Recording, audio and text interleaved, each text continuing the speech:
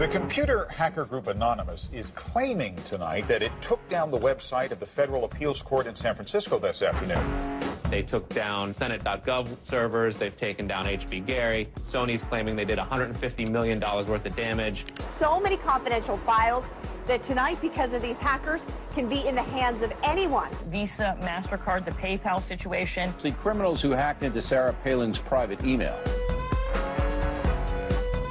The Church of Scientology says Anonymous is a cyber terrorist group of religious bigots. Anonymous and this other group called Lulz Sec. They seem to be wanting to prove a point. Anonymous kind of was like the big, strong, buff kid who had low self-esteem. And then all of a sudden punched somebody in the face and was like, holy shit, I'm really strong. And Anonymous calls itself the final boss of the internet. And sometimes it proves to be really fucking true. You are going to violate the freedoms of the internet, you certainly better watch the fuck out. They are kind of the rude boys of activism. There's a real rough edge to them, which I think also is one reason why they garner so much love and hate from people, too. They represent a certain sort of chaotic freedom. Individual, young, nameless, faceless folks are having geopolitical impact. I mean, it's both exhilarating to realize that and terrifying to realize that. It kind of depends on how that power is wielded. We are Legion. We do not forget. Expect us.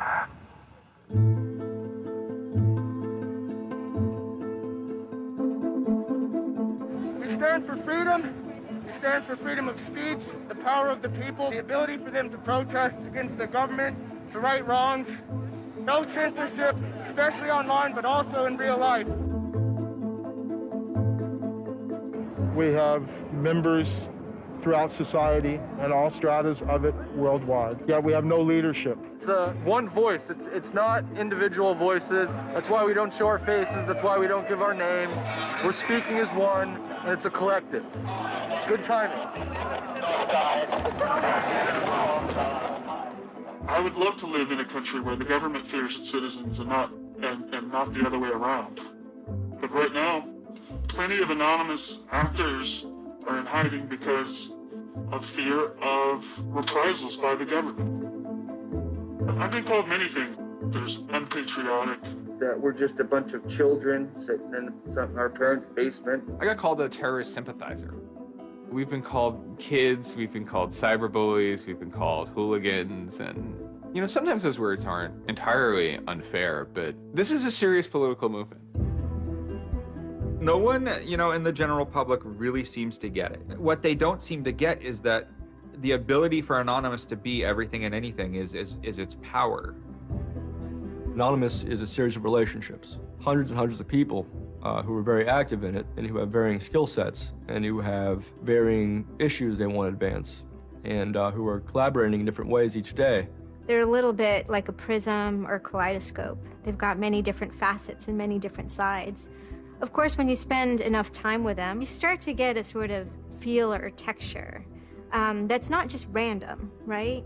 Yet it's very multifaceted, very rich, which does span from the quite lighthearted to the very, very serious. Bob Dylan had a line in a song to saying, to live outside the law, you must be honest. They might do something which isn't technically correct, maybe it's not legally correct, but they're doing it for purposes that in their minds, at least, are ethical. People who know what they're doing, who share an ethos, who have a commitment to exposing and humiliating the man, who have a very low tolerance of lies and what they perceive as evil on the part of overweening power structures. They share information, they share tools and techniques, and they are currently having a very good time. The hacker culture, as we know it, really sprang from one place. It was MIT, and it was specifically the people in the Model Railroad Club, the Tech Model Railroad Club. Hacking originated as humorous pranks. When the guys at MIT put a Volkswagen up on top of the dome of the building, and people woke up and saw the car up there in the morning, or they measured a bridge by the body lengths of somebody, I would say his name was Brian, and discovered the bridge over the Charles River was, 822 Brians. These are funny things. That's where hacking originated, and it migrated into engineering and computer communities. It's witty, it's pranks. I'm Chris Weisopel, former member of the Loft. We don't necessarily say hacking group because it makes it sound like we're hacking, so we used to call it a hacker's think tank. Hacktivism was a term coined by a group called Cult of the Dead Cow. The Cult of the Dead Cow was really kind of sort of like a propaganda type of organization. They had a guy who's the minister of propaganda. They're kind of merry pranksters. Like, everything they did was completely over the top. One of the guys there coined the term hacktivism because he saw what one of the things his group was doing, which he called hacktivism, was writing software that people in other countries could use to communicate securely, even if their government was spying on them. So the principle was really, it was freedom of expression. It was everyone should have access to the internet. Everyone should be able to communicate and get their message out on the internet. Even more important in countries where there was repressive regimes, that if you said something against the regime, they would come and take you away, and you weren't saying it anymore.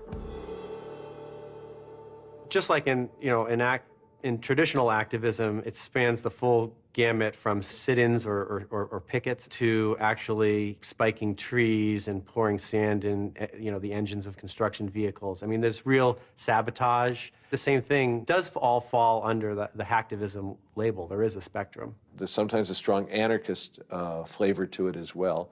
It's resistance to authority and those who would impose groupthink and group behavior on people, which was rightly perceived to be a consequence of the digital revolution as it was used by people in power to do hacking on behalf of righteousness and to redress the grievances of the world. Lance lowered Don Quixote on his horse, nag though she was, flying at the windmills of modern life. Anonymous grew out of what's known as 4chan. And essentially, this is just a website where people can upload images and you don't actually give your name. It's just sort of anonymous. When you look at 4chan, you're often surprised because it looks like a site from like 1995 or something. The idea is very simple. You post a comment and you post a picture. And you can post under your name or anonymously. And it's separated into boards about particular topics. So there's a topic on anime, there's a topic on weaponry. There's like a 4chan board for origami, and you just upload interesting pictures of origami.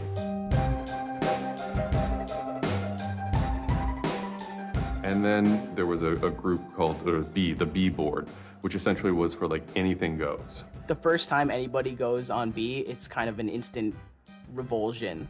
Because there's never a time that you go on there where you don't see something horrible. That instantly puts off a lot of people.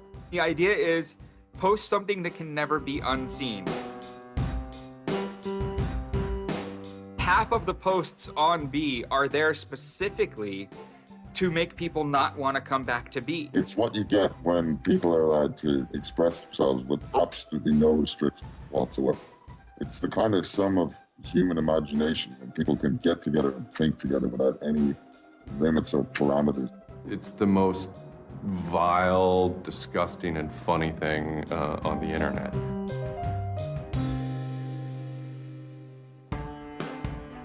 One of the important things about 4chan is to have a thread that really explodes and lasts for a long time. If it doesn't, then it disappears. It's a site that's not archived. So it creates conditions for anything that grabs attention at some level. And so humor and grotesqueness as a result are quite good for that. I'd rather just be referred to as anonymous, I guess, in any interviews, because I have some docs out on me. 4chan's just where I went to. I grew up on it and I lived there. That's just what I did for fun. It takes a thick skin to enjoy it. But, as long as you're not offended, you'll occasionally come into something really cool or really creative on 4chan. I think the most interesting thing about it is how you can watch memes evolve. You'll see something posted one day, and then a week later, it's got 50,000 derivatives of it. A meme is basically just an idea. It's kind of like a gene, but in the realm of the idea. A lot of the great internet memes that we all know and love, you know, lolcats, right? You know, little cats doing funny things, and then they have, you know, Icing has cheeseburger, right? All that stuff seems to start in this like petri dish that is 4chan b-board.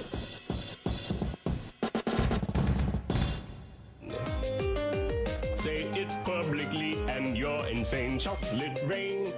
Name any meme from the last about 6 years, and I'll bet you either in its first posting ever was on 4chan, or at least one of its earliest revisions that became what it was on 4chan. I can see the food situation is so we'll be on our way. It's basically the best breeding ground for internet culture, as far as I'm concerned. With your neighborhood insurance rates, chocolate rain. 4chan is also very known for acts of trolling. Trolling is a fucking art.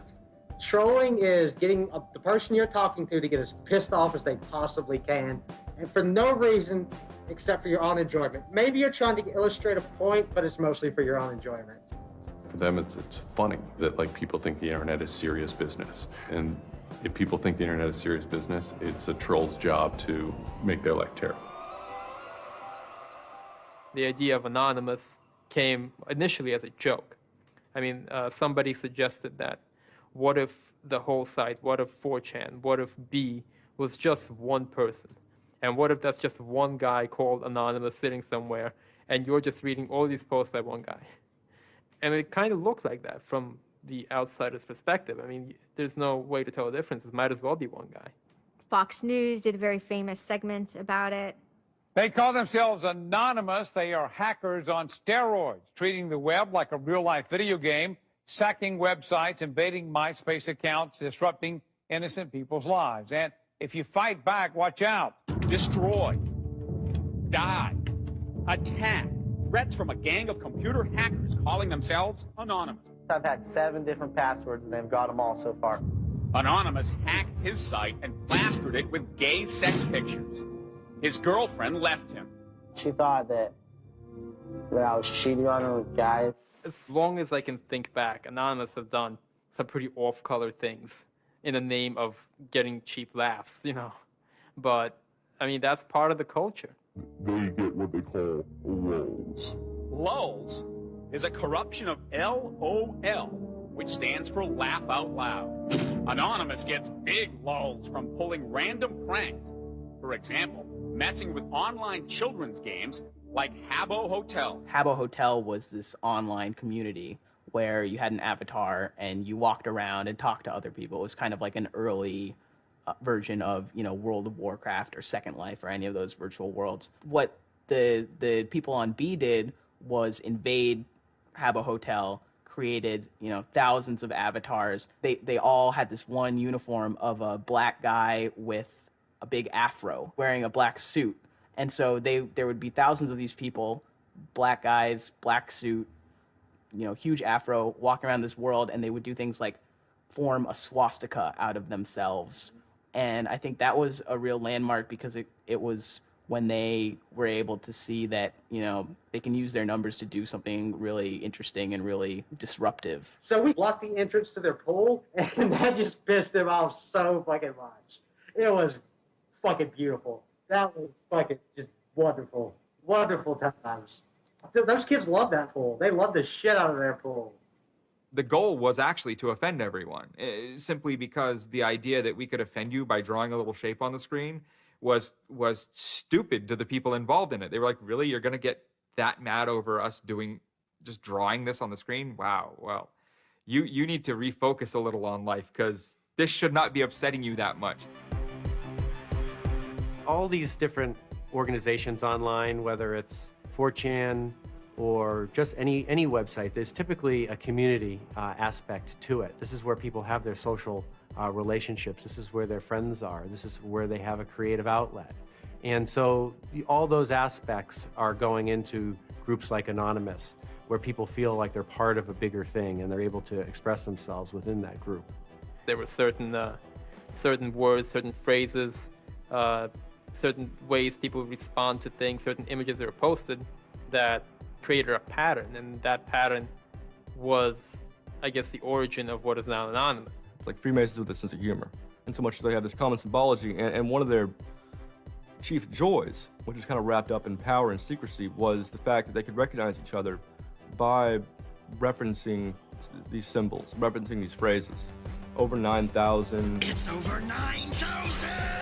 I lost my iPod. Mudkips, anything involving mudkips. So you have this weird sort of international culture developing with people, across the world, wherever they may be.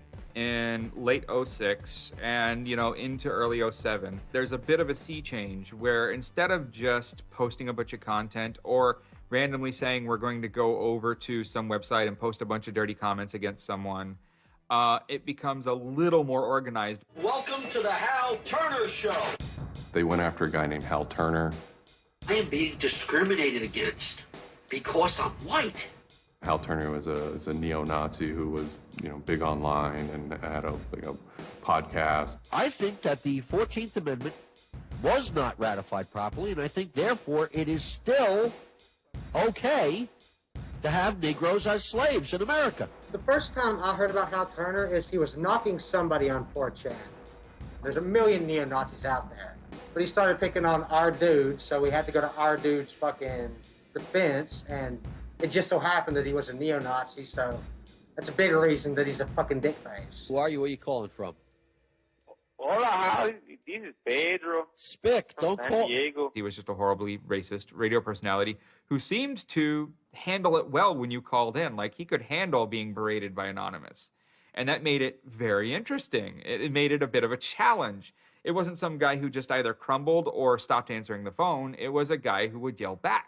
Hal Turner wasn't the first, actual person that, Anonymous had caused trouble for, but the circumstances ended up being significant. They DDoS'd his website, stuff like that, costing him thousands of dollars, bandwidth fees. Denial of service has been around for a long, long time. The equivalent of if you, for some reason wanted to disrupt a bus service, right? You can hire 1,000 extras to all go and line up at the bus station, right? And get on the bus. And so that anyone who was really trying to get on the bus couldn't do it, right?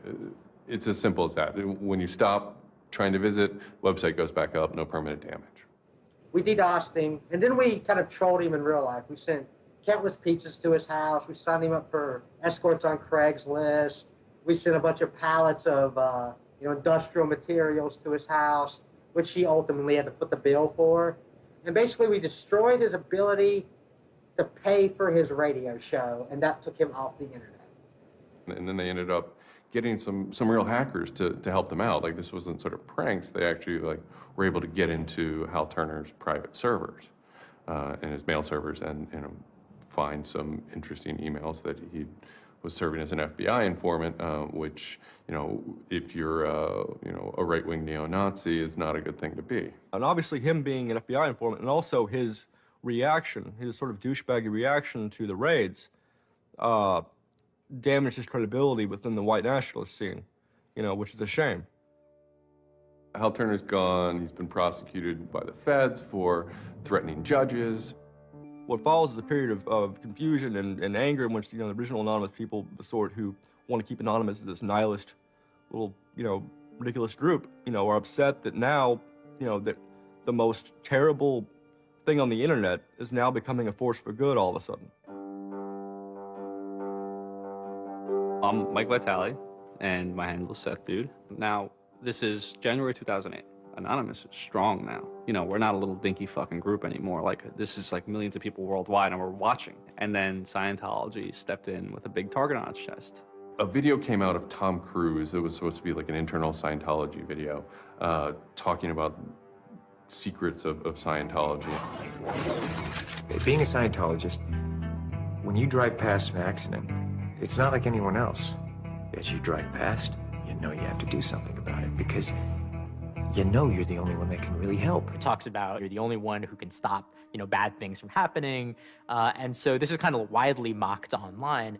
It circulated like wildfire. Instantly, the Scientologists post a DMCA, Digital Millennium Copyright Act.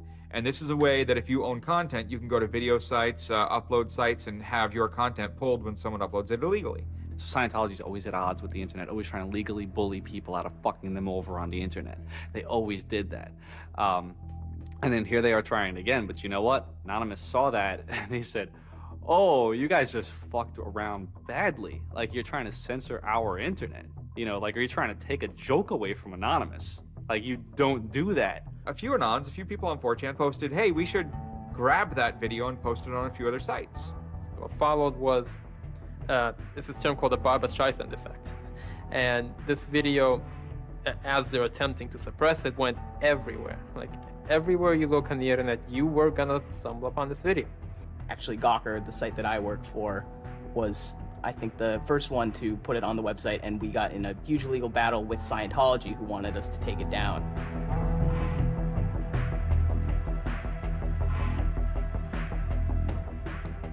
Scientology is an interesting target because in some ways it's the perfect inversion of what geeks and hackers value.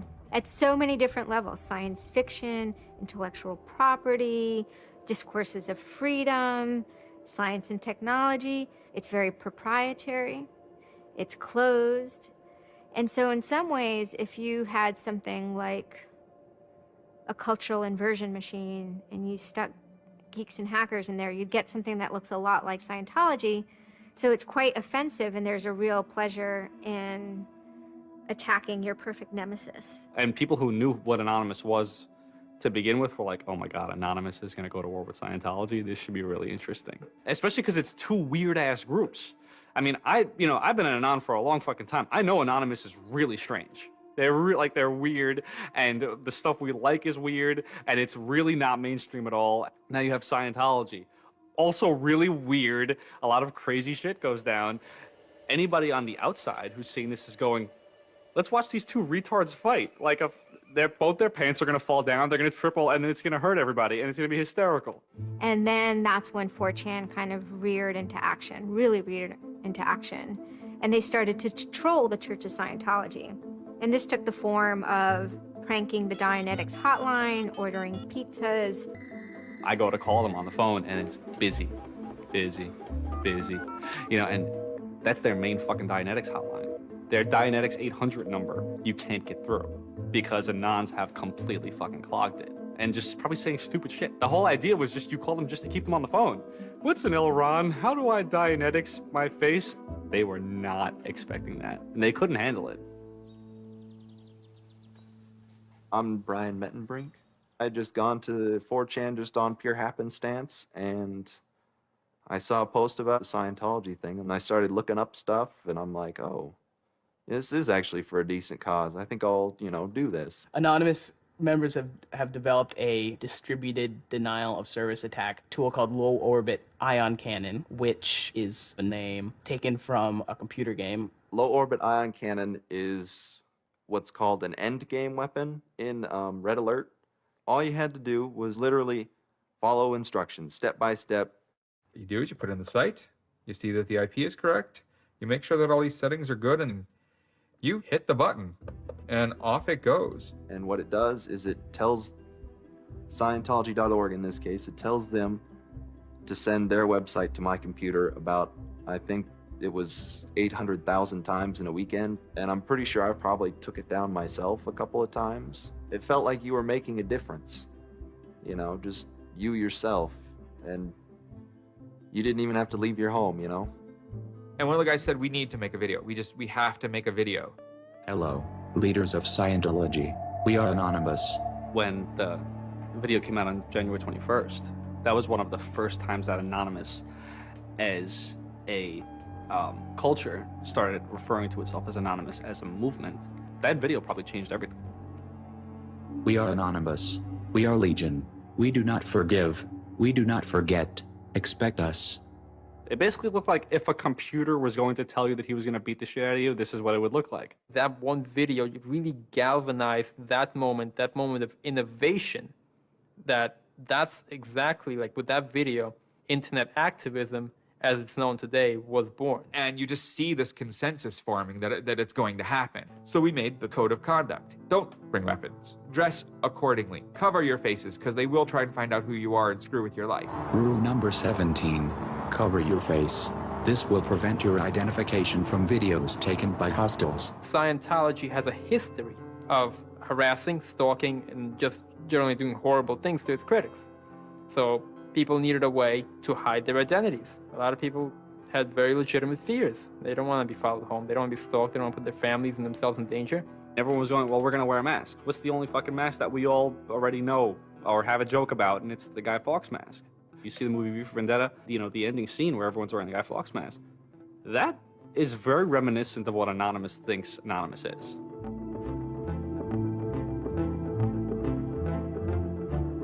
We wanted to represent anonymity in some way when it moved into real life.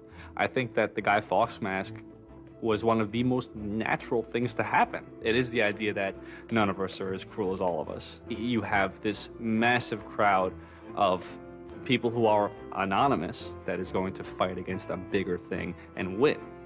Even after watching the video, it's like, yeah, this is great, but who's actually gonna do it? Who's gonna step up? Are people actually gonna get out of their house? And I guess we were really affected by the stereotype of that whole community, they're being internet nerds, that too afraid to leave their mom's basements. No one thought that they were gonna come out. This is me on the way there. I haven't slept. I'm very fucking tired. And I remember going to the park that day, and it's really fucking early in the morning, which I thought was a bad idea. And I'm smoking a cigarette, and I'm looking around like, where the fuck is everybody? There's nobody here. So here I am, sitting in Bryant Park, waiting for the other announcers to show up. I remember thinking like, oh fuck, like, am I gonna be the only one in the park? Am I gonna walk to Scientology with fucking 6 or 7 people? Which totally defeats the entire purpose of this, because now they could single me out, you know? Then I get up and I start walking around and I see there's a lot of green balloons over there for some reason. On the other side of the park, there was like fucking 200 people. There was Guy Fawkes masks everywhere. And I'm like, holy shit, this is huge. There's a fucking lot of us. That's pretty good. I had no idea how many Anons there were until we started moving. And it just fucking got bigger. I remember walking through Times Square, and everybody in Times Square was an Anon. Like, and you know, this is like a fucking 1,000-person per like fucking minute foot traffic area. And everywhere I'm looking, I'm seeing fucking Anon symbols. It was fucking wild. It was really wild.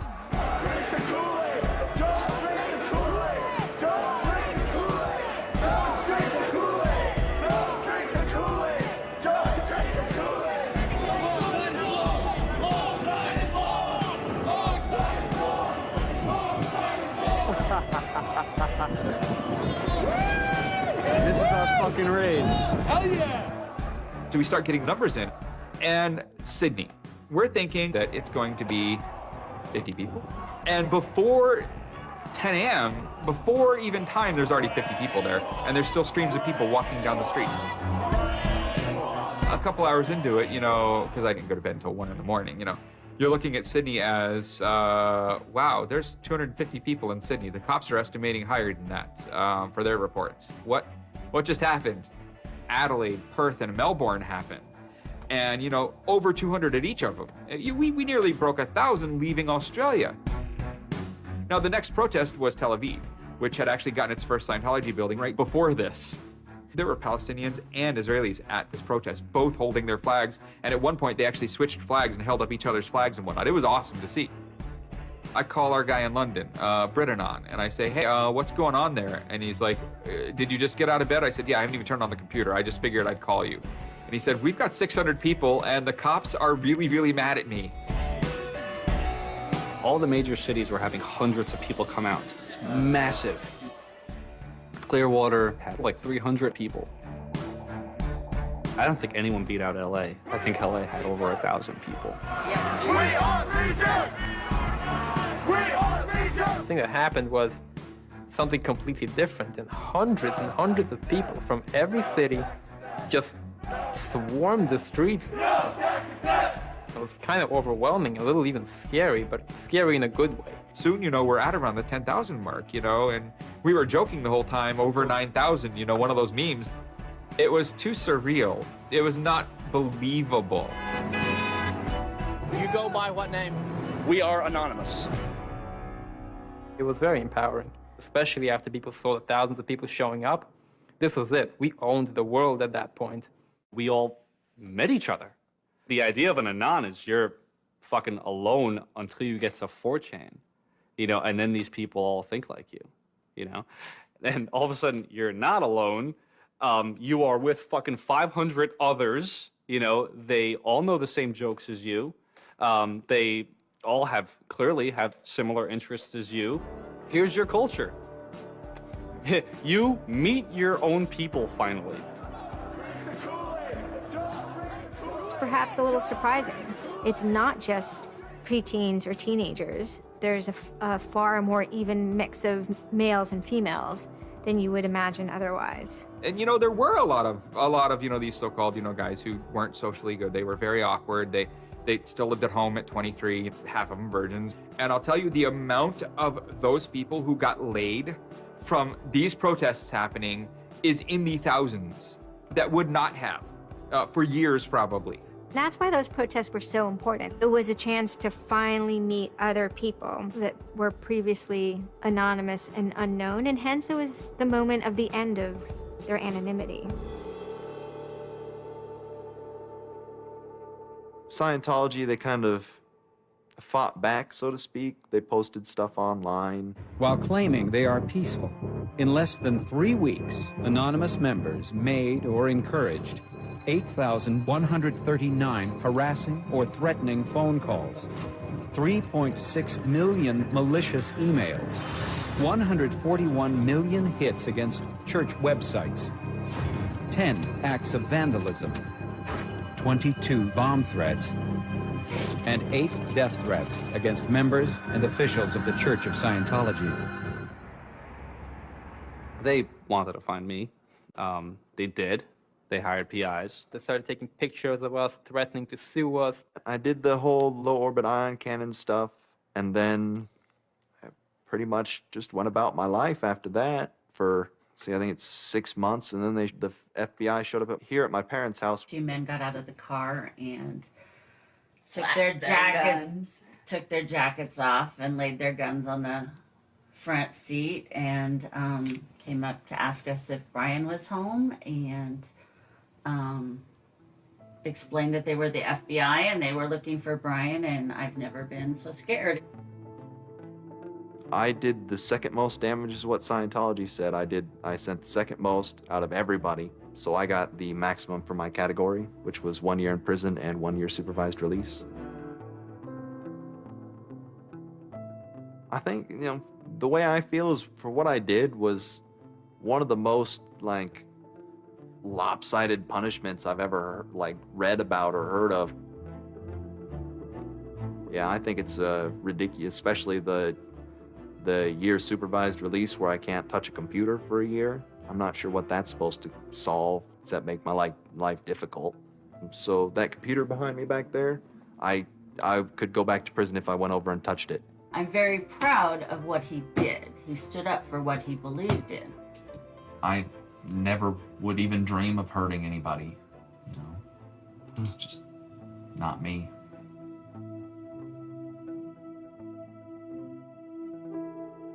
Prior to Anonymous, critics of the church still had to be very, very careful because of the aggressive lawsuits that were launched against academics, journalists, and other critics. I would say that era is over. And Anonymous, more than any other sort of intervention, is probably responsible for that change. This actually caused a decent rift in Anonymous. There was one big group, significant group of people who would say, this Chanology stuff, it's cancer, it's awful, it's bad, it's just bringing attention to us that we don't want. One Anon said it well once, there is no leader, their ops have momentary leaders, de facto leaders. Almost through meritocracy, There's more respected or more persistent participants. Some people participate in a single operation and are never heard from again. It might even be a housewife who just, agrees with that political statement or that protest. I like to describe this with the picture of a bird swarm. Everybody's flying very, very quiet. Suddenly, one bird flies into the other direction and the mass fly into the same direction, following that person. It's totally okay to say, I'm sorry, I don't take part. When chronology was running full force, it was like a kid stretching for the first time and actually seeing the real power. If you had asked me all throughout 2008 and most of 2009, is the politics of Anonymous always going to be sutured and hinged to the Church of Scientology? I would have said yes. And it became unsutured, unhinged, when a different political wing was born in 2010.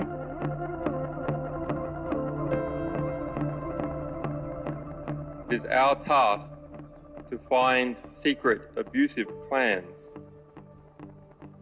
and expose them where they can be opposed before they are implemented.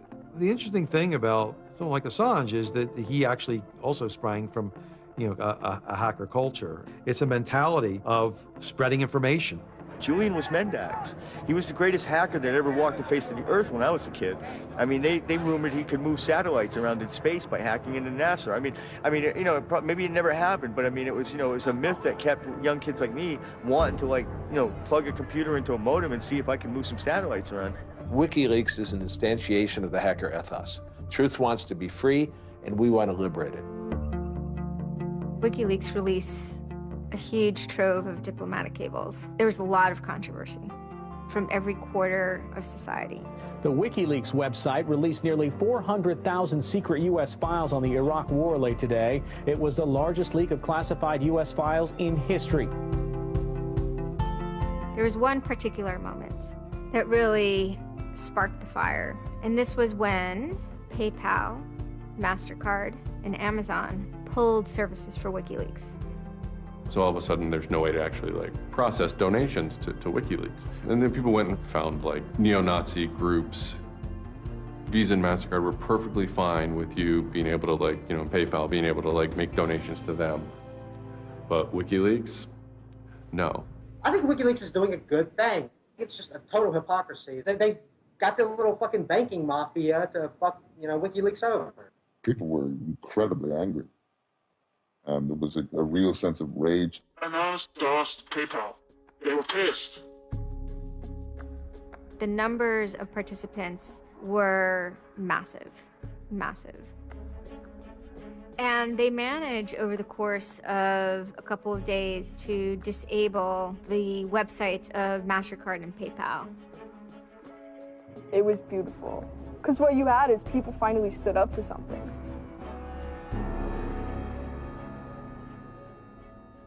My name's Pete Fine. You can call me an internaut or a hacktivist. Telecomics is an ad hoc cluster of volunteer net activists who have spent much of the last year trying to keep the internet running in the Middle East. In kind of the lead up to the Egyptian revolution, we would tweet on people's behalf. We would get people from Egypt who were unable to access Twitter on their own on our IRC network, and we would take reports from them and tweet them out using our account to kind of help them get the word out about what they were experiencing. Some of this shit is personal. And one of the things about the movement as a whole, when Egypt rolled around, is that Egypt broke us emotionally. Watching in real time with live feeds that we helped set up, Egyptians get massacred with machine guns. It was different, and I have never in cyber activism wept before. It's never bothered me like that. It's never been able to touch me the way Egypt touched me. And then January 27th, January 28th rolls around, and the Egyptian government starts shutting down the internet. I mean, just for the whole country. The whole country. There's this fantastic traffic graph that you can see the traffic coming out of Egypt, and it looks like, like this, and it goes like that. Just totally stops. And we were just shocked. We were just like, what the fuck? Like, what the fuck? To think that a country would completely cut itself off as much as it was able to from the outside world was pretty unthinkable. You know, we know bad things go on in the dark places. That's the kind of thing that could start riots. I think when Mubarak did what he did, I think it really upset people here as well as in the Middle East. I put myself in their place, and I found myself in a desert of nothingness because he just wiped out everything that my world incorporated. That just showed me and everybody else that the same thing can happen at any time, at anywhere, in any government. Anonymous and the people on the internet stood up and said, go fuck yourself. You want to shut down their internet? Fine. The people on the internet will show them how to turn it back on. A lot of my friends helped with encryption, helped people on the ground in those countries validate SSL keys and certificates, and really showed them how to subvert their government and become free. And then telecomics started to tweet connections to the internet, dial-up connections. In Egypt, the care package we put together included some kind of our comms information, the ham radio and dial modem details. In total, we helped coordinate and run about 500 dial-up modem lines. We also Googled up treatments for tear gas and other kind of basic medical treatment and found folks who could translate that into Arabic. Sort of put this together in a nice one-page PDF and fax, and off it goes. President Hosni Mubarak has decided to step down from the office of President of the Republic.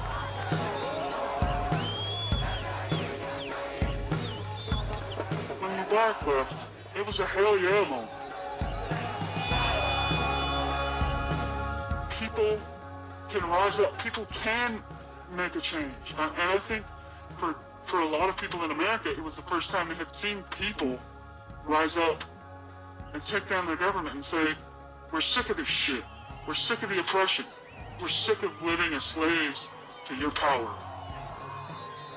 We had Egyptians come thank us as we're doing this stuff, and I said to them, like, look, you guys just get our back if stuff goes down here. It's a revolution that was facilitated by the internet, by Facebook, and by Twitter. Not caused by it. I mean, 50 years of dictatorship has caused the Arab Spring. But the internet has certainly been helping. Although it was awesome and it was one part we were fighting for me it was quite clear that it's not the end of the story. That it's not suddenly changing into rainbows and nine cats or whatever, but that we now have to watch even more. Suddenly on February 5th, Financial Times article comes out that we all see. And it's quoting this guy named Aaron Barr, who's the CEO of Hippie-Hair Federal, which is an intelligence contractor. And Aaron Barr is telling this Financial Times journalist, Joseph Min, that he's been secretly monitoring the Anon-Ops server where all this is going on, and has done so for several weeks, and using his own custom brand of information operations techniques, has managed to identify the alleged leadership of Anonymous, including 25, quote, lieutenants, unquote, some sort. We have to see this document. Everyone wants to know. We don't need to destroy him. We don't need to destroy his company. So they get it. It was unbelievably easy to get into that network. Now, to put that in hacker terms, Anonymous is a hornet's nest. And Barr said, I'm going to stick my penis in that thing. The Hippie-Hair hack brought about 70,000 emails. Probably the most important ones had to do with a proposal that Hippie-Hair had already formulated. It was packaged up as a nice PowerPoint presentation. Kind of act as privatized agent provocateurs, where they were going to discredit WikiLeaks. Hippie-Hair was proposing submitting fake documents to WikiLeaks, and then when discovered as fake, the error could be called out and it would discredit WikiLeaks. Right. So, so there's a lot of like specifics I can't talk about. So let me try to answer that though in a general sense.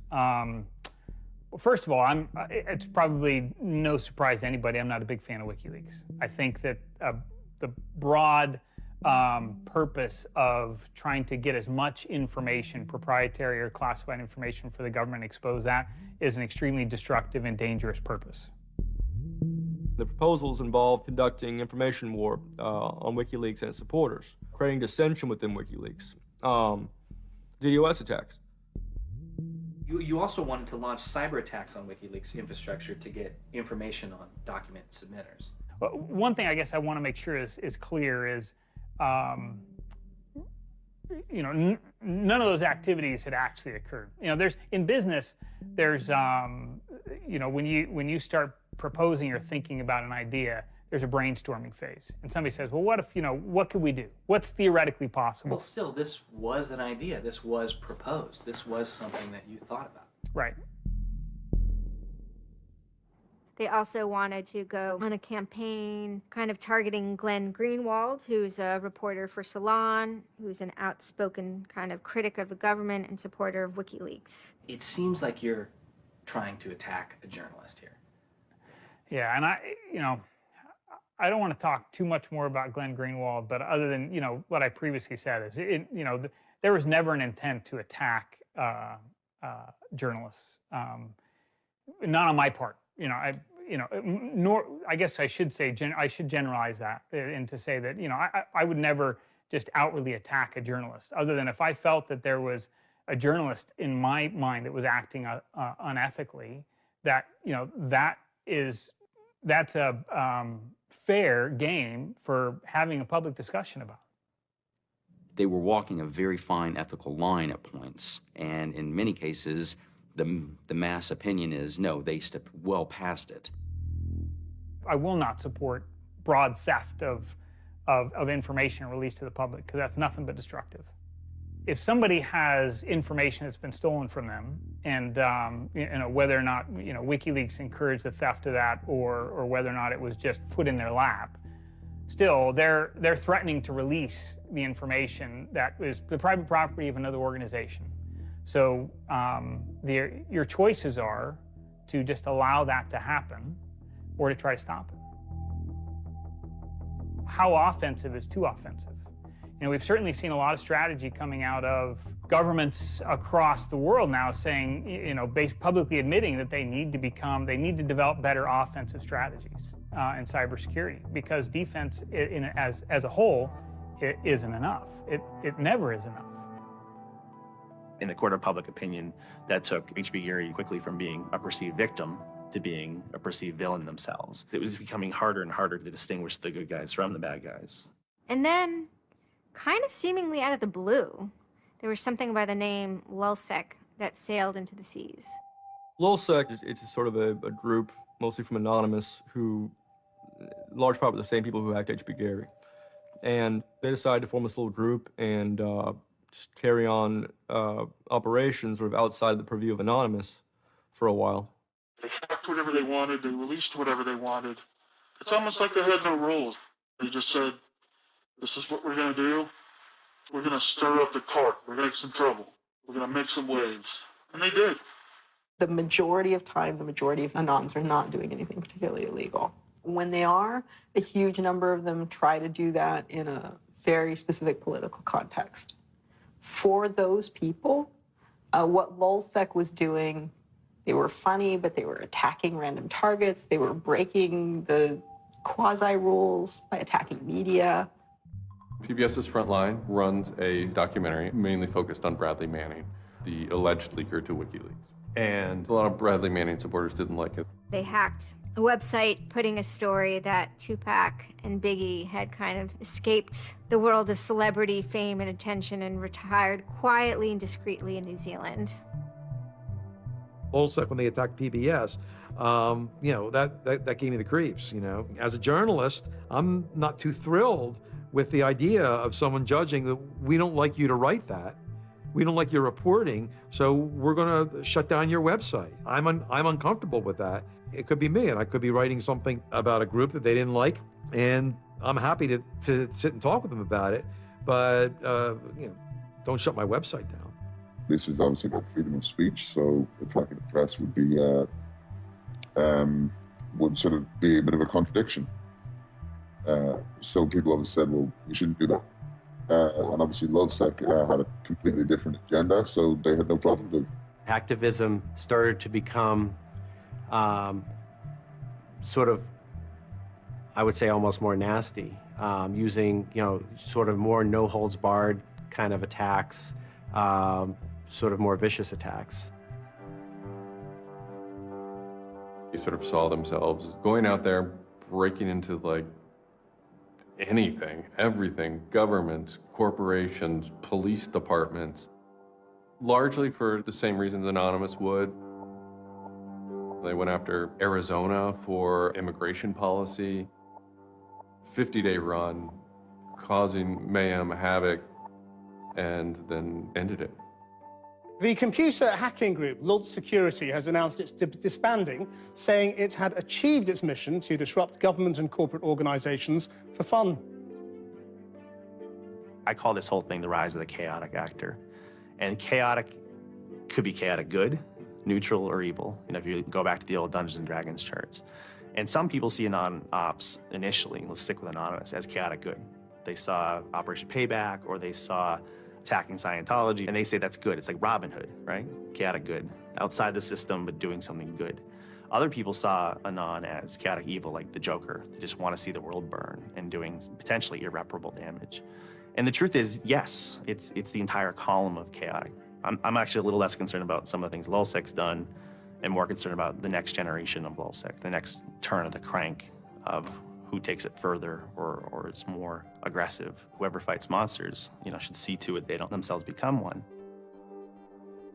Really, as powerful as they seem to be, LulzSec and Anonymous are really small potatoes compared to the bigger operations that are going on that we don't hear about, maybe operations funded by government. 16 people were arrested today, but dozens of FBI agents targeted alleged members of the loose-knit hacking group. Armed with search warrants, agents hit 6 homes in New York, along with locations across the country. The people arrested yesterday were suspected of attacking PayPal's website after the company shut off payments to WikiLeaks. Defenders of the hackers say they're merely engaged in civil protest, but FBI officials worry the disruptive cyber attacks could move in a more dangerous direction. So the FBI shows up at 6 in the morning, and it was really obnoxious. And I remember being frustrated and angry because there was nothing that I had done that would have justified an FBI search warrant. They came and guns blazing and all this other good stuff, busted down the door. I immediately just dropped down on the floor, 180, didn't want nothing. I wasn't trying to fight nobody. Even if you accept what the government is saying is true, what is important is that people are participating in the process. It is very much the process.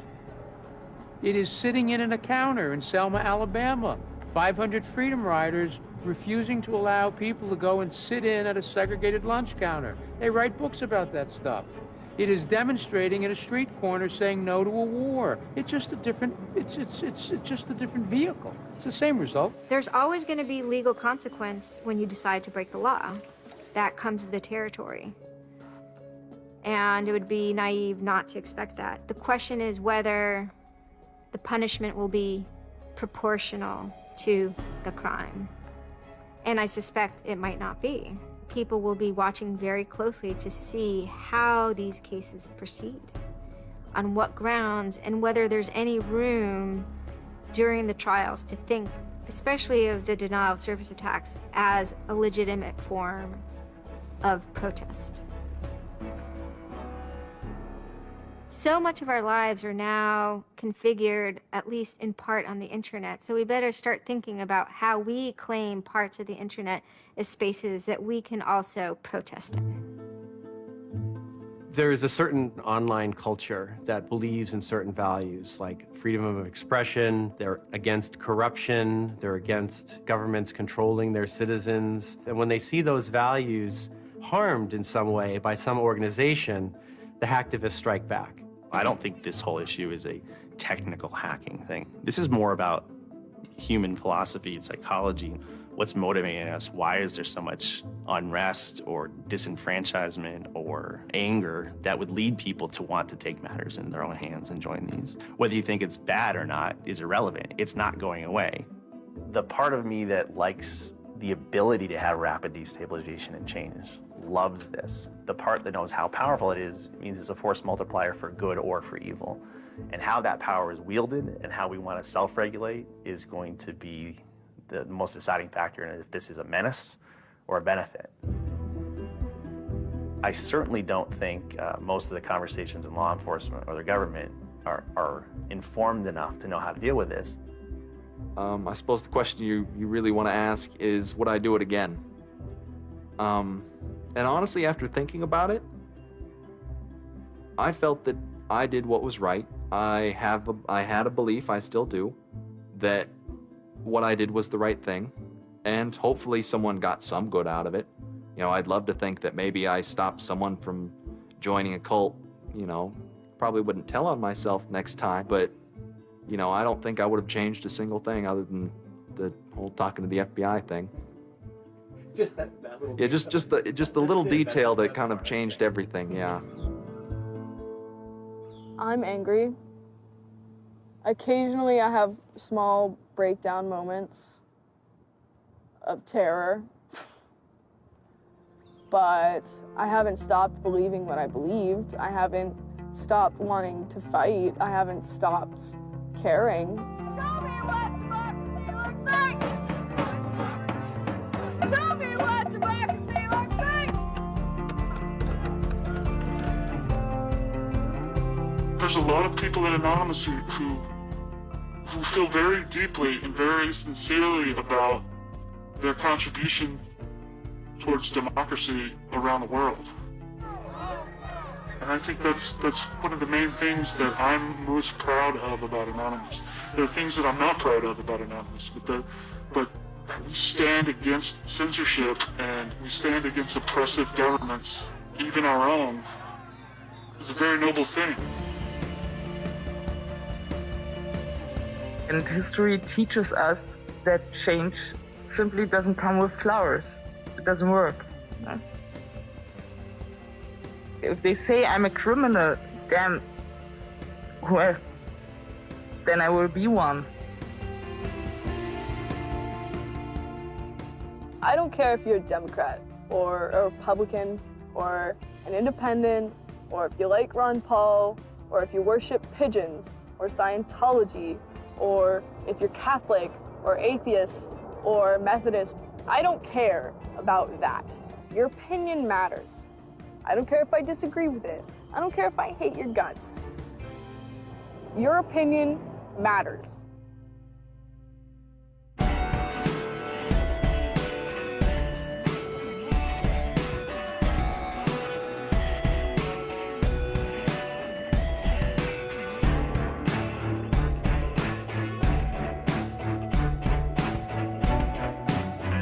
All right.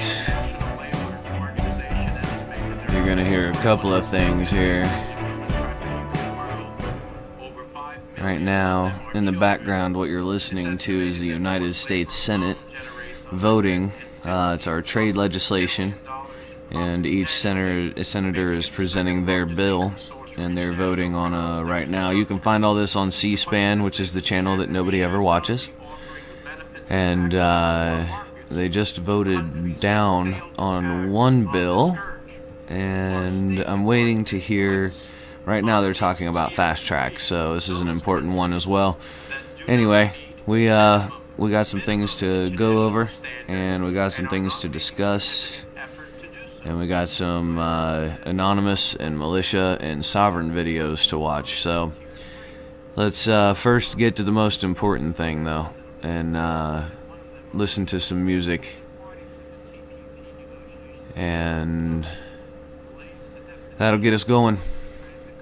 I appreciate everybody joining Diametric Opposition, and everybody out on the Pacific time zone. I appreciate you guys being here.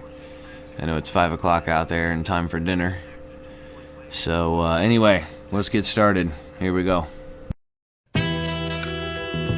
Reporter you for Life can be hard, but you just gotta push through. Sometimes just let it go. Plant seeds in your mind, water it with rhymes and let it grow. Attack with actions, words only worth half, and that's the exact fraction. Life's more massive than anyone's ask, but actors act like it's only their path until they're blasted. Lessons are experience reflected through your lenses. Perception bends presence, connections, and attention causes tension. Respect connects unless it gets no reflection. Who's the boss, but who's on top? Gets tossed off, the logic is crossed, twisted. Significantly, people can't see the cause. Consider the visions of God's divinity, the Trinity, and consider other religions. Even heathenistic decisions that offer different visions. Educate, levitate, to calculate the odds. Condition your position before you get lost. It's the SNS crew, Democrats be the squad. S to the K, H, Y to the J, E, D, I. Cause we stay high so fly, you know it. Cause I'm a poet glowing like the sun, so bright a show I'm flowing like the night is done. Patrolling, taking control of the lyrical soul law. Speaking vocal frequencies, spoken like my spit was sonar. Beheading like a ninja, revving in just like a snowball. My baby cast a goal when she inspired us to go far. I don't do it for the dubs, I do it for the love. And I don't do it for the clubs, the shape-shifting fake thugs. I'm just playing what you hand me. You can turn the other way and fall back on that plan B. That's all fine and dandy, we the SNS crew. We wickedly spitting written encryptions for submissions that we can see through. So while you switching your positions and giving up on your condition, Joe, we can see you. I'm a suburban hip-hop caper, rip your tip top like it's paper. Take your mixtape and I rape her, so stop waiting, play a hater. What you gonna do? I'm sick of this child's play. All this shit is complaining, straining on my vocal cords like I broke the open door. Burning bridges to the core, cord and visions, my report. My incisions make it sore, then we pass it off and we explore. Tune into the movement to view the conclusion. SNS crew improvement congruent with the cruelest no fooling. Leave your medulla oblongata drooling, feeling foolish like a broken tool, you can't use it. Screw loose, no moving, drilling it out, Dremel useless. Smooth away the pain and bruises with Bruce rulers. Teachers and students, lawyers and movers, construction workers and jewelers do what we need to do for the moolah. To use our computers, television, cell phones, and to fuel us. Funerals concluded, included with tulips. The cost of life really can't be computed from loot, but ladders and hoops, compounding fractals and loops, created to sedate to separate us from the natural. It's a plan devised tactical. We need to break and cut loose from this noose, it's not practical. Man, that makes me wanna slap a hoe. But I won't let you. I may be under pressure, but I'm more like a professor giving lectures, always learning. Some people build bridges and some people start burning. Start learning and turn it around and change your life. Cause maybe you will end up having only strife and pain. It's not the same as it used to be. Some people try to take the game away from you ruthlessly. It's not the same, it's strange, and it maintains on a different plane. Man, it just fucks with my brain. Twisted, subliminal, paranormal, mortal phrases. Uplifted, formally, gorgeously, I'm enormously racist. Vicious, the gifted one, malicious. With a flip of the tongue, test the S to the S to meet the hit with a stick of a bitch, just run.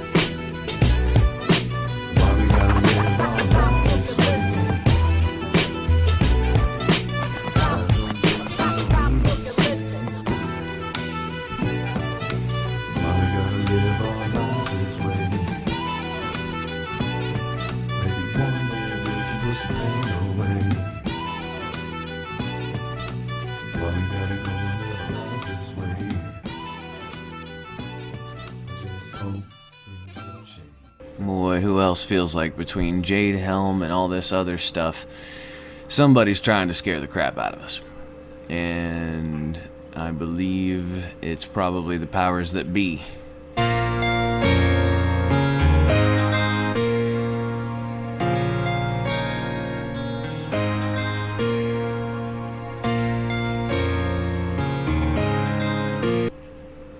Oh, sorry, wrong song. I actually want to talk about this picture while they're voting right now. Like I said, if you go to C-SPAN, you can check out the votes that are happening right now. This is TPP vote, fast track vote, and I'll tune back in here in a second to see what they vote and see if they pass or whatever. So, Alex Freeman from the Fifth Column is also staying on it. A bunch of people I know are on it right now. The Anons are definitely watching, and we'll get to talking about the Anons and the Militia and the Sovereign here. We have a lot going on and a lot to cover. This picture being circulated is one of them. As you can see, we have Says Walmart there in the background, and you can see the troop vehicles and all of this. And with all of the fear going on about Operation Jade Helm and everybody wanting to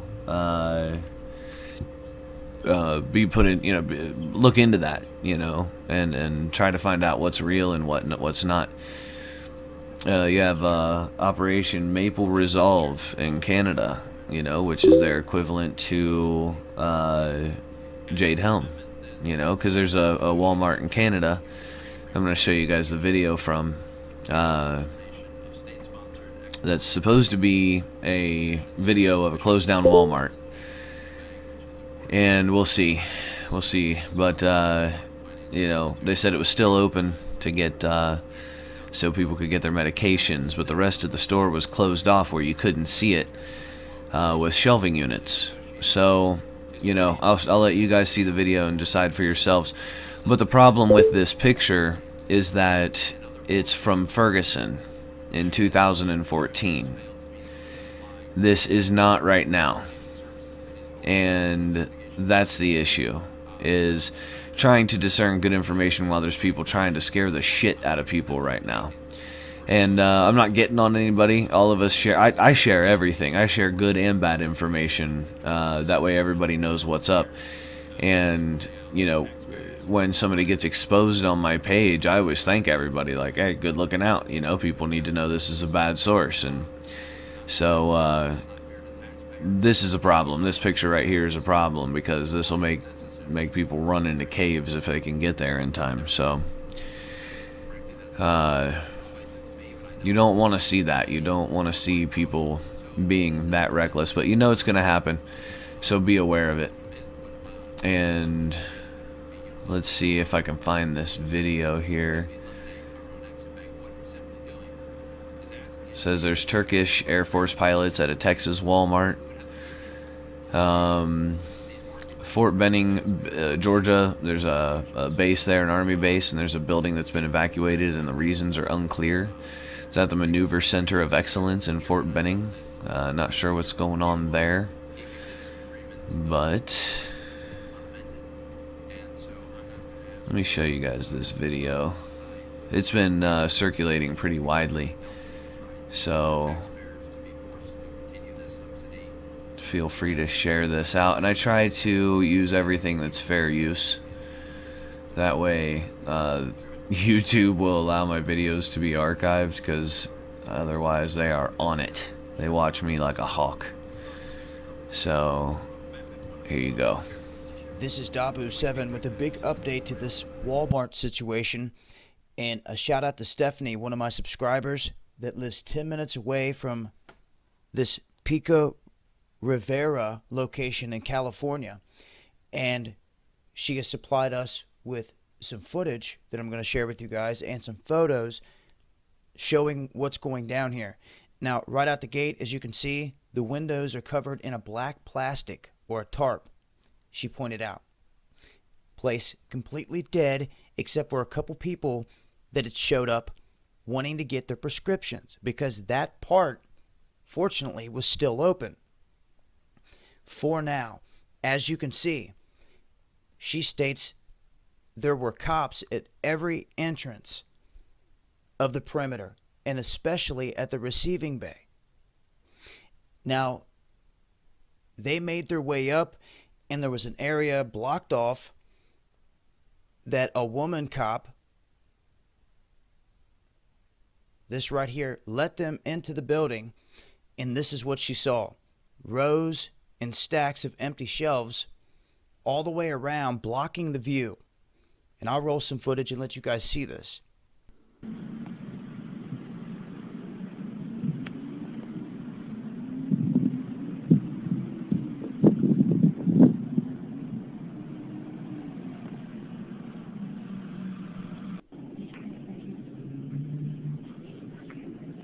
Now, it's at this point where she makes her way in, and you can see that the shelving is completely blocking the view of the rest of the store.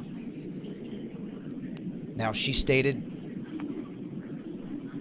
it was quiet besides the couple people at the pharmacy here. as you can see, completely blocked off. The windows are completely covered. There are police around the complete perimeter, including the docking bay, receiving bay, and someone walks up to her and tells her to stop filming. And they had to get out of there because they were not there to get a prescription. They were sneaking in there to film, and this is what they got. So, I wanted to share it with you guys. They've gone out of their way here to put a wall up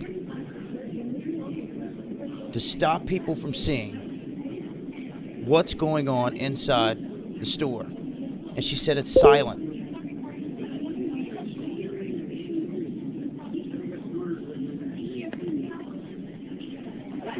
And right there they got her. And they kicked her out because she was not there to get a prescription. But I wanted to share this with you guys, an inside look finally of what's going down inside these Walmarts with all this suspicion, and let it be known that yes, they're going out of their way to black out the windows, put walls up of empty shelving. It's absolutely quiet. They still have not sought the permits for the plumbing. Everything's still just sitting here, and it's surrounded with police. So once again, shout out to Stephanie and everybody else out there that sends me info and information, playing their part in letting it be known on what's going on out here. It's the only way we're going to get to the bottom of it. This has been Dabu7. Peace. Okay, so I think I said Canada. I meant California.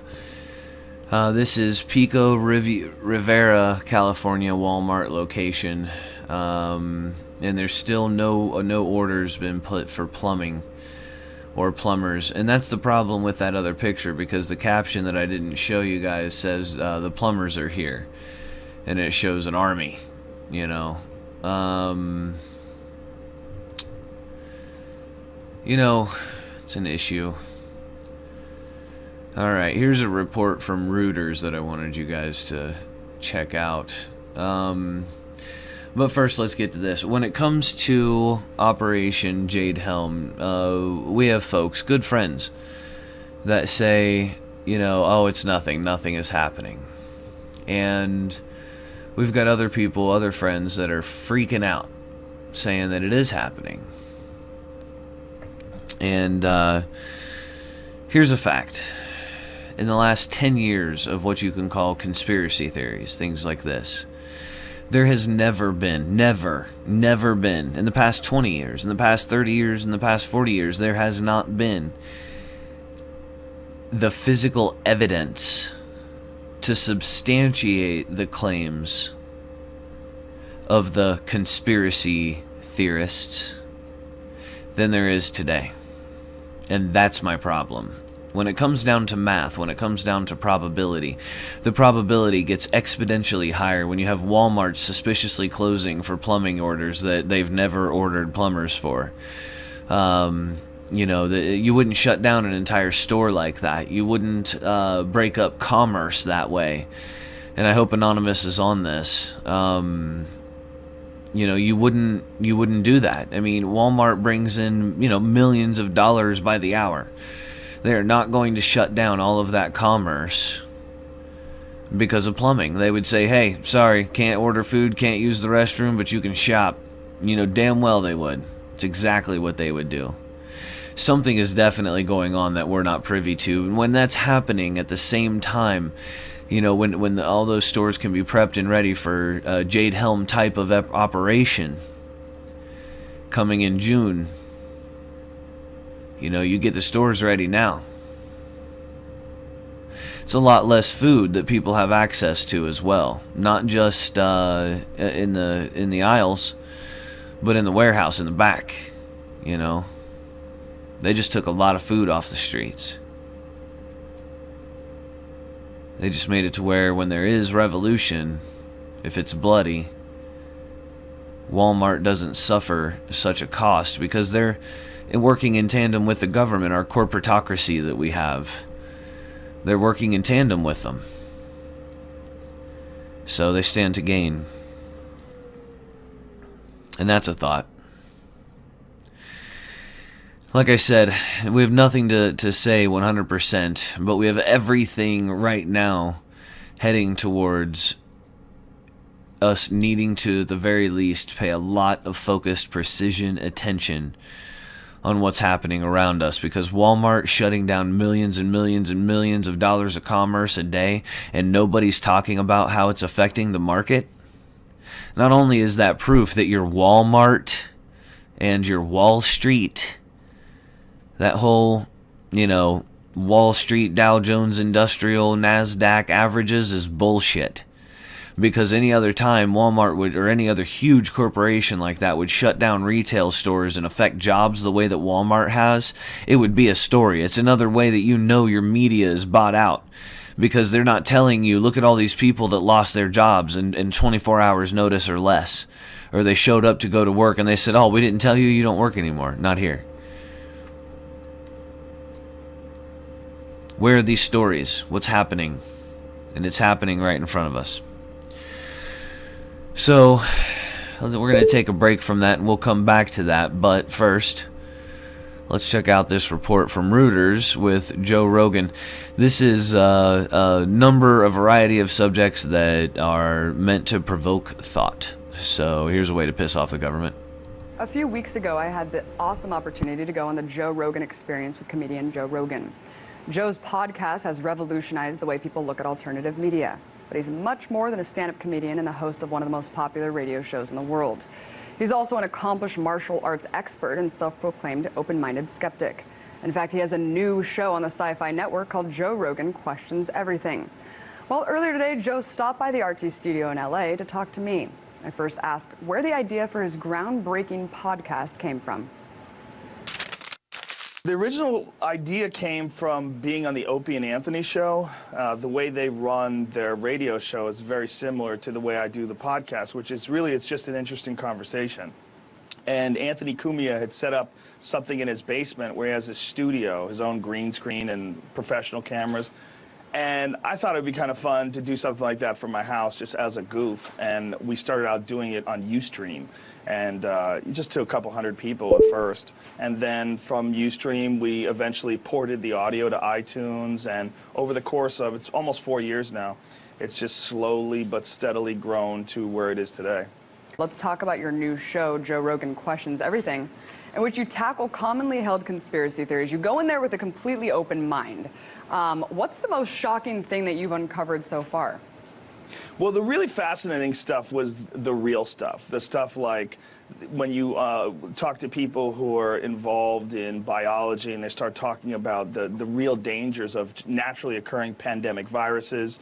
That was really pretty intense stuff. And then transhumanism was probably my favorite episode because I got to talk to guys like Ray Kurzweil and talk to more like scientists and people who are involved in actual real work as opposed to people who are claiming to see Bigfoot or claiming to see UFOs or things that may or might not be real. The really interesting stuff to me was the science stuff, the stuff where we kind of explored the potential for humanity and our symbiotic relationship with technology. Do you think that we'll get to a point where we can download consciousness? Well, that's what they believe. They believe that either that will happen, either the possibility of downloading consciousness, which also leads, the real question is, how many of those can you make? Can you make an army of you? Can we have a million Abby Martins out there on an island somewhere just waiting for someone to come say hi? That's possible. They don't know. Those are questions that are going to have to be answered one day as the technology arises. Sort of like the questions of cyber freedom. Those questions didn't exist when they wrote the Constitution because nobody had an idea that people were going to be sending naked pictures of themselves through the email and other people could just catch it out of thin air with a router or something. So that was my favorite part of doing that show. The idea was to go into these different topics, whether it's Bigfoot or ghosts or whatever, completely open-minded and just see what's up. The problem is you see the same thing almost everywhere. You see like a lot of really muddy thinking. And that's the real problem with a lot of these conspiracy theories. And it became like super evident to me while doing the show. And it turned me into a pretty hardcore skeptic. I was pretty I'm an open-minded skeptic, but most of the time what you're looking at, whether it's Bigfoot or UFOs, you're looking at crazy people. You're looking at nonsense most of the time. You've also been a fervent proponent of the psychedelic dimethyltryptamine, or DMT. I can tell you about my positive experiences that I've had with a lot of different things in life. Natural psychedelic experiences like the use of an isolation tank.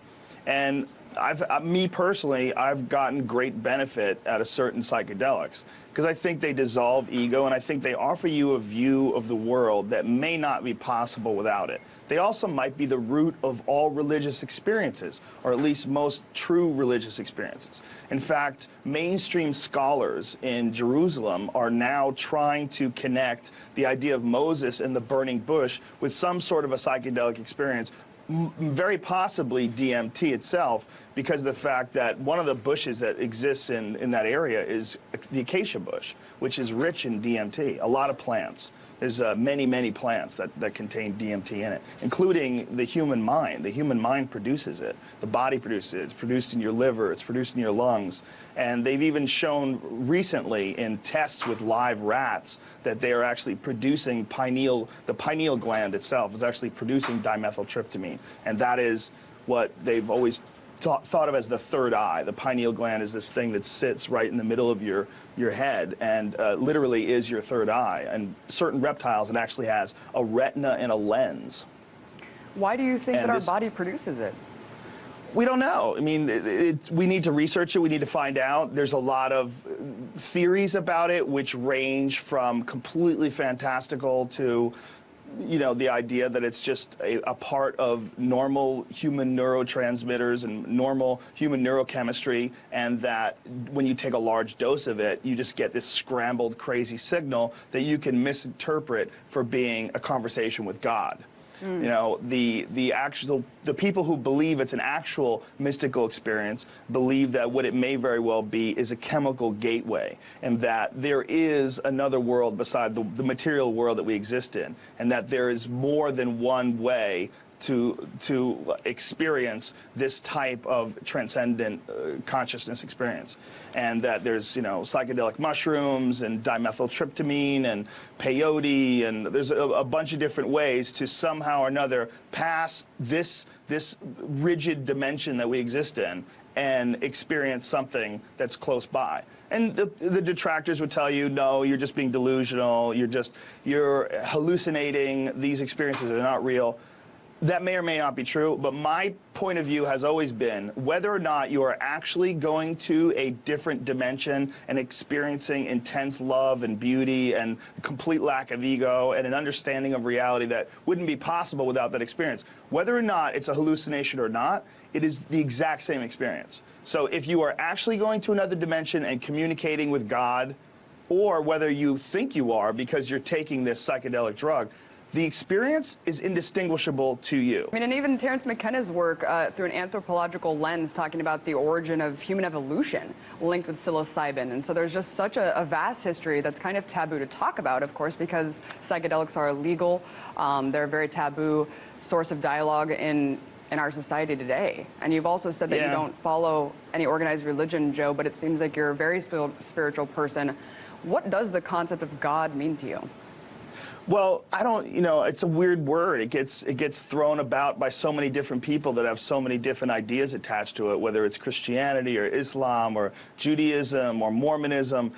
What it means to me, just the idea, if you erase all religion, erase all ideologies, is there a path that people can live that is the most harmonious with nature and with each other? Is there a path? Is there a path of love and of understanding and friendship and kindness? And is there a way to reach that, like universally as a group, as a race, as the human race? That path would be the path of God. If the idea of God meaning a guy in the clouds is this one dude who runs over everything, this patriarchal figure, that's most likely nonsense. But what I've seen taking psychedelic drugs is so crazy that it's way crazier than the idea of a guy in the clouds with a harp. The guy in the clouds with a harp is nothing compared to what you'd see on a heavy mushroom trip. I think that we all know that there is a really beneficial and a beautiful way to live life, and we all know that there's an absolutely evil way to live life, and it almost entirely depends on how your actions and reactions affect people around you. One human family working symbiotically with each other to make the world a better place. Joe, we have two Yeah, paths. it sounds like nonsense because you can't control resources, how are you going to make money, how are you going to control the stock market. You know, it's really difficult to live this beautiful life that we live in Los Angeles. You look behind, you see all these cool buildings. Those don't get made if everybody's a hippie, and that's part of the problem. If you want to ride the high-speed rail and drive a nice car, wow, you know, you're a part of this crazy gangster system. But I think there's also a way to make things sustainable in the long run, and I think that that's what's lacking a lot is kind of the short-sightedness in terms of building and technology and a lot of the advances that we do have the ability to make. Joe, let's talk about the war on drugs. Here we are, we're talking about isolation tanks, which you've said, you know, can facilitate these mind-blowing experiences similar to psychedelics. You know, speaking of all the drugs that are legal versus illegal, really shocking, 50% of federal inmates right now are incarcerated for drug-related charges, yet drug abuse in the country is at an all-time high. Why has the war on drugs been such an abysmal failure? Well, first of all, it's not really a war on drugs. It's a war on some drugs. And the drugs that are government sanctioned and they're taxing them, those are not illegal. Alcohol is available almost everywhere you look. It's one of the worst drugs we have. As far as the consequences of using it, it's one of the most screwed up drugs available to people, and it's everywhere. We just sort of understand that one shot of Jack Daniels has this effect, one beer has that effect, and it's because of the fact that it's pretty strictly regulated, and it's part of our culture and has been for a long time. We've just accepted the fact that this drug is at every restaurant you go to, is at every supermarket you go to, is in drugstores. It's everywhere. I mean, it's amazing. And there's nothing wrong with alcohol. Don't get me wrong. I'm 100% down with you being able to do whatever you want to do with your body. But we're incredibly inconsistent. The amount of prescription drugs that are prescribed in this country points to that. The amount of people in this country that are hooked on meth, the amount of people in this country that are hooked on pharmaceutical drugs. These are huge, huge numbers. And then there's drugs like marijuana, which literally hurt almost no one. And my point of view has always been, if marijuana turns your life into a loser, it's just because marijuana got there first. Like, you really had issues. If pot is what does you in, I mean, it could have been anything. It could have been gambling, cheeseburgers, scratch tickets, masturbation. You might just be a crazy person. I don't really believe that marijuana is a bad thing. I think marijuana is a tool, and it can be used like any other tool, like a hammer. You can build a house with it, or you can hit yourself in the privates if you're crazy. You can do whatever you want. And it doesn't mean that we should get rid of hammers, and it doesn't mean we should get rid of pot either. I think for a lot of people, pot is incredibly beneficial. It's incredibly beneficial medically. It's incredibly beneficial for people's personalities. It helps them relax and unwind and be a little bit more sensitive and be a little kinder to each other. It makes sex feel better. It makes food taste better. It's an incredible plant. It's an alien plant. It's not unlike any other plant that exists on this planet as far as the amount of good that you get from one thing. You can make buildings with it. The food, you can make food out of it. It's hemp seed. The hemp seed has amino acids in it, incredibly healthy for you. It's high in protein. I mean, it's amazing the different things that marijuana is capable of. Joe, I wanted to move on to your involvement in mixed martial arts and the UFC. I can't help but think back to the gladiator days at the Coliseum. I mean, do you think that there's something innate in human nature that makes us want to watch humans beat the crap out of each other? I wonder if, you know, the idea that one day we will be in our version of the end of the Roman Empire, and that if that was the case, wouldn't this be the rise and the most popular thing that people enjoy, watching people slug it out? But I think the reality is all sports are about competition. It's about people trying to dominate over someone who's like them, and to make it the most fair, you get people down to the same weight class, you have them follow the same set of rules, you give them the same equipment, and the drama behind martial arts competition is something primal. It knows no boundaries culturally. It transcends everything. There's certain sports that, like, we won't accept in America. I mean, soccer has gotten more popular. It's certainly more popular than it was when I was a kid, but it's still, most of America does not care when the World Cup is on. Most of America doesn't follow Formula One racing. Good luck trying to reintroduce it to this country. I don't see it happening. But fighting transcends cultures. It doesn't matter if you like cricket or you like soccer or if you like watching football. People enjoy fights and they can understand what's happening. If a ball crosses a line, it only means something to you culturally. But if somebody punches you in the face, it means something everywhere in the world. Joe Rogan, awesome to have you on. Host of the Joe Rogan Experience. Amazing. Thank you very much. All right, and that's Reuters with Joe Rogan. So along those lines of thought, kind of thinking outside of the box and considering other truths, other realities, is it possible for you to entertain that when people say we need to build a new society, you get a lot of skepticism, you know? People, oh man, that's crazy. It's crazy thinking, you know, way too ambitious. But is it impossible for you to entertain the fact that we're already living in a new society?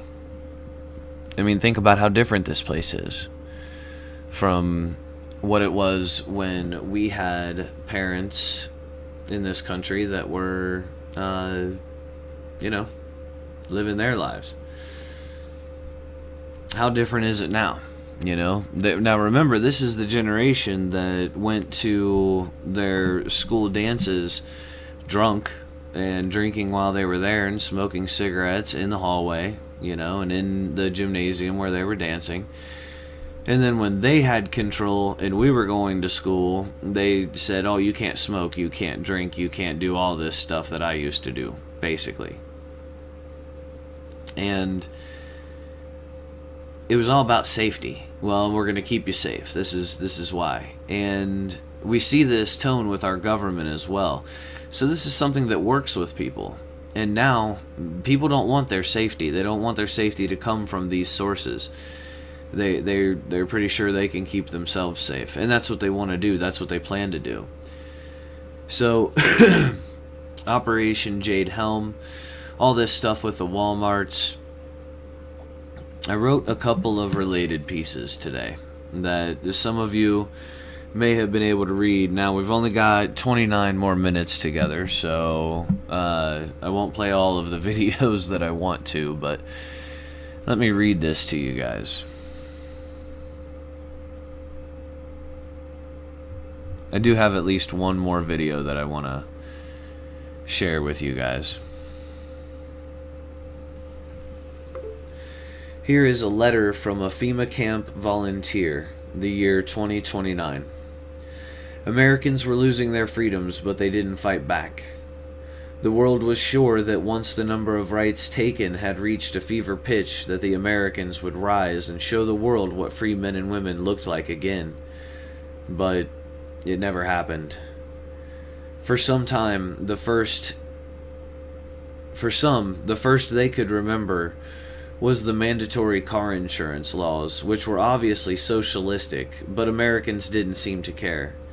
Some even asked, what's next, health insurance? To which many replied, that would never happen. This is America. Not realizing the box that they had opened was Pandora's.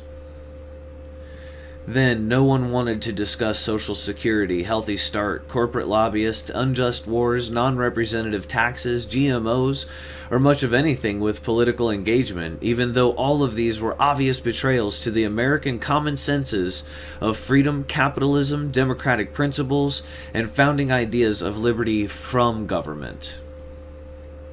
The dangerous dependence on government and forced government involvement in the lives of each American household was welcomed with a knee-jerk reaction to fear that was handed to the people erroneously. Americans were either unwilling or just too ignorant to what was right in front of them and what everybody else in the world was watching. The proud Americans, with all of their exceptionalism, did not have the wherewithal to stand up and fight once more, not even for themselves or their families.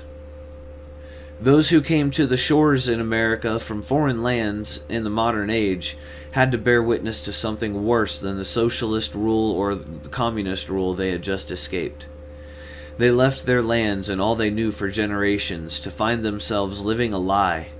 Everything they believed America had to offer was a trap to welcome them into their own enslavement.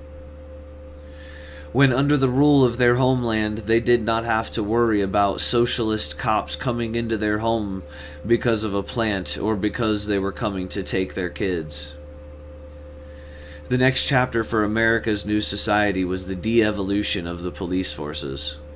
The level of violence that was able to be achieved in hindsight now, well, it's embarrassing, really. It is hard to imagine how people let any of this happen, but when you look back at the police violence, you cannot help but ask yourself how any people allowed that to happen to them. I like to think if I were there, I would have fought back. The police were given full carte blanche to enact whatever immediate street justice they saw fit on a moment's notice, and the rest of the world watched in horror as they felt bad for the beaten down Americans that could now die on a moment's notice and for no reason. It was as though the former regimes that had brutalized their people in the past were nothing more than instructions or stepping stones for how this new American society could be held in a death grip of fear and control. The new American society did not last long before it turned into something humanity had not had to witness before.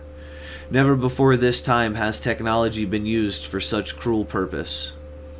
The American government revealed the true power of their apparatus and showed that no movement could be made by man without them being able to eradicate it without impunity. That's when the new society finally came unglued and the government unleashed the enemies in the streets. The government had brought so many enemies to the shores and on the land that when they gave them the order to strike, they were equivalent to a standing army. There's more to tell, but the larger priority is that whoever reads this, I want you to know and understand that my confusion on how you lost what would have been my country too makes me hate your weakness. If you gave me just half of a chance, just one shot, I would never leave you this way. Why didn't you fight when you saw your country changing? Why didn't you fight when you watched your rights/freedoms and safeties taken from you? How could you let your police kill your neighbors? Why didn't you believe in at least giving yourself and me a chance? How could you lose everything and just sit by? Why didn't you fight? Why didn't you fight? And that comes from a FEMA camp volunteer from 2029. These are just little stories that I wrote today. They're a volunteer because when you are in a FEMA camp, you have to volunteer to be there. You have to say, I volunteer to be here. And then you have to sign papers. The reason is because the alternative is to be killed or just outright die in a barren wilderness. Now here's the other perspective. Former commander of the American People's Liberation Army, year 2029.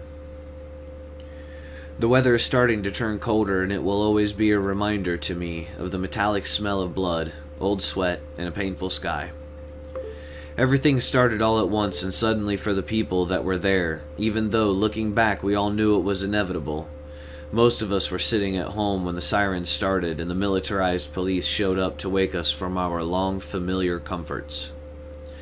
They started to pull people from their homes, and when other neighbors saw, they intervened to their detriment.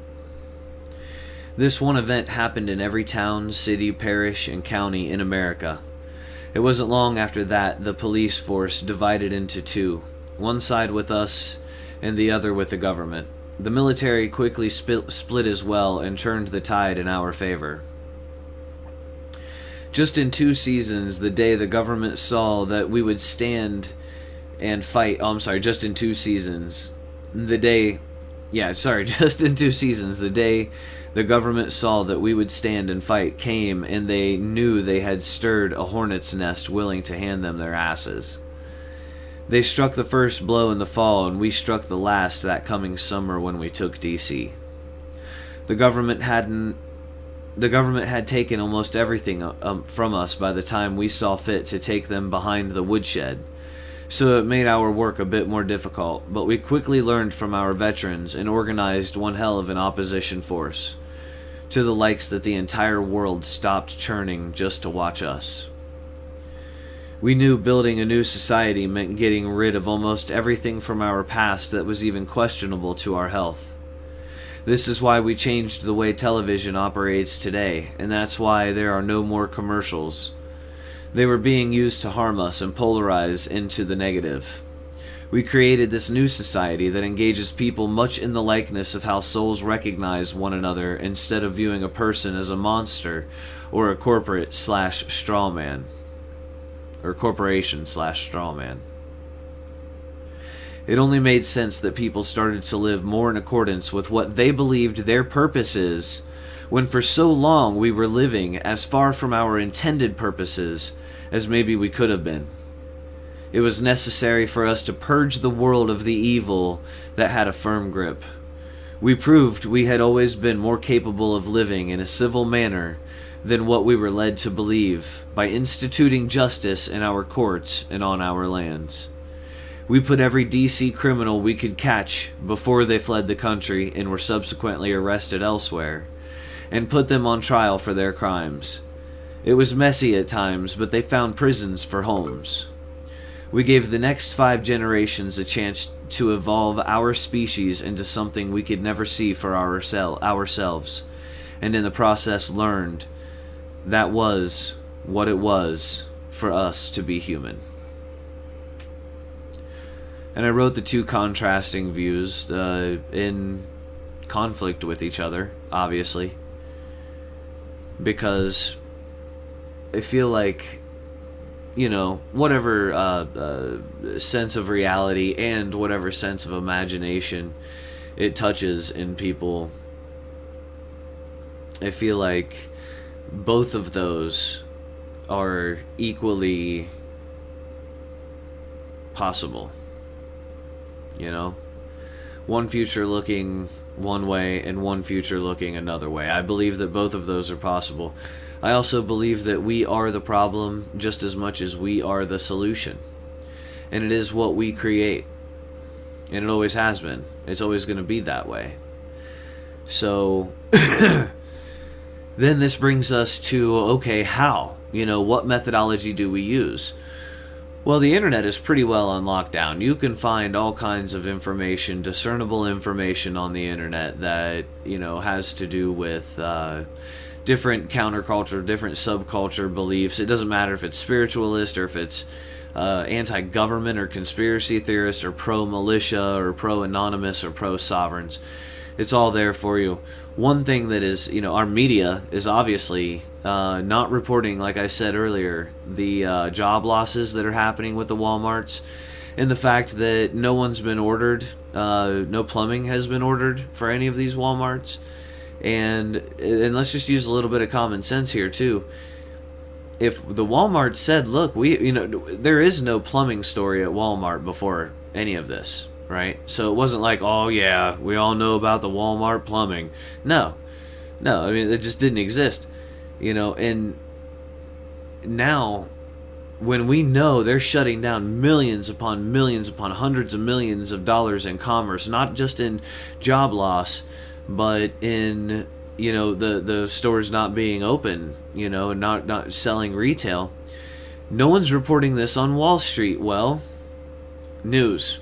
We need to get news out to people, and we need to do it ourselves. This is something that we have to do. I believe that. And we do it with our own printers. We go to the library if we want to pay the fee there, and we use the library's printer, and we print out flyers. And then we walk them door to door and drop them off in our own neighborhoods. And if everybody does that in their own neighborhood, we have the entire nation covered, and it's not an issue. You know, and that's all that a lot of us can do, is canvas our own neighborhoods, get our own neighborhood. And that's exactly what I plan on doing. And Activist Liaison Network's going to have the PDF for different types of flyers that you can use to print out in your neighborhood. If we talk about we need to wake up the masses, we need to wake up the sheeple, well, think about it. If we are in a minority, and we are, then what that does is it tells us that we are in the leadership position. We arrived to this conclusion first. So it's on us, and no one else is coming to do this for us. Either we sit around and we complain about the masses being asleep and needing to wake up the sheeple, or we wake up the sheeple. We do it ourselves. No one else is coming to do this. This is obviously on us. We're the first ones to this. We're the first ones that understand the situation. We're the first ones that are preaching, hey, check out sovereignty. Hey, check out the electronic army, otherwise known as Anonymous. Hey, check out our literal standing armies that we have through our sovereign states, you know, in our militias, in our oath keepers, in our Second Amendmenters, in you know, all of these groups. These are our best patriots. And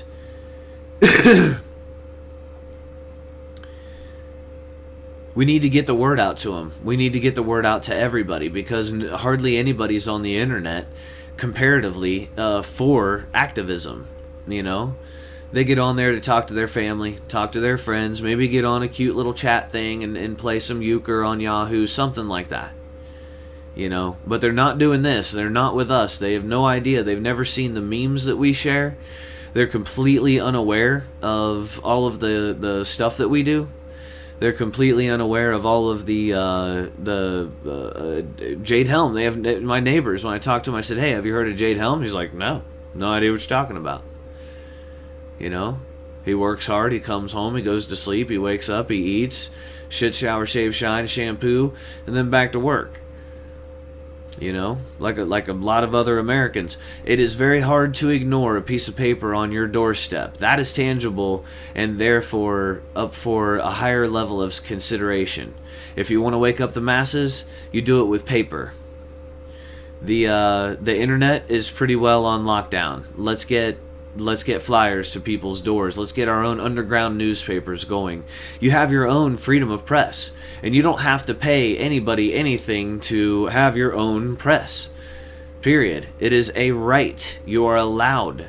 You don't have to have any registration. You don't have to have any government regulation. You don't have to pay any licensing. Nothing. Nothing. Nothing. Nothing. Nothing. Nothing. And if we got hundreds of thousands of us printing out our own flyers, you know, then I think we can probably get people together to print out one flyer that goes out nationwide.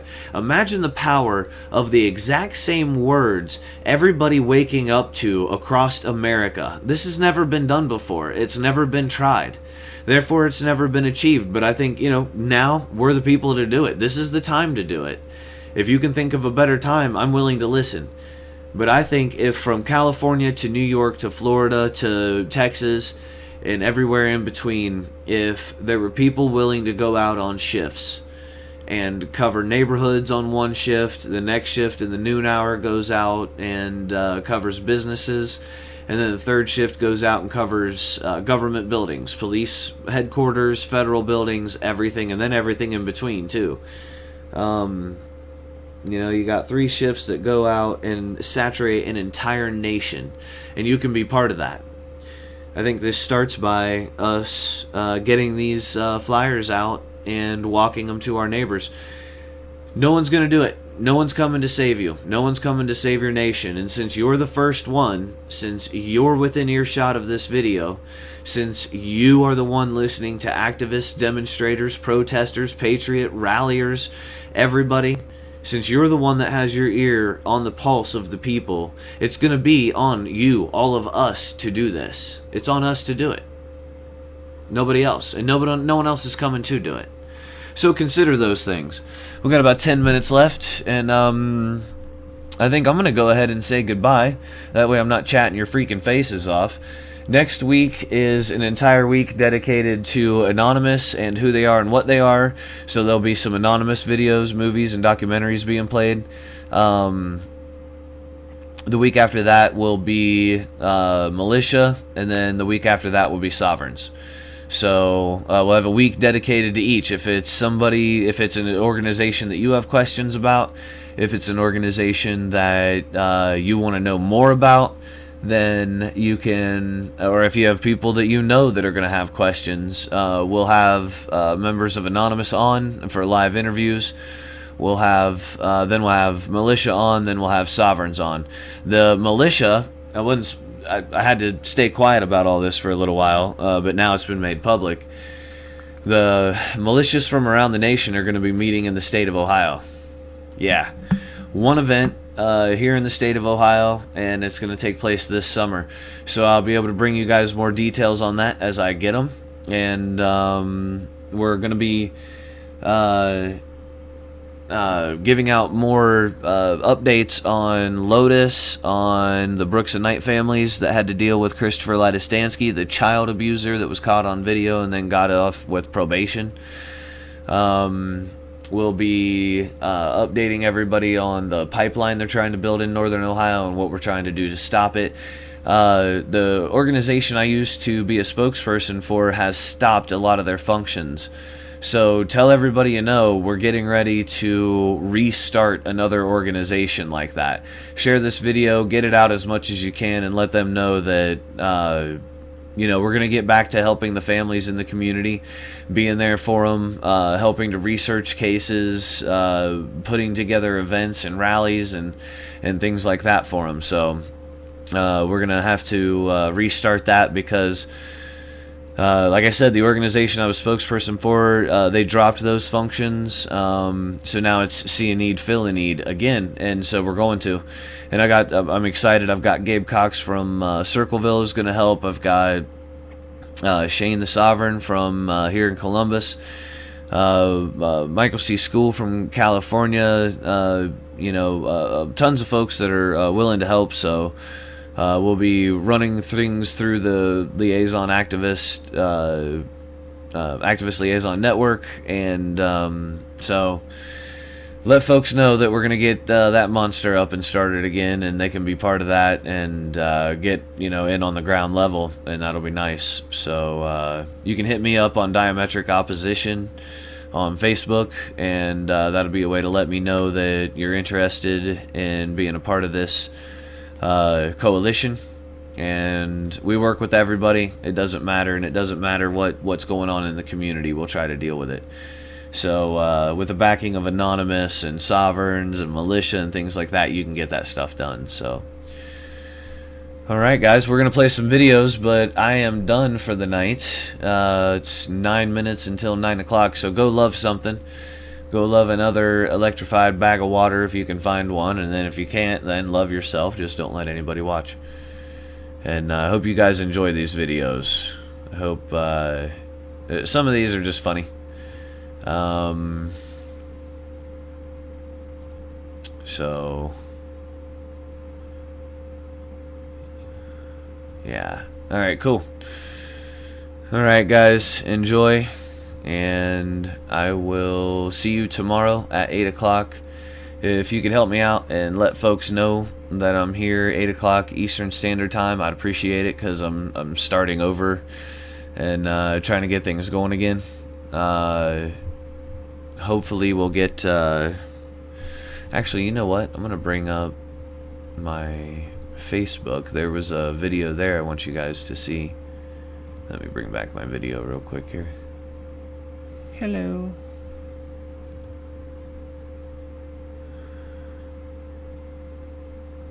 Okay. And congratulations for joining and getting on another weird-ass government list. Okay, so this is about the black sites in Chicago. This is through the Young Turks. After this, I'll be playing another anonymous documentary. So, enjoy.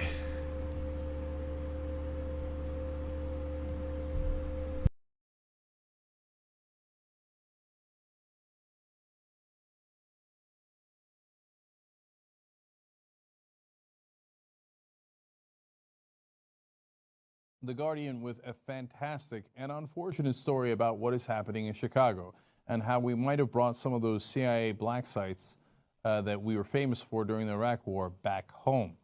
Now, it's in Chicago, and we'll let The Guardian take it from there. The Chicago Police Department operates an off-the-books interrogation compound, rendering Americans unable to be found by family or attorneys while locked inside what lawyers say is the domestic equivalent of a CIA black site.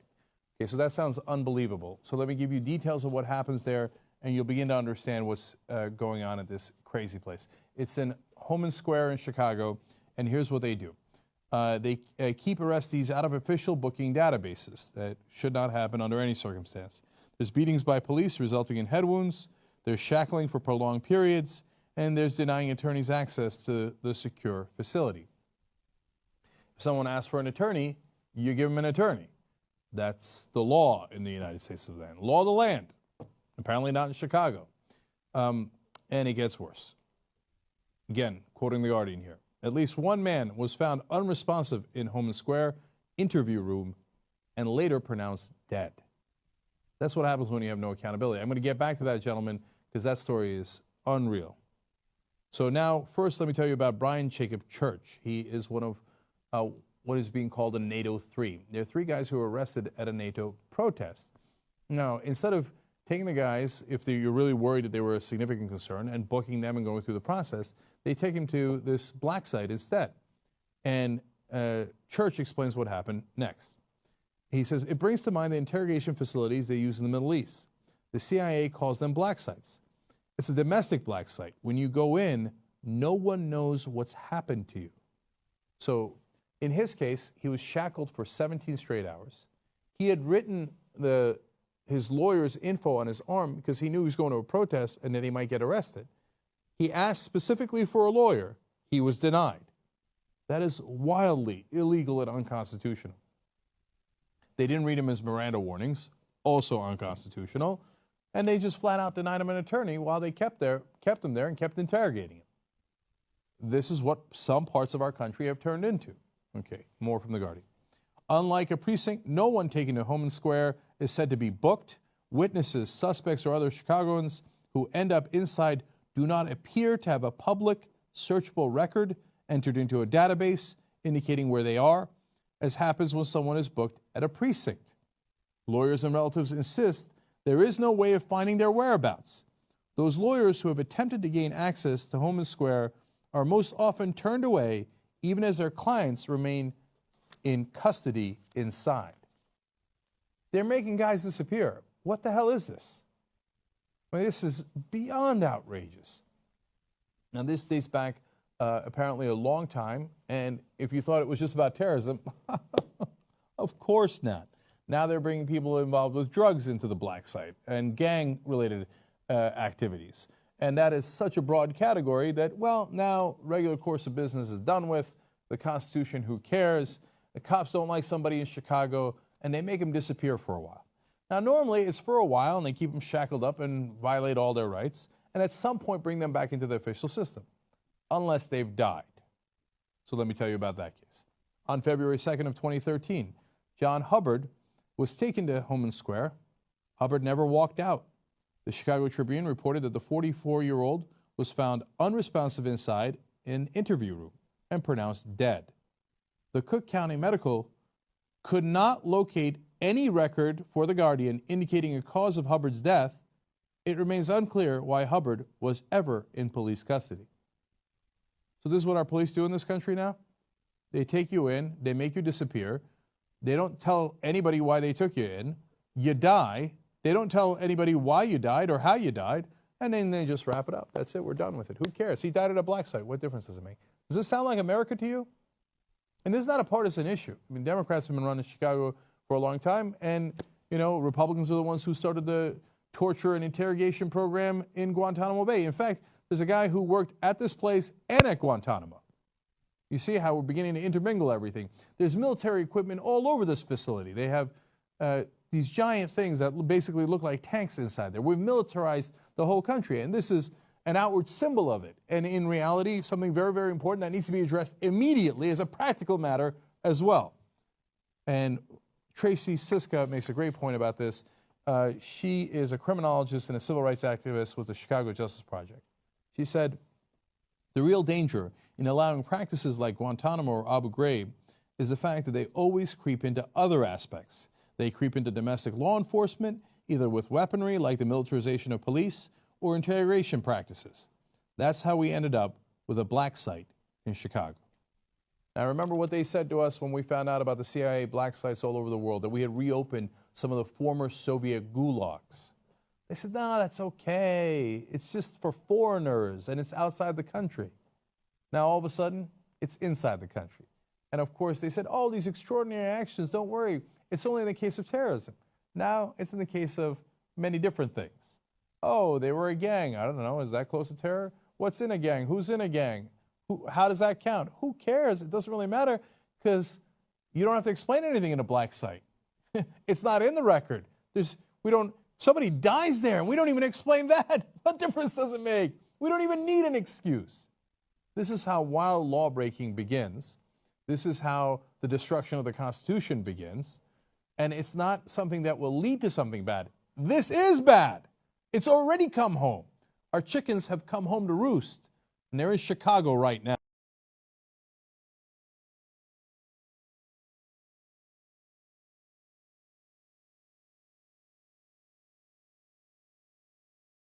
Well, there you go. There's that. I lied, I didn't actually leave. Okay, now I'm going to show you guys the, it's a documentary. And don't forget to check out the Fifth Column, the Big Plantation, the Anti-Media, all of our alternative news sources. They're all worth checking out. All right, guys, this is Freedom to Fascism. Rest in peace, Aaron Russo. If you haven't seen this, it's a must-see.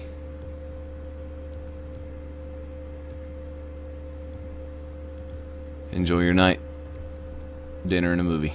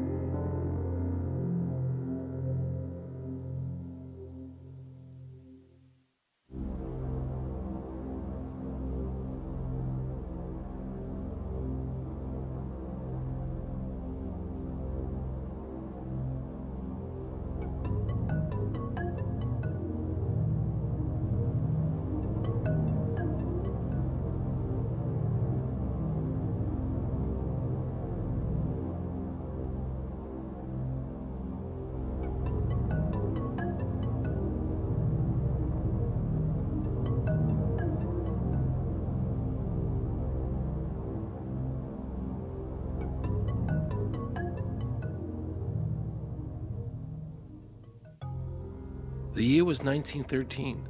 Woodrow Wilson was president, and powerful banking interests, who had been trying for years, finally achieved their long-term goal of a silent coup d'etat by taking control of the American government. The first thing they did to accomplish their takeover was convince Secretary of State Philander Knox to lie to the American people and tell them that the 16th Amendment, the Income Tax Amendment, had been legally ratified by the states when it was not.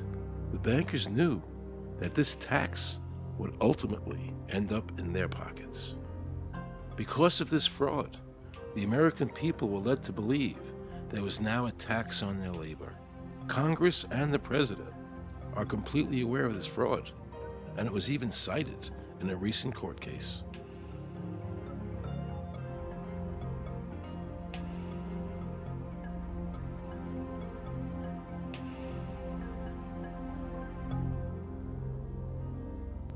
That very same year, the bankers committed their second and by far the most diabolical fraud ever perpetrated on the American people by bribing senators to pass the Federal Reserve Act without the required constitutional amendment. All in favor, say aye. They did this during Christmas vacation, when many senators were home celebrating the holidays with their families. And that's how the unconstitutional Federal Reserve Act came into being. They were very clever, and they understood that whoever issued the money for America would control the government. The bankers won, and the American people lost, because most politicians will sell their soul for $1. And now the Federal Reserve could issue dollars legally. As Mayor Rothschild said, "Give me control of a nation's money supply, and I care not who makes its laws." He knew that he and the other bankers would now control the laws of the nation. Government gave these bankers one of its most important powers, and now had to borrow money from them and pay interest to finance the government. So the American people were forced to lower their standard of living and pay a graduated income tax to the government, just so the government could give these bankers more profits. President Woodrow Wilson, who signed the Federal Reserve Act into law, later said, in regret, "I am a most unhappy man. I have unwittingly ruined my country. A great industrial nation is now controlled by its system of credit. We are no longer a government by free opinion, no longer a government by conviction and the vote of the majority, but a government by the opinion and duress of a small group of dominant men." The Federal Reserve was created by Congress in 1913, and it was entrusted with the power granted originally to the Congress by the U.S. Constitution to coin money and regulate the value thereof.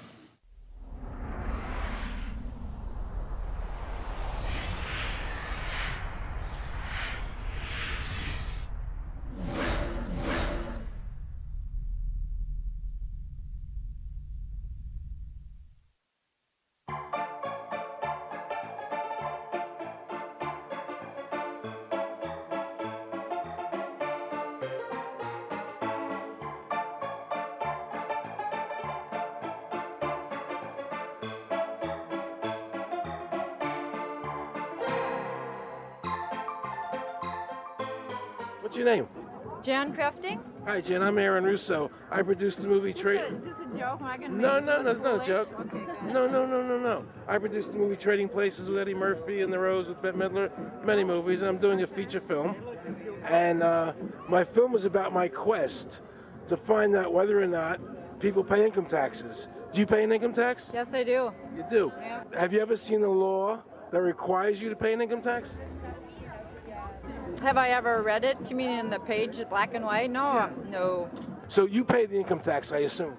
Of late. Well, actually, no, I didn't file last year, but I'm sorry, is this on film? No, I paid my taxes. My question to you is, have you ever seen a law that says you have to pay an income tax?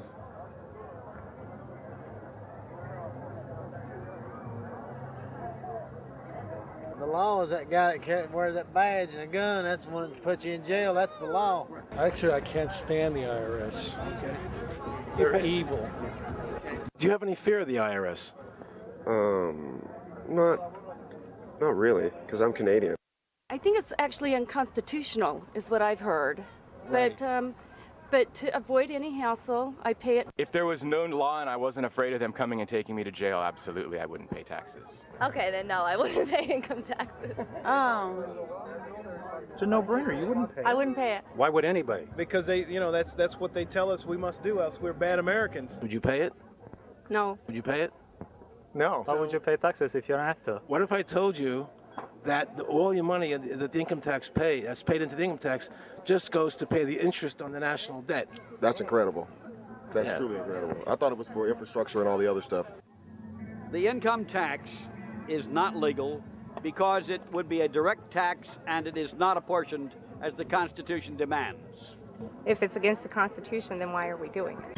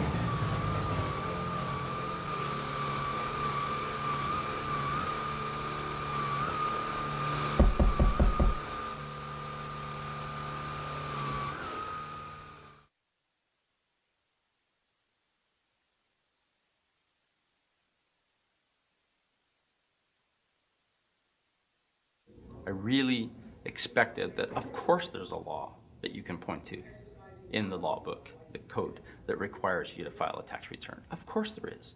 Maybe I don't know what it is right then as he was speaking to me, but sure. So naively, I agreed to go off and research it and get back to him. 3.5 months later, I was at that point where I couldn't find the statute that clearly made a person liable, at least not me and most people I know, and I had no choice in my mind except to resign. I had to leave the IRS because I presented evidence that I had accumulated indicating that the agency was violating the law and violating people's rights. And I asked the agency for a response to my sincere concerns. And the answer I got was that they would not respond to my concerns and that they would provide me with the paperwork necessary to tender my resignation. But We the People Foundation for Constitutional Education put a full-page ad in the USA Today on July 7th, 2000. And within the body of that ad was a $50,000 challenge for anyone that could show the law. And to me, $50,000 is a lot of money. So I went after that and did the research based on the fact that I thought, let's put this baby to bed. I'm hearing all these rumors. You know, I'm going to kill 2 birds with 1 stone. I'll answer these people's questions that are asking me, and then I'll win this $50,000. And, you know, based on the research that I did throughout the year 2000 and that I'm still doing, I have not found that law. I've asked Congress, we've asked a lot of people in the IRS commissioners, helpers. They can't answer, because if they answer, the American people are going to know that this whole thing is a fraud. I was surprised to hear these highly trained and decorated IRS agents telling me there was no law requiring American citizens to file a 1040 or to pay an income tax on their labor. I haven't filed an federal income tax return since I left. I have not filed a tax return since 1999. Approximately 67 million people don't file an income tax return. I made a decision to go to Washington so I could attend the We the People Foundation press conference. They were going to serve a class action lawsuit on the IRS, signed by over 3,000 people, because the IRS has refused to show the law that makes Americans liable to file a 1040 or to pay an income tax on their labor. I was very curious as to why the IRS refused to show the law, as it seemed such a simple thing to do. Yet I was skeptical about the Foundation's claims. There had to be a law, right?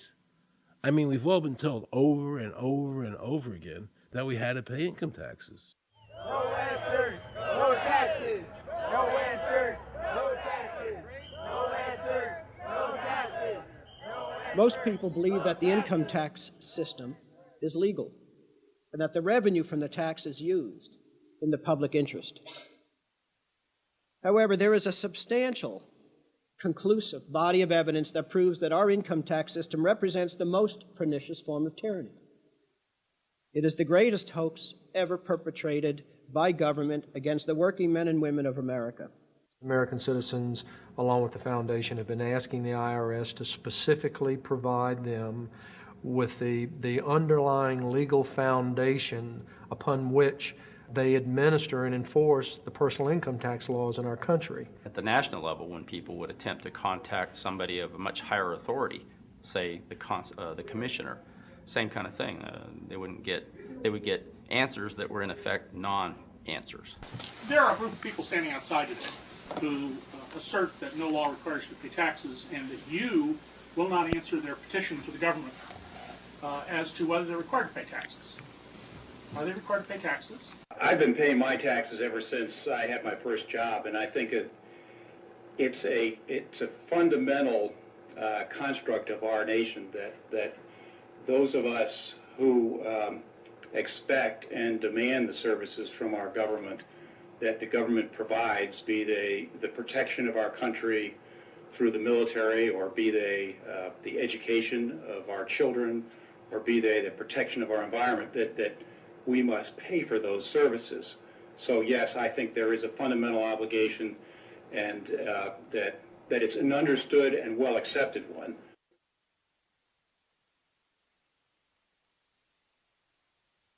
Joe Bannister and I had a meeting in the White House with President Clinton's economic advisor, Jason Furman. He accepted the remonstrance for the president. On June 2nd, I called and spoke with him. His words were, We have decided that the issue of the legality of the income tax is not a high priority matter for the White House, and we will not be participating in any conference on the subject.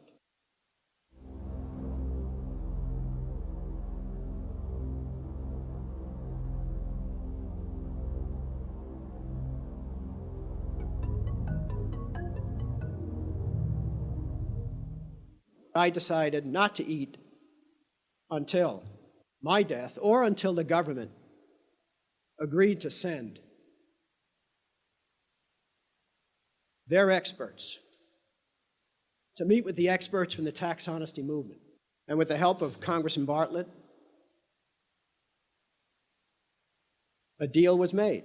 I'm very pleased that through these several trying weeks and now months, that we have secured the agreement of the IRS and the Justice Department, because some of the questions are beyond the purview of IRS, that they will both attend a public symposium where these issues can be formally addressed. Last Thanksgiving, DOJ and IRS notified Congressman Bartlett that they would not participate. Congressman Bartlett then waited until late January. He informed me that he would not be participating. Why do you think you've been able to get away with not paying or filing your income taxes for so long? Well, first of all, I've not gotten away with anything. I'm not hiding from anyone. I'm simply asking the IRS to show me the laws that apparently require me to do these things, and they are suspiciously reticent to answer questions from me, and of course there are millions of other people, many other organizations who have attempted to get answers. They act very suspiciously when asked to simply sit down at the table with the American people and discuss what their obligations are. Rather than pulling up a chair, they pull out a club. As a matter of fact, David K. Johnston of the New York Times asked Terry Lemons of the IRS, why won't the IRS answer the questions set forth in the petitions from the American people? Mr. Lemons' response was, the government is answering the questions through enforcement actions in the courts. This is a very chilling remark on the government's use of brute force instead of civility and logic. The federal government itself refuses to provide the American people who are coercively being subjected to this extraction of their private property without any underlying legal justification. There is no law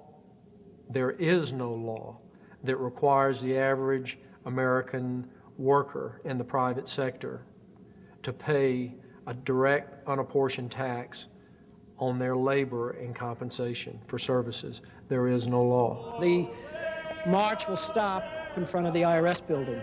They are now going to serve a class action lawsuit on the IRS. Very courageous.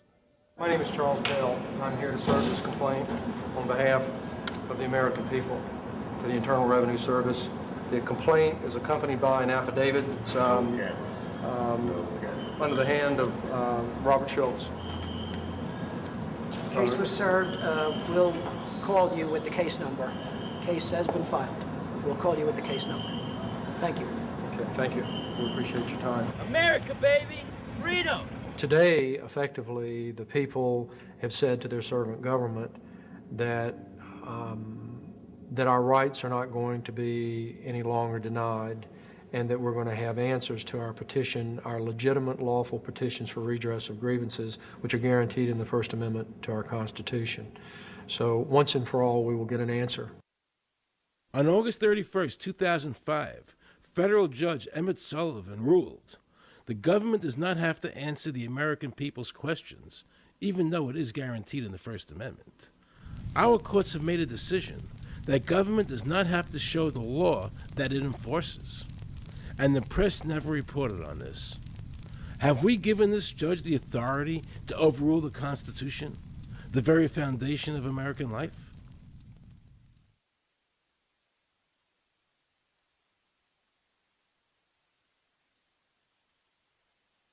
I believe that in both spirit and substance, our tax system has come to be un-American. Death and taxes may be inevitable, but unjust taxes are not. The country's taxes must be fixed, and I know what to do with it. If you think you're paying too much now, just wait till I get through with it. Now, Mr. Hanley, I'd like to ask you something. What does the government do with all the money we give them in taxes? When President Reagan was elected, one of the first things that he did was appoint a blue ribbon panel of business people headed by Peter Grace, and is commonly referred to as the Grace Commission. And their job was to research all the various areas of the federal government and make a report. One of the quotes from the Grace Commission is, 100% of what is collected is absorbed solely by interest on the federal debt. All individual income tax revenues are gone before 1 nickel is spent on the services taxpayers expect from government. If we pay the salaries of the congressmen and the senators, we're supporting them, aren't we? Well, yes. Yeah. Well, then why can't we list them as dependents and deduct them?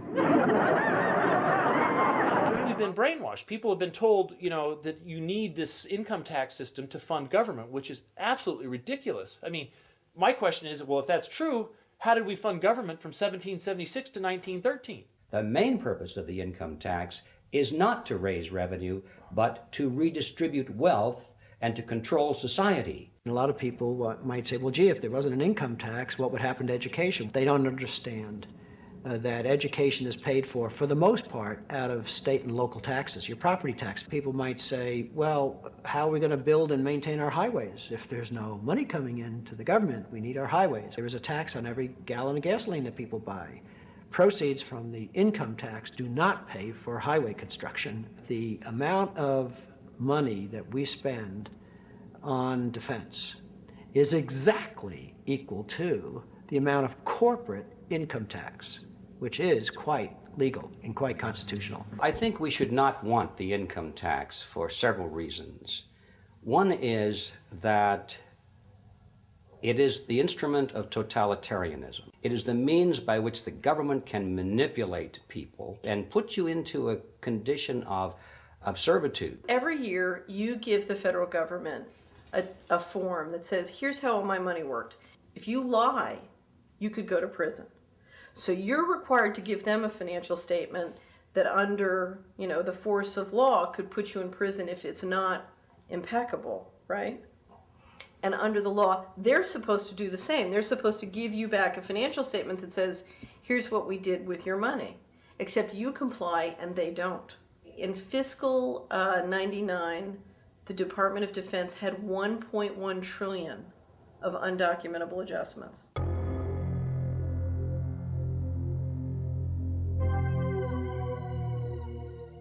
The following year, they had 2.3 trillion of undocumentable adjustments. I decided to call the IRS. I spoke to Anthony Burke in Media Relations. He was very nice to me, and I explained to him that I was an award-winning film producer and that I was doing a documentary on the IRS. He seemed a bit stunned by this, then explained to me that Commissioner Everson nor anybody else would go on film to discuss the income tax. But he did say he would call me back. I thanked him for that, but I couldn't help wondering, why was the government making it so difficult for people to see the law? So I decided to bring my crew down to the IRS building to see if I could find some employees to interview. And here's what happened. I said you cannot film me, that's it. Who are you to tell me I can't film here? What's the law? Just tell me where the law is that says that. Can you show me the law that says I can't film here? Is America a free country? I told him they couldn't film here, and he's asking 9 million questions. I told him that's a federal government law.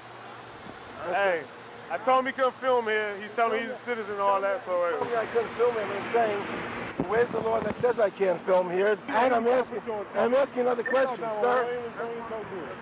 Then Homeland Security showed up, because I was such a threat to Washington. You got a driver's license up? Yeah, I do. Put that away for me. After convincing Homeland Security I really wasn't Osama bin Laden, I kept wishing the IRS would allow me to interview somebody. Why wouldn't they show the law? What were they so nervous about? I began to have a frightening thought. What if it was our own government we had to be afraid of?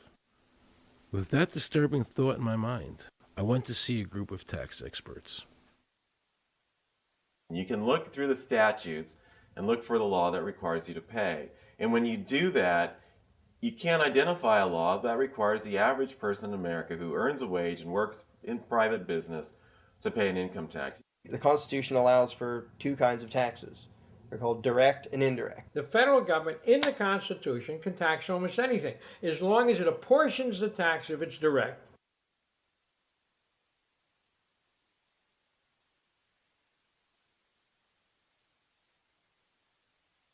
The indirect tax is, for example, an excise tax. I can avoid the excise tax on gasoline. I can choose to ride my bicycle. I can avoid the excise tax on tobacco. I can choose not to smoke, or I can grow my own tobacco.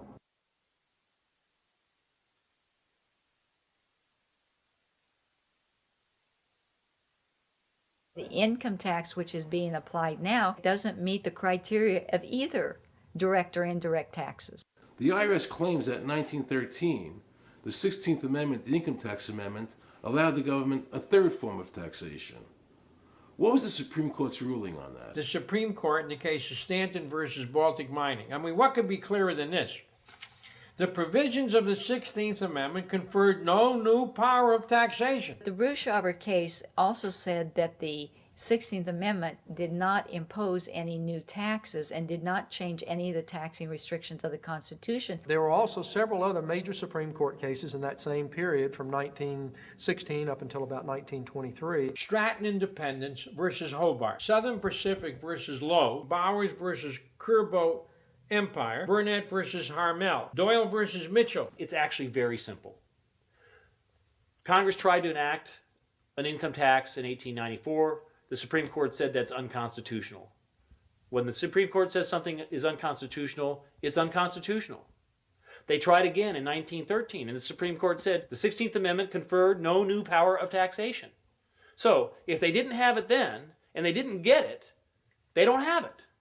There is no constitutional basis for a tax on the wages of Americans living and working in the 50 states of the Union. Period. End of argument. I have a letter here from Daniel Inouye's office of the United States Senate that says, based on the research performed by the Congressional Research Service, there is no provisions which specifically and unequivocally require an individual to pay an income tax. Period. End of story. There is no law, and to date, nobody has been able to show that there is a law for the average American citizen working day in and day out to pay an income tax. The definition of income in the Constitution was given in the Eisner versus Macomber case, and it turns on gains or profits that are made from some activity. Doyle versus Mitchell, 247 U.S. 179, 1918. Here's what he said. The idea of gain or increase arising from corporate activities. In other words, it doesn't mean wages, it doesn't mean dividends, it doesn't mean alimony. It means a gain or a profit arising from corporate activity. These liens that are recorded against people by the government for tax liens are nothing more than allegations. They are non-substantive. They have never been determined by a neutral third party, such as a court, to have one shred of validity. If you ever get a notice of an audit or anything else, the first thing you should do is a Freedom of Information Act request for records that they're using to substantiate or justify the audit. There is nothing in the Internal Revenue Code that creates any such thing as an income tax evasion or crime. There's nothing in the code that allows IRS agents to seize property. The government is involved in judicial blackmail. The government knows that if it legally seizes somebody's property, that person doesn't have the funds and he can't even get a lawyer who can help him. I conducted investigations in the Title 18 of the Criminal Code, the U.S. Criminal Code. And in there, the statutes and the regulations are very specific as to what's violating the statute. In the Internal Revenue Code, Title 26, there's nothing specific in there. I mean, even the FBI feared the IRS. You have to understand that an agency which will unlawfully impose a tax that doesn't exist is not going to care. If we, the people, don't know what our rights are, they're not going to tell us. If Americans just learned that the IRS was actually knowingly deceiving them, that would be enough for them to rise up and put a stop to it. This small booklet includes the Constitution of the United States, the Bill of Rights, the Declaration of Independence. This is a document that every citizen should read. It's a document which freed an entire nation. This is the Internal Revenue Code, and this document, and the unlawful application of this document by the Internal Revenue Service has enslaved the nation that this document attempted to free. I was very impressed with the people in the tax honesty movement. They weren't kooks. They were highly intelligent, well-researched, and very genuine. I was wondering why I never heard about all these Supreme Court decisions in the media. So I really wanted the IRS's point of view, because to get the true story, it was imperative I hear both sides. I kept wishing Anthony Burke would call me back. He seemed like an honest man. I then proceeded to call my message machine. Hi, this message is for Aaron Russo. This is Anthony Burke at the Internal Revenue Service. Let me suggest some people that you might want to think about talking to. One would be Don Alexander, who's a former commissioner who's here in town in Washington. Another would be Sheldon Cohen, who is both a former commissioner and former chief counsel. All those guys, I think, can answer your question about, where in the tax law it says that you have to pay taxes. Wow, good news, I thought. So I called Sheldon Cohen because he used to be the IRS commissioner. He wrote the tax code, and he was also general counsel to the IRS. He is a true expert, and I couldn't find a better person to answer my questions. He graciously agreed to my interview.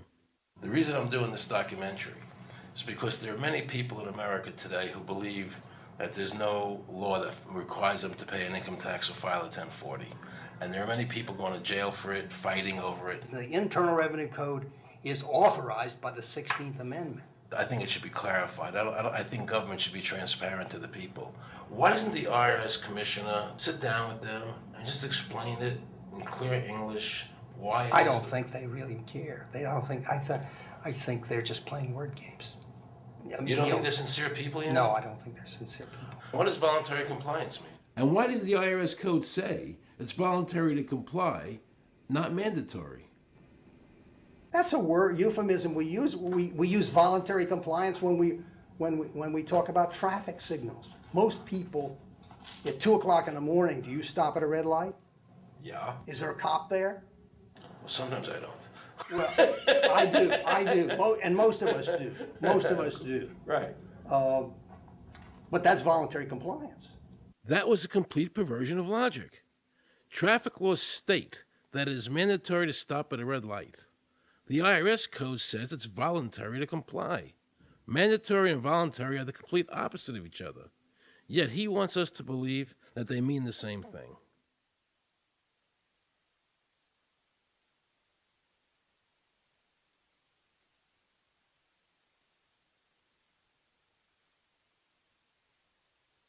So can the government criminally prosecute somebody of information put on their 1040?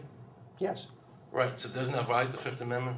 No. But the Fifth Amendment says I don't have to do anything that incriminates myself. Well, it doesn't incriminate you to put your income down. But you said before I could be put in jail for it. The commissioner wants us to believe that although the IRS demands that you fill out the 1040 and you can go to jail for it, that they are not violating your Fifth Amendment rights of self-incrimination. That is absurd.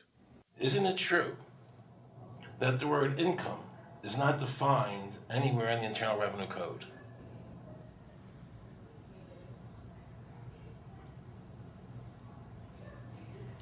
The law says that the government has a right to tax income from any source derived. So, but the word income is not defined in the code. It just says income without a definition of what income is. That's right. Correct? Yeah. But there are many different kinds of taxes. Well, how can an American citizen know what income is if the code doesn't define it? If they're paying an income tax... Because the courts have all defined it. Do you remember what constitutional attorney Edwin Vieira said? The definition of income in the Constitution was given in the Eisner versus Macomber case, and it turns on gains or profits that are made from some activity. So the Supreme Court has ruled income is not wages, it's not labor. It's gain from corporate activity. I believe that a man's labor is his private property. That's your view, but it's not the law. The Supreme Court's even said your labor is your private property. When I go to work for somebody, it's a trade. It's an even exchange. I do some work, you give me some money.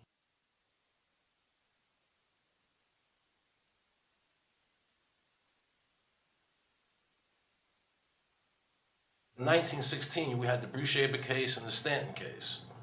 And the Bruchaber case and the Stanton case said that the 16th Amendment gave the government no new taxing power. I'm not going to argue the niceties of that with you. And it came up again in a case called Peck versus Lowe, where the Supreme Court said the 16th Amendment did not extend Congress's taxing power to any new or accepted subjects. In other words, if you weren't taxable before the 16th, you weren't taxable after the 16th. Today I interviewed a juror, okay, who sat on a case, and they found the person not guilty for lack of filing, okay? And I asked her why they found him not guilty. And she said because the IRS couldn't show us the law that made him liable to file a 1040. All they need to do, if there is a law, is to show us the law, which of course they never did. And the reason they didn't do it was why? Because there is no law. Title 26 requires you to file a return. But doesn't Title 26 have to be in compliance with the Supreme Court decisions?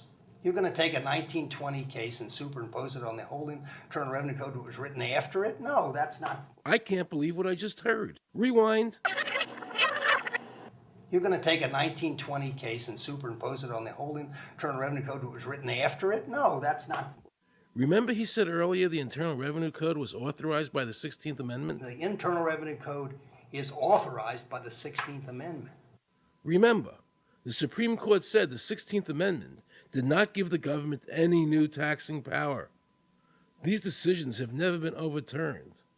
Let's listen further. Can the lower courts overrule the Supreme Court? No.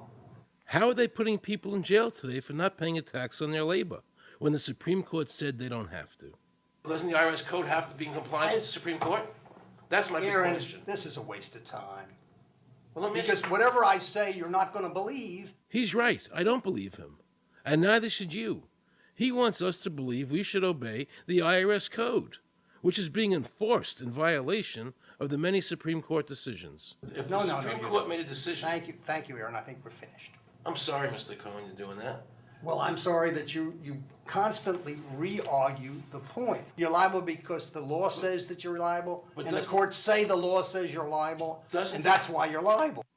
You see, he's talking about the lower courts, who are not in compliance with the Supreme Court, as they have to be. Doesn't the court have to be in compliance with the Supreme Court? The Supreme Court has so held.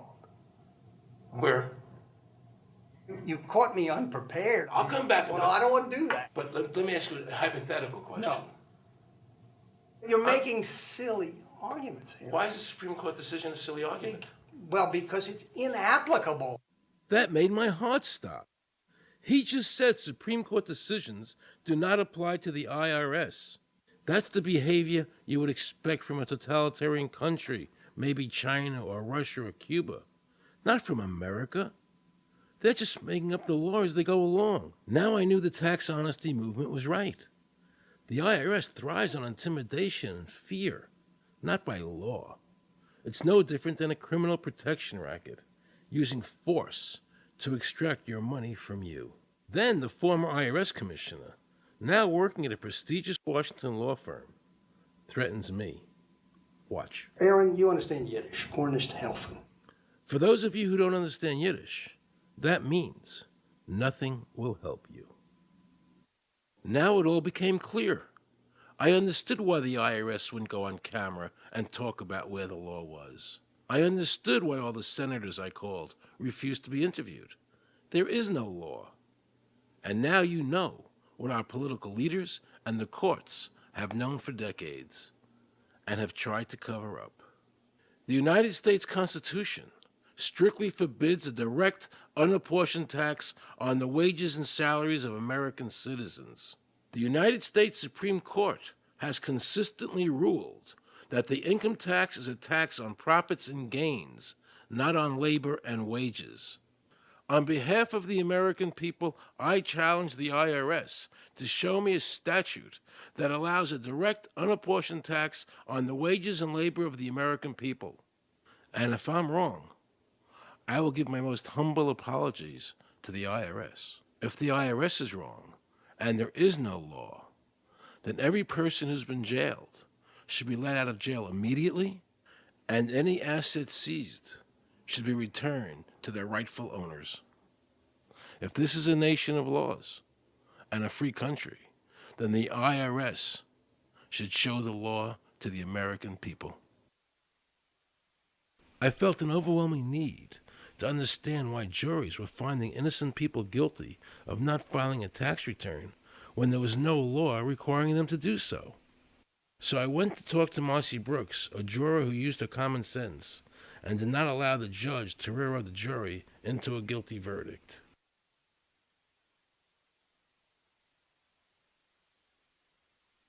He was being tried for 4 counts of not filing his income tax. Okay. And our question was, well, what is to decide? Either he did or he didn't. It never occurred to us that he might actually be innocent while at the same time not filing.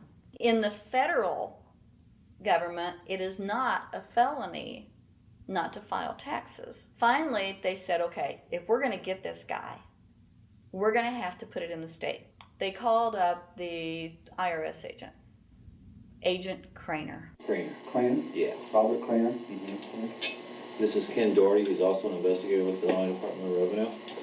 This is a request for a copy of the delegation of authority order. Right, and I talked to my boss about that, and he said that my badge is that. Badge is the authority. I thought it had to be in writing. The last question that the defense asked him was, did you write any of this down?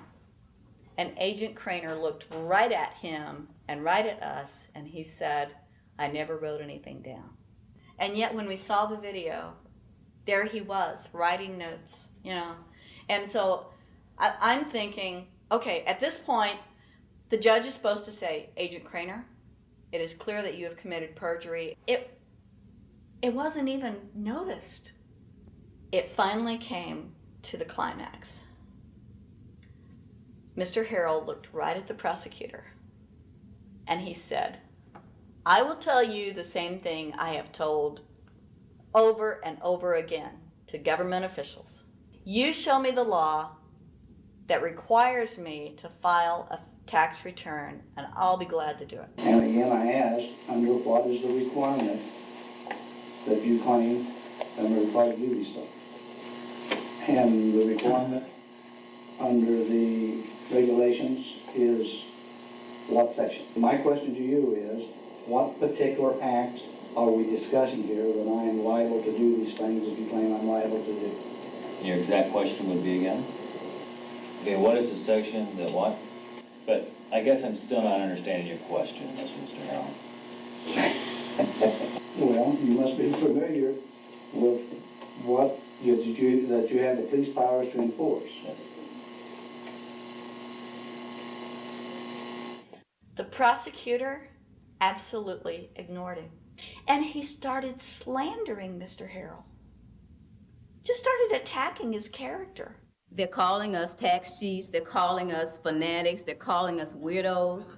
I don't care what you call me, but I have one question. Where is the law? Show me the law. They can't let this turn into a rational debate, because if they do, they lose it. So they have to insult people and say it's frivolous. We felt like that there was an overall arrogance and that they were railroading Mr. Harrell and wanting us to participate. Judge Coogan, he looked right at us and he said, I will instruct the jury according to the law. We were sent to deliberation. The judge promised us that he would give us the law. And we looked and we looked and it was not there. We wrote a note to the judge asking for a copy of the law. 10 minutes later, we get a note back. You have everything you need, but there was no law. And he had promised us. At that point, I felt betrayed. I felt like this man promised us the law, and that's what this whole thing is about, the law. We request it, and he still denies us the law. And the reason they didn't do it was why? Because there is no law. Remember, we're talking about the Illinois state law here, okay, which is a law in Illinois. So we got out that law, and we read it several times, and I said, okay, wait, you know, because they kept saying, but this is a law in Illinois. And I said, look at the beginning of it. It says, anyone required to file a federal income tax return is required to file an Illinois tax return. I said, if it is true that he's not required to file a federal return, then that nullifies the Illinois law. Two people, they kept saying, but he's going to get by with it. And I said, what is he getting by with but his rights? If there is no law, he's not breaking a law. He's just standing on his rights. Are we going to deny him that? That's when this one juror sat back and kind of rolled his eyes, and he said, you mean we don't have to pay taxes?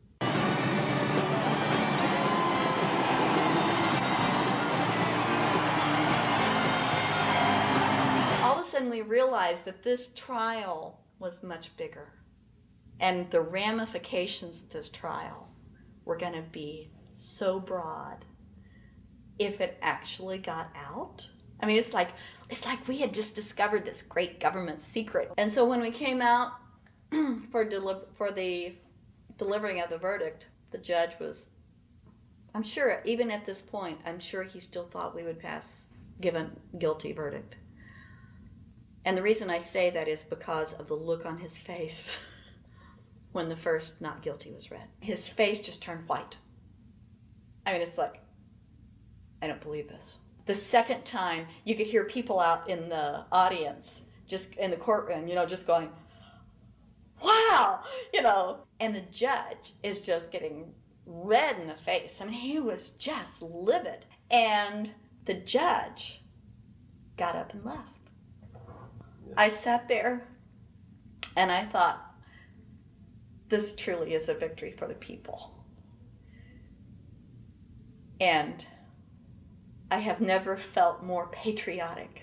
And I knew that we had done the right thing. I looked at that man, Mr. Harrell, and I thought, the system might not work all the time, but this time, for that man, it did.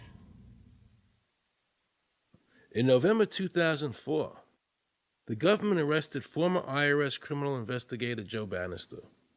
They charged him with fraud for telling the American people the truth about the income tax laws. The jury obviously agreed with Joe. Well, it just showed Mr. Bannister to be honest and straightforward and working within the law. Vernice Kuglin, a Federal Express pilot, claimed there was no law requiring Americans to file an income tax. She also won in court.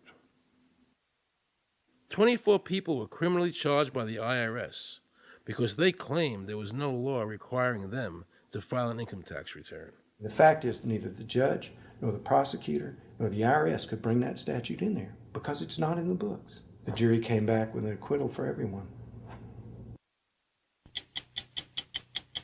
When the matter is put to the test, which means in terms of court and enforcement action, there is a 100% success rate in shooting down these arguments.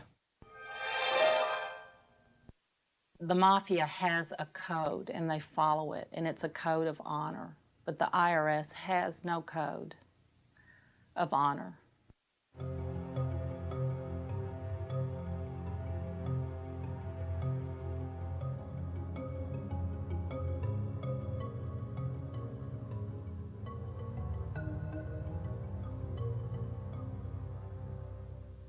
Meet Judge Dawson, a federal judge presiding over the Irwin Schiff tax case, who denied Irwin the ability to prove to a jury that there was no law requiring Americans to file an income tax return. He denied Irwin the right to prove to a jury there was no law by stating, "I will not allow the law in my courtroom." But the judge made sure the government never had to show the law as written by telling the jury, you must follow the law as I give it to you. Nobody can know what the law is because the law is what the judges say the law is. The lower courts today will not allow people, especially in tax cases, to bring in Supreme Court decisions as their evidence.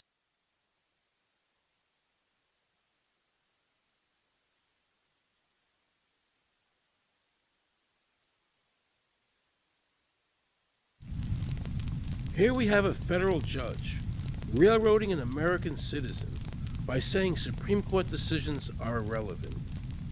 And again, nothing from the press defending our freedoms.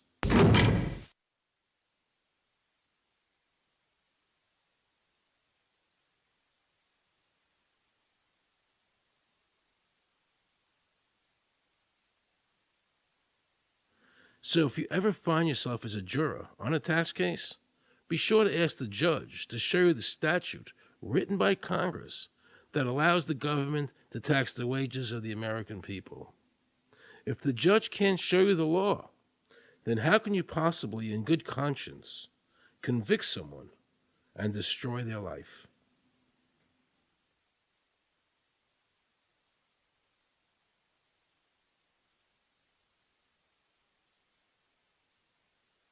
Let's see how the IRS treated one of America's greatest heroes, and someone I cherished as a child.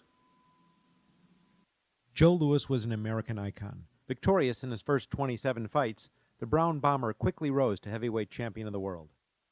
His 1938 knockout of German Max Schmeling, who represented Hitler's Aryan ideal, earned him the admiration of millions of Americans. Is watching carefully. Louis nudges him right to the body, a left hook to the jaw, and Schmeling is down. The count is tied. Right after Pearl Harbor was bombed, Joe had a title fight where he donated his fee to Navy War Relief. Well, I'm not working for nothing. I'm working for my country, and I think that's about the greatest piece of work that anybody can do. Well, I certainly agree with you for that, but you're turning over an awful lot of money. Well, we all turn over a whole lot for this country at this time. Joe volunteered for the segregated army and defended his title while in the service, this time donating his normal fee to Army Relief. I'm only doing what any red-blood American would do. Since the checks were in Joe's name, the IRS taxed him on their full amount, even though he never saw a penny of it. At the end of the war, Joe was awarded the Legion of Merit. But what most people didn't know was that the IRS was charging him $50,000 a year in interest alone on his debt. When Joe's beloved mother died, leaving him $600, the IRS immediately seized it. They also confiscated all of his children's trust funds. Joe was forced to continue fighting until he was 37 and out of shape, just to pay off his ever-mounting debt to the IRS, which grew to $1 million, $100,000 a year just in interest. At the end of his life, Joe was forced to become a greeter at a Las Vegas hotel just to make ends meet. It was a shameful thing to see a man like him, great fighter, great human being, being humiliated and destroyed in this manner, because after all, when you owe Internal Revenue money, no matter what you have, they take away from you. And they took a lot away from Joe Louis.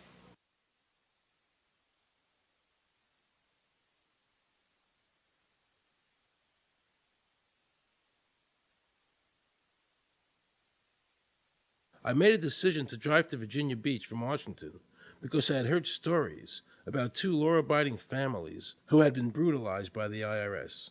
They were falsely accused by their bookkeeper of being drug smugglers and tax cheats. And incredibly to me, without any investigation, the IRS proceeded to raid their place of business and their homes, even though they had done absolutely nothing wrong. On Saturday morning, 4 different raiding parties proceeded to raid 4 locations on a Saturday, the day before Easter. I was the manager on duty, and I was up in the deli, and people came through the door. How many came in the door? Maybe about 15 or 20 people. 15 to 20 Yeah. armed agents. With dogs, with guns. They made me get everybody in the, they went in the kitchen, they went in the deli, they went all over the whole restaurant, told told all the customers, took forks out of their hands while they were eating their breakfast and told them they had to leave. I got the frantic call from Edie. And she said, something wrong. So anyway, I jump out of bed and I immediately run to the shower. I'm in the shower, and the next thing I know, I hear my son yelling, "Dad!" I went like this, and boom, I'm slammed against the door and I fall down with the gun in my head. And they're like, "Where's Scotty Miller?" And I'm like, "Dad!" That's all I'm doing is yelling. I'm scared, frightened to death. And then the next thing I hear is Mr. Miller, the shower curtain is jerked back. I got a gun pointed at my head. Hold it right there. The screams from the little girls who were at a pajama party with my daughter. There was 4 little girls there with my daughter. Of course, mayhem. There were about 3 men in my bedroom with huge guns. He followed us and wanted to watch us get dressed, and I tried to shut the door, and he puts his foot in the door. Like he's going to sit there and watch us change our clothes. And I was like, excuse me, no. My neighbors now are all standing out. Were you still naked? Well, they handed me a towel at that point. I had a towel wrapped around me. Did the towel fit? No, hardly. Hardly. At this point, they were talking about weapons and, I mean, it's crazy. I mean, they're looking everywhere, going through all my drawers. And I reached for my underwear drawer to get some underwear.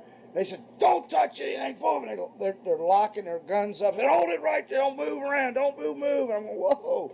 I said, "I'd just like to get some underwear on here, I said, I got women standing here. They keep everything. How did you conduct your business if the IRS took everything?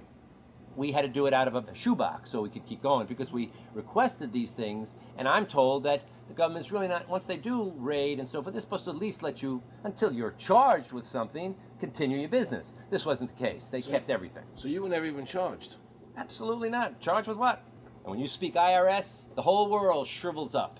The whole world gets fearful to a point where, let's not talk about it. I testified in front of Congress. I would like to know why this dark entity known as the IRS has come into my life and refused to leave. I raised my children with a zero tolerance for dishonesty. And now they must hear allegations that I am a major drug dealer and a tax cheat. A lot of people out there being abused, and a lot of people saying, look, I'll pay it. Just go away. Just go away. When all that happened, we had to file bankruptcy. We've had cars taken away from us, kept my daughter from going to college. Do they ever think about the lives that they just destroyed? They think about the ruination of homes and property? No, in this case, we would have never thought this could happen to us. We've never done anything wrong. How can this happen in America when, in my case, personally, I thought that I was doing everything right? I've served my country. I've been to college. At least I've done something in my life. I got a speeding ticket one time. I paid my taxes for 40, 50 years, whatever it was. I've never been audited. What happened here? I had this really uncomfortable feeling in the pit of my stomach as I was thinking to myself, how did America transform itself from being a truly free country with a servant government where our individual rights were protected by our Constitution to being a country that talked about being free but really wasn't? The change started when the Federal Reserve came into existence and America adopted one of the major planks of the Communist Manifesto by bringing to America this central bank. The very same people that backed the Federal Reserve System also backed the graduated income tax, a second plank from the Communist Manifesto. Do you know that the Federal Reserve is a private bank and not a government agency? No, I wasn't aware of that. It's a private bank? That would scare me quite a bit. What if you learned that the Federal Reserve makes money off the taxes you pay? How would you feel about that? Angry. Like I'm feeling right now. I would feel cheated by my government. I'd be angry. It's really frustrating that we're paying money for something that isn't benefiting us in any way whatsoever. It kind of sucks. They're pretty much in control of everything. I decided to drive back to Washington to see Dr. Ron Paul. He had been a congressman for over 20 years. I had met him previously in 1998 when I was running for governor of Nevada, and I knew him to be an honest and sincere man, and I thought he'd be very helpful in letting me know what the future holds for the American people. Who owns the Federal Reserve? It's secret and we can't find out what's happening. So, but the Congress created it, and it's not authorized in the Constitution. The government borrows money from a private corporation using the name federal that prints United States on it, and then it pays back to the Fed, which is owned by private banks. We don't know who all those private banks are. The money that the government is paying back to the private bankers is the money that comes from you and me. Why in the world would the American government borrow money and pay fees on it when it has the authority to make the money itself interest-free? The Federal Reserve is no more federal than Federal Express. I've never seen a full list of ownership for the Fed. I don't think anybody has. The government works for a private bank, and the private bank works for its owners, the true masters. People talk to me about, the issue of Republican versus Democrat, as if they don't get it. And I say, look, here's the way you get it. It's organized crime. All you do is you call the Republicans the Genoveses, and you call the Democrats the Gambinos. The people at the top, they treat it like a crap game, like it's their crap game, like they're making lots of money. Occasionally, somebody at the table shoots each other, but the moment anything threatens their crap game, they all unite to protect it. They're both controlled by the same financial, economic, and corporate interests. Once the banks get into the picture and they form a partnership with the government gives them the legal power now to create bank-issued money backed by the coercive power of government to require everybody to accept that bank money. In the course of the last century, they have converted this nation from a nation of independent freeholders to a nation of employees.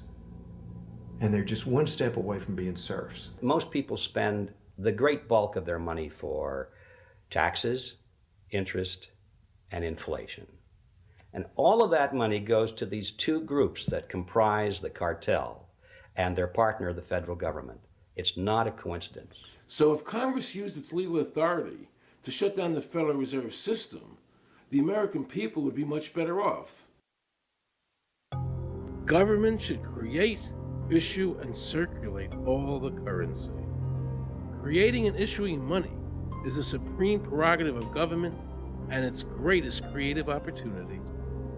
Adopting these principles will save the taxpayers immense sums of interest, and money will cease to be the master and become the servant of humanity.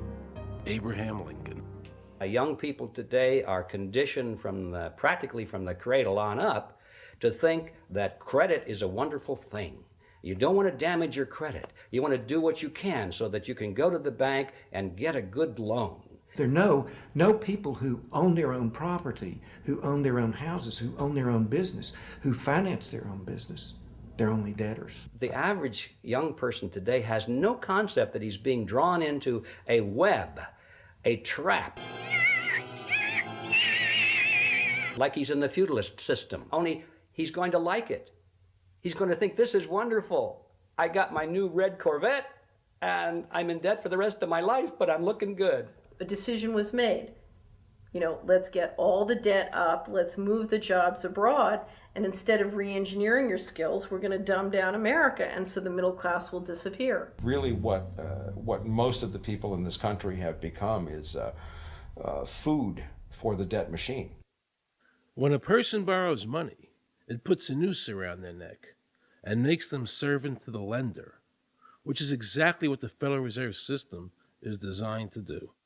And now our Congress, so dominated by the banks, is helping them to entrap people even further by passing new bankruptcy laws, making it more difficult for the people to declare bankruptcy and get a fresh start, while at the same time allowing the banks to charge very high rates of interest. This is the way the Democrats and Republicans, working with the banks, legally enslave the nation. Credit card industry is a huge political contributor. And unfortunately, a Can it certain be number of... It just seems so, like I say, just bald. This idea that credit card industry gives a lot of money to the government so they will protect them even to the just abject disinterest of their own constituents. That happens kind of a lot. The board of directors of the Federal Reserve System is chosen by the president from a list prepared by the bankers themselves. jobs. The process of finding a Greenspan replacement is ongoing and is being managed by a small group of people responsible for coming up with a list of nominees. It's important that whomever I pick is viewed as an independent person from politics. If the American people ever allow the banks to control the issuance of their currency, the banks and corporations that will grow up around them will deprive the people of all property until their children wake up homeless on the continent their fathers conquered. Thomas Jefferson. So the Federal Reserve is actually an illegal entity functioning within government. It's illegal, and what we have given to this so-called agency is the authority to counterfeit money. Do you have any points of view about the Federal Reserve and how the Federal Reserve operates? They just enter something on a computer. Oh, you need 20 billion today. Here's 20 billion, but they got that out of thin air. It came out of thin air, it goes to the Treasury then pays their bills. So it's no different than monopoly money.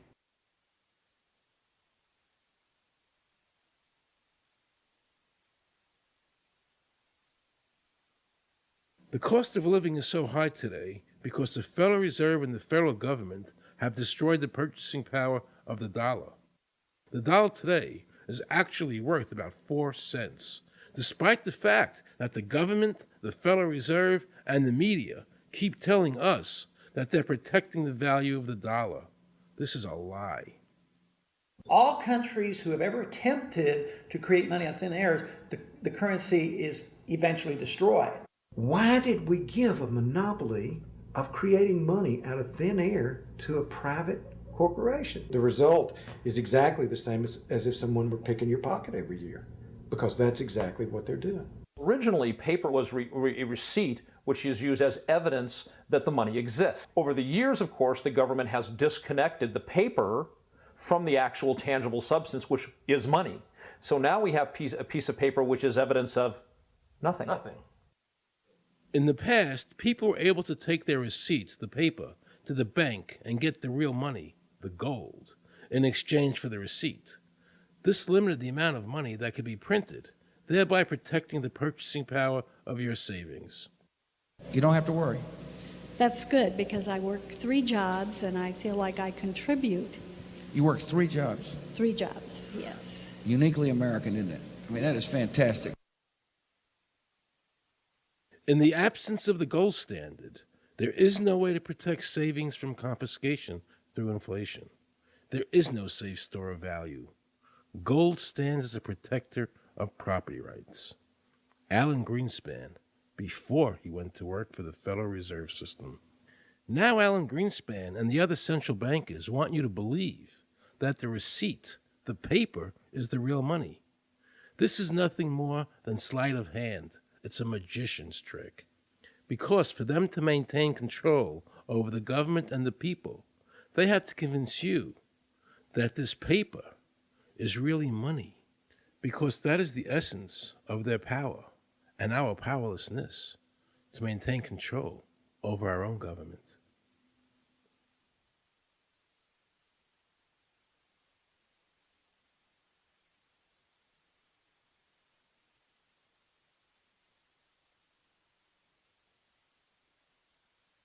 What happened to the gold in Fort Knox? Nobody really knows. When I served on the Gold Commission, I asked them to really, do another audit. I remember it was 15-2. They said, we don't need to audit the gold. It's supposed to be the American people's gold, and so we would like an accounting to tell the American people what is there. I've been told that the Federal Reserve has taken control of the gold as collateral for the dollars they print. They list gold on their balance sheet. How could the Federal Reserve, this private bank, list gold on the balance sheet? They claim they're holding that for the Treasury. So that puts private bankers in control of the American gold. They could have taken all of America's wealth. That's a possibility. Shouldn't the Congress stand up and say, where is the American people's gold? They're not audited. They control the money of America, and it's not audited? There is no audit. Oh, wait a second. Doesn't the Federal Reserve work underneath the Congress? Congress ignores their responsibility to do any oversight. The president really has no control, nor does the Congress have any control over this cartel. It just has the appearance of control. In the final analysis, the Federal Reserve bankers, with the help of the Democrats and Republicans in Congress, have swindled the American people. They have taken the true wealth of America, the gold, and given us a piece of paper in return. And again, not a word from the press. These frauds are going to continue until Congress is no longer intimidated by the Federal Reserve bankers, and Congress uses their legal authority to shut down the Federal Reserve System and to stop this loss of our freedoms.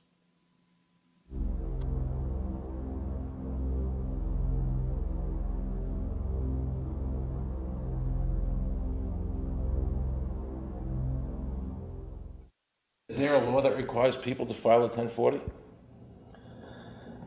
Not explicitly, but it's certainly implied.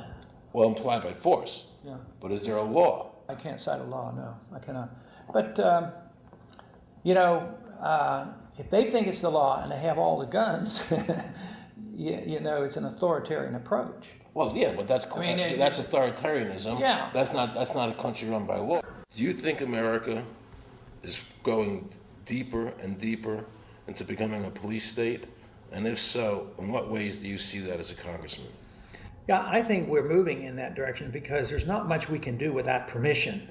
The absence of a police state is that people are free, and if you don't commit crimes, you can do what you want. But today, you can't open up a business, you can't develop land, you can hardly do anything. You can't go to the bank, you can't go to the doctor without the government knowing what you're doing. And they talk about medical privacy, that's gone. Financial privacy, that's gone. The right to own property, that's essentially gone. So you have to get permission from the government from almost everything. And if that is the definition of a police state, that you can't do anything unless the government gives you permission, we're well on our way. This is something that people eventually, I hope, will get sick and tired of and say, enough is enough. I sincerely believe the banking institutions having the issuing power of money are more dangerous to liberty than standing armies. Thomas Jefferson. You must understand the Federal Reserve is a cartel made up of the major banks in America, and they are the ones that are running the show, not the federal government. The powers that be behind the system, the financial interests, are able to exercise a disproportionate amount of influence on not only the economic structure of the country, but the political structure.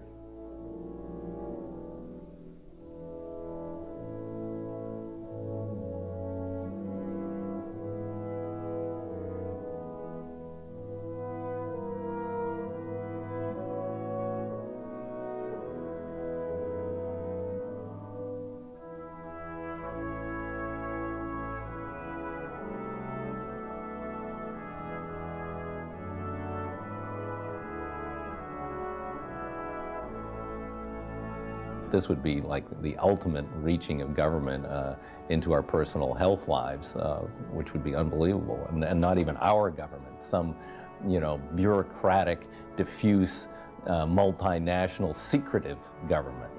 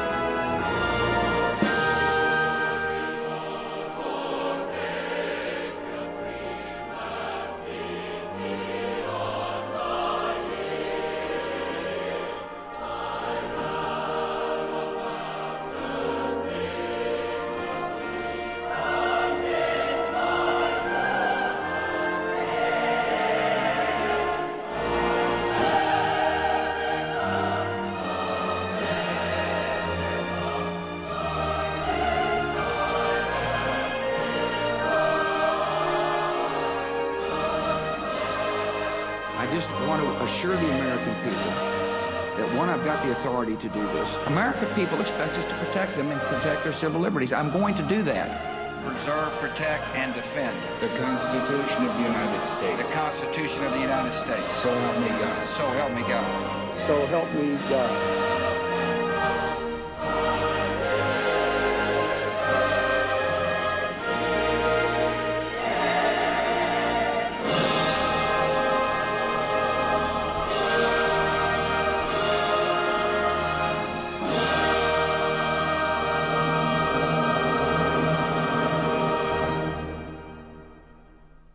What happens if your own government is using more force and more coercion on its own citizens for the purpose of achieving its political ends? Is that government engaged in terrorism?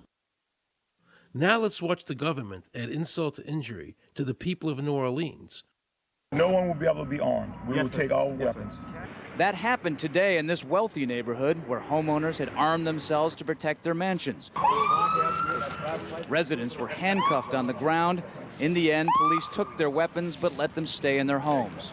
Wasn't that kind and generous of the government to allow people to stay in their own homes? How thoughtful. Of course, they couldn't defend themselves from looters.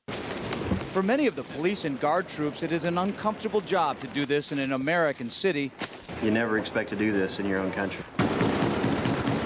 Walking up and down these streets, you don't want to think about the stuff that you're gonna have to do. We are losing our right to property. The government is getting more pretext to seize it, using the power to confiscate it with eminent domain. The asset forfeiture laws have proliferated.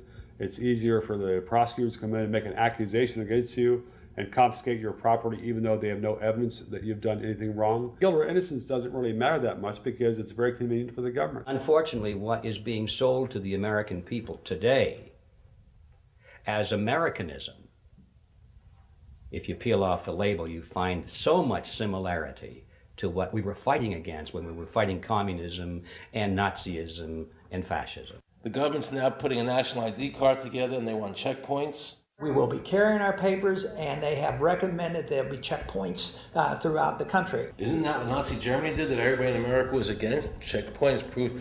Papers, please. May I see your papers? May we see your papers? I don't think I have them on me. In that case, we'll have to ask you to come along. Wait, it's possible that, yes. Here we are. These papers expired 3 weeks ago. You'll have to come along. Halt!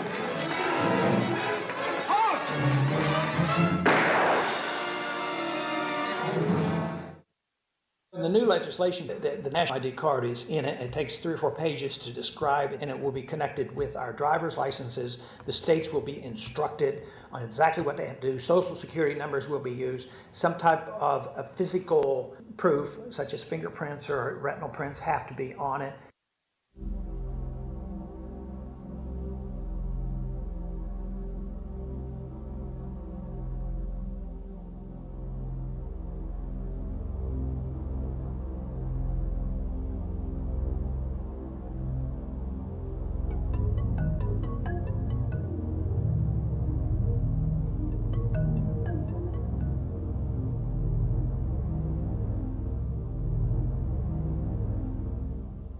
It is time to wake up, America. These ID cards are not about defeating terrorism, but they are all about controlling the American people. I arranged an interview with Catherine Albrecht, a leading authority on the RFID chip. Her book entitled Spy Chips is the definitive book on this subject. I wanted to find out just how dangerous these chips are to our liberties. RFID is a technology that uses tiny computer chips the size of a grain of sand or even smaller, hooked up to miniature antennas to transmit information about items at a distance. Back in 1999, Procter & Gamble, Gillette, and MIT got together to find a way to commercialize this technology and make it small enough, make it efficient enough, and make it low cost enough to, essentially, their dream is to put one of these tiny computer chips on every physical item manufactured on planet Earth. The latest technology for identifying people at the point of sale, for identifying people when they make purchases, is actually the implantable chip that you can actually embed directly into human flesh. It's a tiny glass capsule about the size of a grain of rice. It contains an RFID computer chip with a coiled antenna, and it can transmit information also at a distance.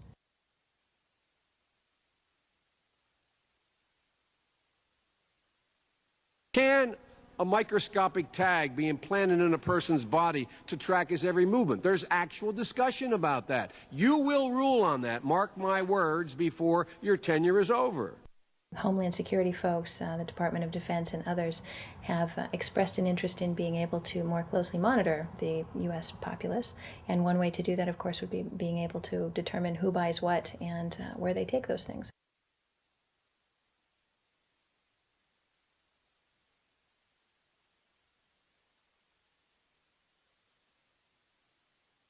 Radio waves can travel through walls, they can travel through wood, they can travel through the things we normally rely on to protect our privacy. For example, your purse, your backpack, your pocket, anything you're wearing or carrying. Kraft Philadelphia cream cheese has been tagged with RFID and sold to consumers, as have Mach 3 razor products and other Gillette razor products, without the knowledge of the consumer. One of the tiny chips could actually even be the dot on the letter I on the back of the fine print on a package that you purchased. They were talking about having reader devices in every airport, on every bus, on every train, on every port, on every dock. One of the most worrisome applications of RFID are proposals to put them into cash, meaning that you would be able to track every banknote, where it had been, who it had been issued to, and create, in essence, an audit trail. That would essentially take away the anonymity of cash that we now enjoy today. The ATM machine itself, as the money came through the roller device, would be reading each number, and they would know who you are because, of course, you identify yourself at the bank before you take money out. And down the road, when you go to pay at a major retailer, it would also be possible for them, as they're putting the money into the cash drawer, to simply feed it through a little reader device. It would go in, it would tag that number and transfer possession from Aaron Russo, say, to Walmart. Once everything you do is tied down to a single number and there is no longer the ability to pay with cash, then all it takes to render you a non-citizen is to simply turn that chip off. You will no longer be able to really participate in any function in society, including buy food. So through the implementation of the Federal Reserve System, the American citizen has gone from being a private individual who had real money, gold, in his possession that was private, to a citizen who has no privacy because all money is now being digitized. They can deduct whatever amount of money they want out of your digits whenever they want. They can trace you whenever they want. You'll be at their mercy. God forbid we allow this to happen in America. This is absolutely Orwellian. I mean, it's talking about Big Brother looking over your shoulder at absolutely everything you do, every purchase you make, every place you go, every company you interact with. All of that would be reported back potentially to the government.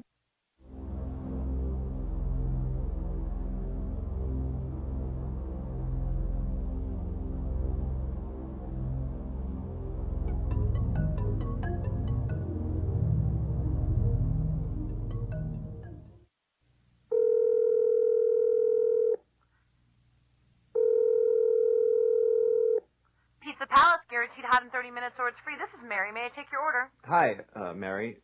Yes, I'd like to order. Is this Mr. Kelly? Yes. Thank you for calling again, sir. I show your national identification number is 610-204-999-8-45-54610. Is that correct? Yes. Thank you, Mr. Kelly. I see you live at 736 Montrose Court, but you're calling from your cell phone. Are you at home? I'm just leaving work, but I'm... Oh, we can deliver to Bob's Auto Supply. That's at 175 Lincoln Avenue, yes? No, I'm on my way home. How do you know all this stuff? We just got wired into the system, sir. Oh, well, I'd like to order a couple of your double meat special pizzas. Sure thing. There'll be a new $20 charge for those, sir. What do you mean? Sir, the system shows me that your medical records indicate that you have high blood pressure and extremely high cholesterol. Luckily, we have a new agreement with your national health care provider that allows us to sell you double meat pies as long as you agree to waive all future claims of liability. What? Do you agree, sir? You can sign the form when we deliver, but there is a charge for processing. The total is $67 even. $67?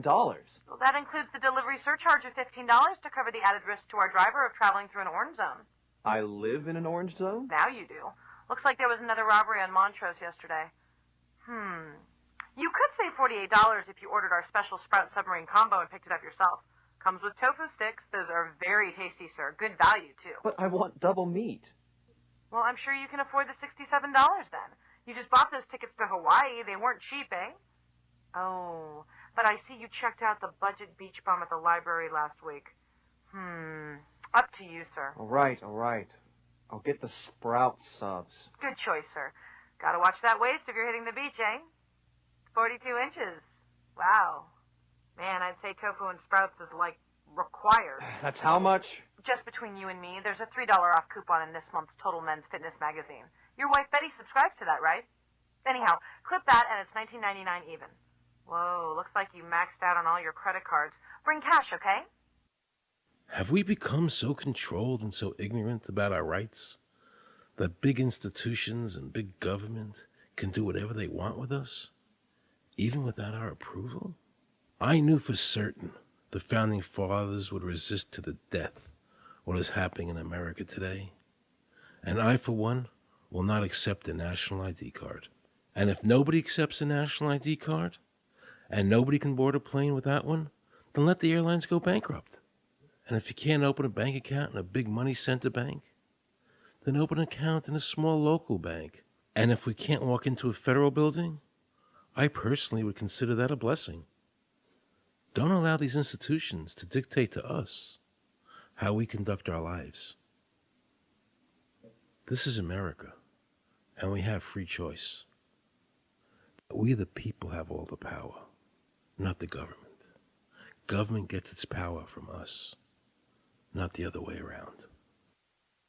Think of all the men and women who died in all our wars, fighting for freedom, not Federal Reserve bankers.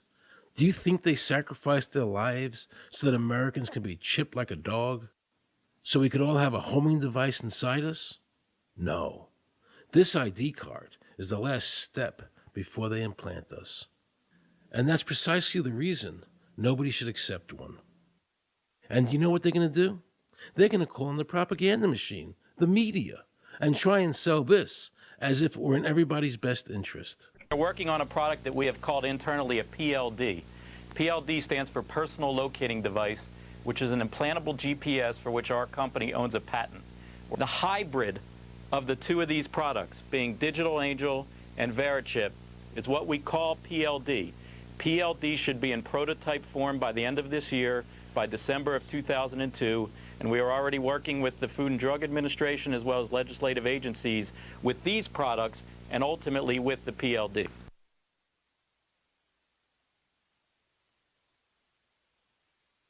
We have a Florida family who are really pioneers in a brave new world. They have volunteered to be the first ever to have microchip identification devices implanted into their body. After 9/11, I was really concerned with the security of my family. I wouldn't mind having something planted permanently in my arm that would identify me. Talk about identification papers. Watch what happens to a woman in Florida whose license was suspended. Get out of the car or I'm going to tase you. The next street off the Secret.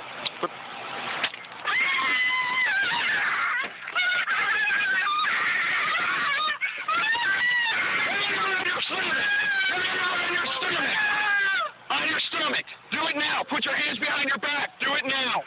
Do it now or you're going to get tased again. Do it now. Do it now. On your back. Put your hands behind your back.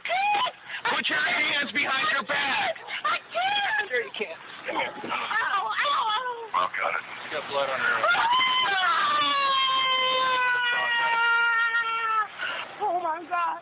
You tased me and you handcuffed me? Yep, you're under arrest. For what reason? Your license is suspended. All the power is in the people. And to the extent that government becomes alienated from the people, does things that people don't want, power is transferred until you finally come to a police state, totalitarian state, whatever word you want to give it, where the desires of the people really have no consequence. They go out and they vote. Doesn't make any difference which candidate they elect. I'm a programmer. I worked for NASA, worked for ExxonMobil, worked for Department of Transportation. Mr. Curtis, are there programs that can be used to secretly fix elections? Yes. How do you know that to be the case? Because in October of 2000, I wrote a prototype for President Congressman Tom Feeney at the company I worked for in Oviedo, Florida, that did just that. And when you say did just that, it would rig an election? It would flip the vote 51-49 to whoever you wanted it to go to and whichever race you wanted to win. And would that program that you designed be something that elections officials that might be on county boards of elections could detect? They'd never see it. So how would such a program, a secret program that fixes the election, how could it be detected? You would have to view it either in the source code, or you'd have to have a receipt and then count the hard paper against the actual vote total. Other than that, you won't see it.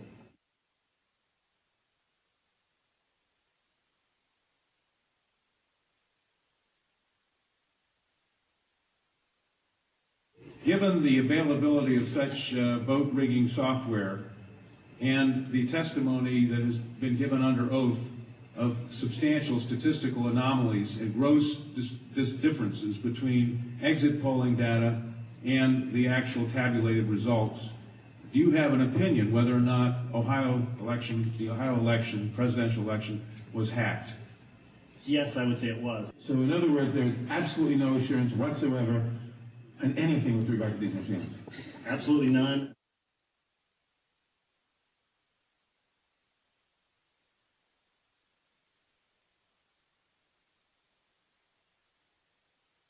Anybody who trusts electronic voting machines should have their head examined.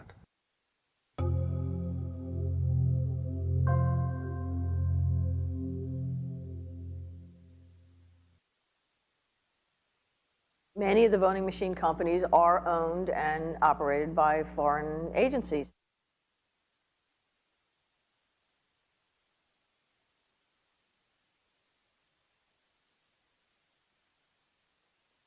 Now we can see a new world coming into view. A world in which there is the very real prospect of a new world order. The New World Order will be built, an end run on national sovereignty, eroding it piece by piece, will accomplish much more than the old-fashioned frontal assault. Council on Foreign Relations. We shall have world government, whether or not we like it. The only question is whether world government will be achieved by conquest or consent. Paul Warburg, Council on Foreign Relations and architect of the Federal Reserve System. There's a group that get together internationally and they sort of play God with our money. You think that's part of what George Bush said was the one world order? They can't have a new world order only with a world police, military. Right. I think the financial system ultimately is even more important than the guns. The central bankers of the world are working together to create a one world government, a global police state as sinister as anything George Orwell ever wrote about, where every person on the planet Earth will have an RFID chip implanted, where the bankers and the governments can monitor every transaction you make. A chip in everybody would be the universal monetary system par excellence, because there'd be no escape from it, and you'd be totally under the control of those who issue the electronic impulses in that chip.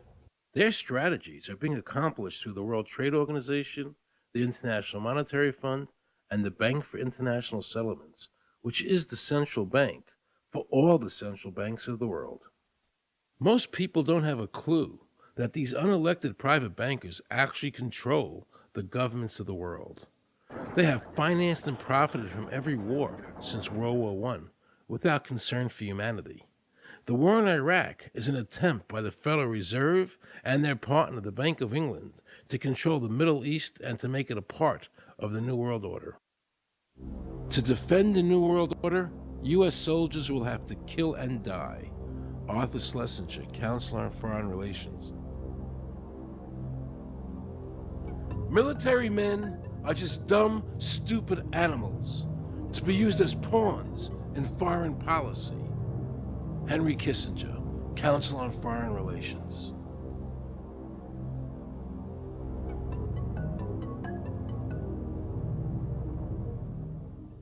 Now let's listen to this quote by Robert Reich, a member of President Clinton's cabinet and one of his most trusted advisors. The dirty little secret is that both houses of Congress are irrelevant. America's domestic policy is now being run by Alan Greenspan and the Federal Reserve.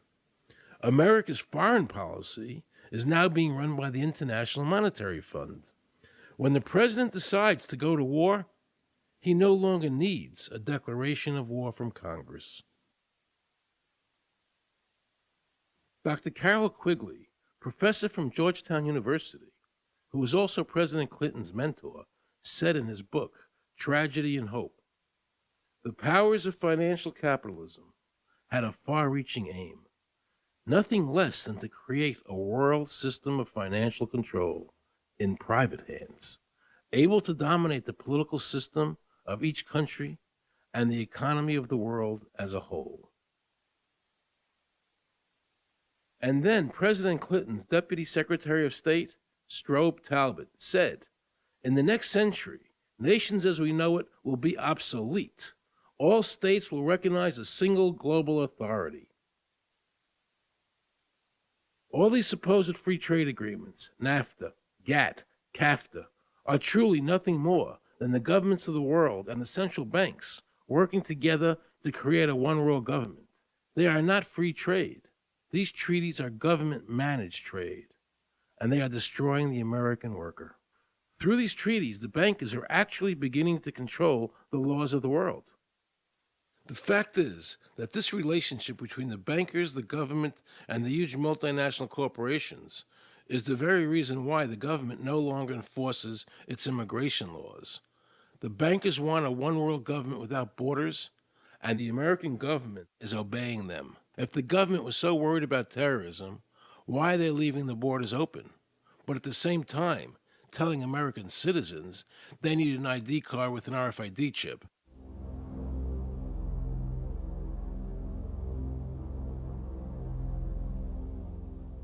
Osama bin Laden could not come over here and limit your rights or my rights to free speech, from search and seizure, from all of these elements in the Bill of Rights. Impossible for him to do that. They could never accomplish that on their own. But through our government, they've apparently accomplished that. Look what happened in Europe. The people that voted down the European Constitution wanting each country to stay sovereign. Yet the private central bankers are pushing the governments forward to make this Constitution happen, even though the people voted against it and clearly do not want a world government nor one European government.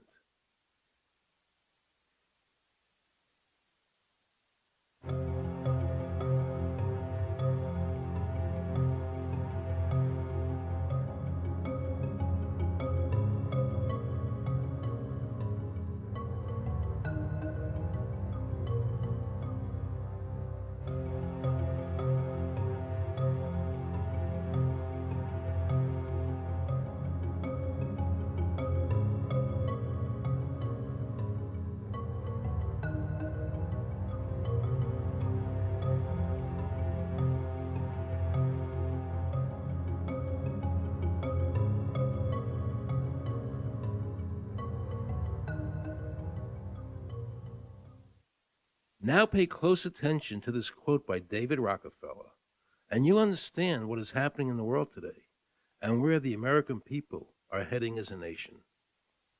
We are grateful to the Washington Post, the New York Times, Time Magazine, and other great publications whose directors have attended our meetings and respected their promises of discretion for almost 40 years. It would have been impossible for us to develop our plan for the world if we had been subjected to the lights of publicity during those years. But now, the world is more sophisticated and prepared to march towards a world government. The supranational sovereignty of an intellectual elite and world bankers is surely preferable to the national autodetermination practiced in past centuries. David Rockefeller, a member of the Council on Foreign Relations, actually believes that we would be better off if he and his banker friends ran the world.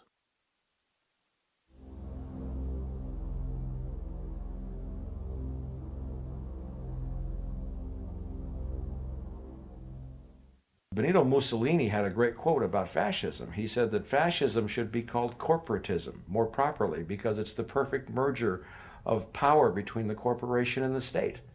That's how we define fascism. And that's what we're seeing here. The media controls the information that a person gets. In various ways, they can make sure that the average American watching the tube or reading the newspaper is going to come out with a certain mindset. He's going to say, this is good, that's bad. and that's all they have to do. You look at the ownership of corporate media in this country. Who owns CBS? Viacom? Who owns NBC? GE? Who owns ABC? Disney? Americans have been taught to expect their salvation from government instead of recognizing government as the most dangerous threat they'll face in their lives. And the United States putting together a constitution now for Iraq. You know, why don't we just give them ours? I mean, think about it. It served us well for over 200 years, and we don't appear to be using it anymore, so what the hell?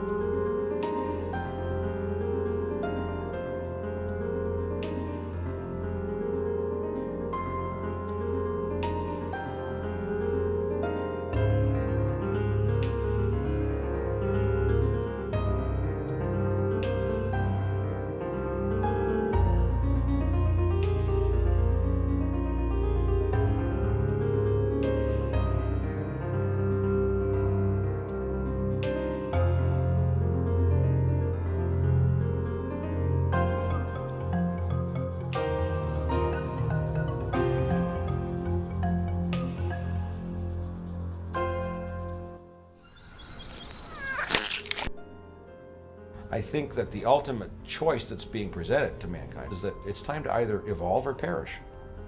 Grow up or die. Become adults. Act like adults. Take some responsibility.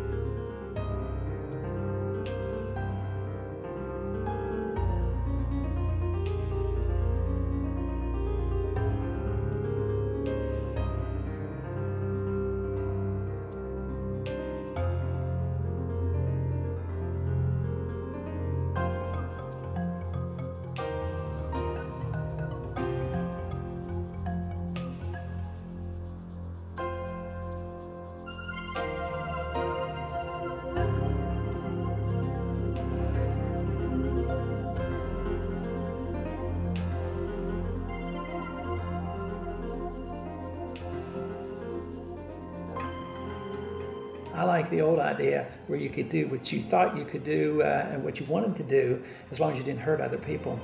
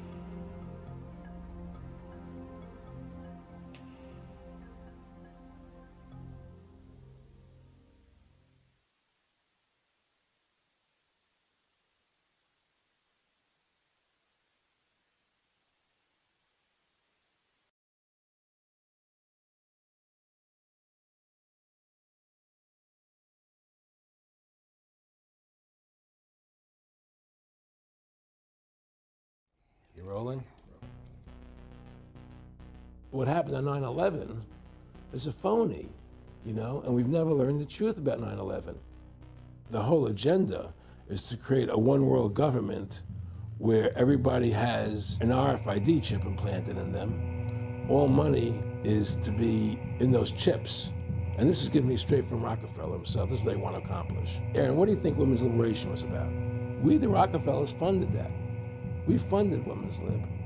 They do whatever they want to do. What we want doesn't matter anymore. It's their agenda, it's their plans that matter. They have all the money they want. They can make all the money they want. They have a machine that can make all the money. It's not about money. It's about control. It's about their vision of how they want to see the world. You hear George Bush saying democracy means freedom.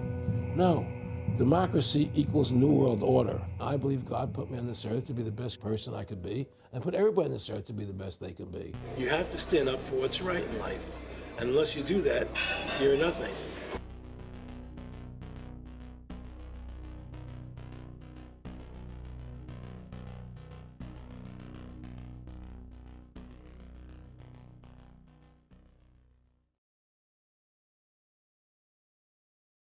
Award-winning filmmaker turned freedom fighter, Aaron Russo was an amazing individual. You know, he'd been battling cancer for more than 3.5 years when he began making America Freedom to Fascism, that he shot, directed, edited, pretty much on his own with just the help of a few people. An amazing individual. A long life of award-winning films, of hard work, and for standing up for the Bill of Rights and Constitution. You know, when we first went and shot this interview, I put it out on the web for free. But parts of it have never been seen. So here today, you're going to have a chance to see the in-depth interview, the final interview with Aaron Russo. But his important work lives on. You know, he made one of the definitive films exposing the elite that control this nation and the world, the private Federal Reserve. And the information he put out 2 years ago rings more true today than ever. And his film, America Freedom to Fascism, and Mad as Hell, and the other great works he did just continue like ripples in a pond to light bushfires in the minds of men and women everywhere. So this film is dedicated to the one, the only, Aaron Russo. You rolling?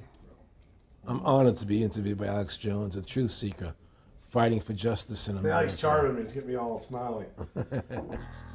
Aaron, when did you start to think something was wrong in the world, or start to find out about the whole banking cartel and the Federal Reserve System, the New World Order? Well, that was a progression of events. I've always been a very independent person, always believed in individuality, and that we were put on this earth to be unique individuals to fulfill our God-given potential, and that the only way to fulfill your potential is to be free, to find out who you are, and to make your errors, to make mistakes. And as I grew up, I began to realize more and more the government was inhibiting me in things that I wanted to do. And what happened, I was very successful in the ladies' lingerie business. I worked for my dad. He had a small undergarment business, and I created the first ladies' bikini panties back in 1963, actually.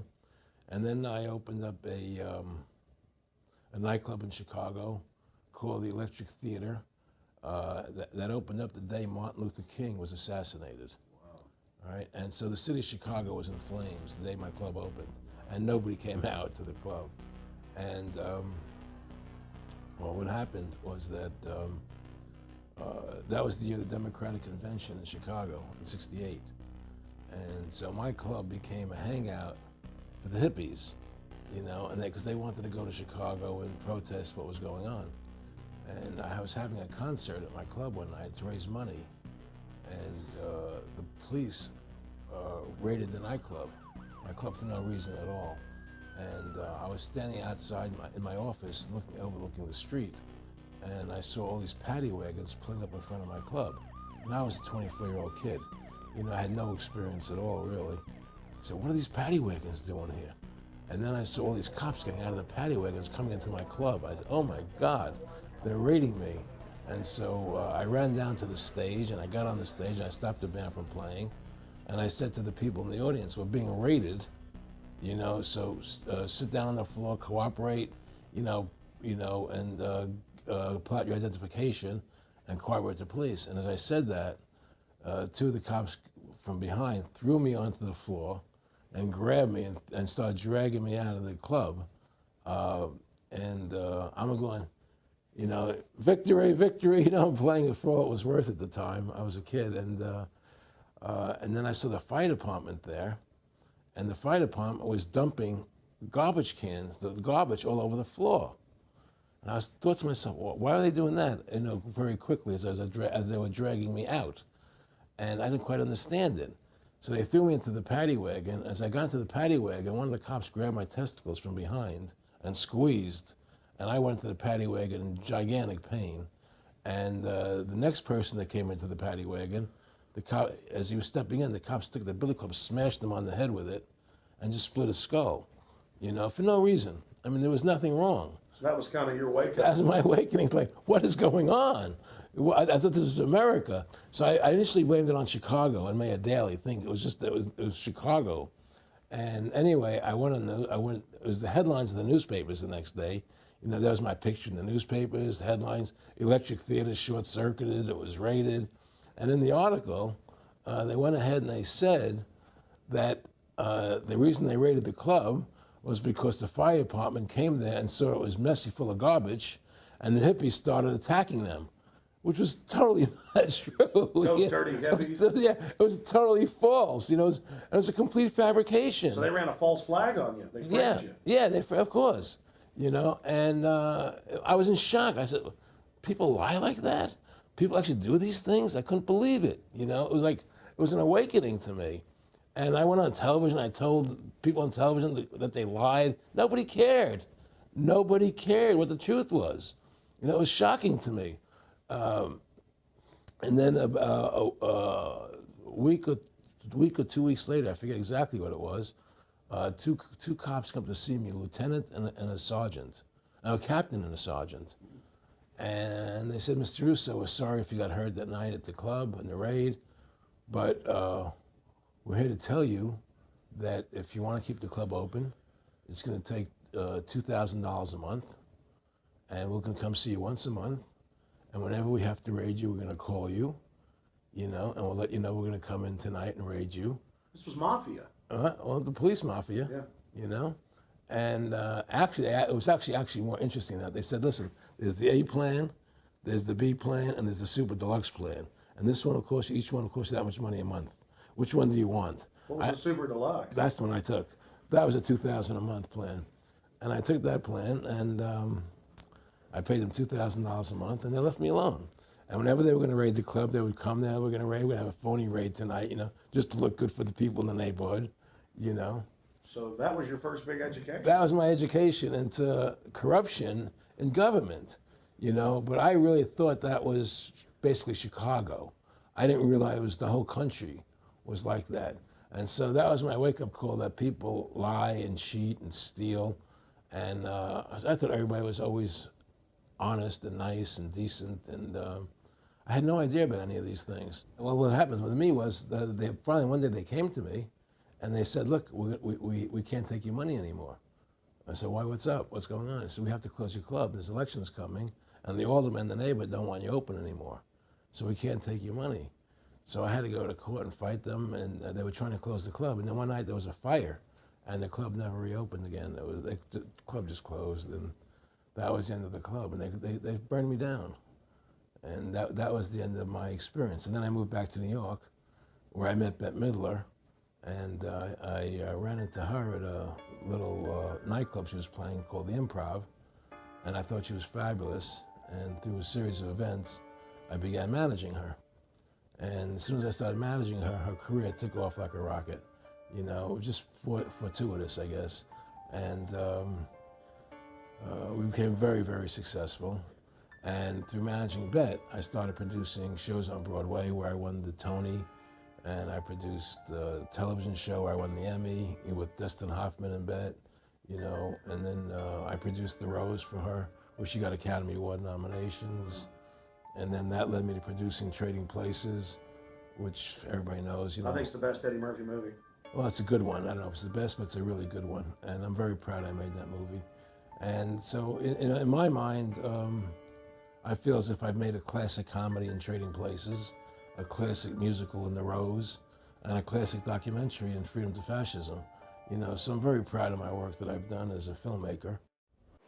Aaron, why do you do this? What's the philosophy of your life? What do you think life's all about? I think the importance of life is to like yourself. If you don't like yourself, nothing means anything. To like yourself means you have to respect yourself. To respect yourself means you have to take actions that you respect if somebody else did them. And what's the point of living if you don't like who you are? You can have all the money in the world, and if you look in the mirror and you don't like what you see there, what's the point of it?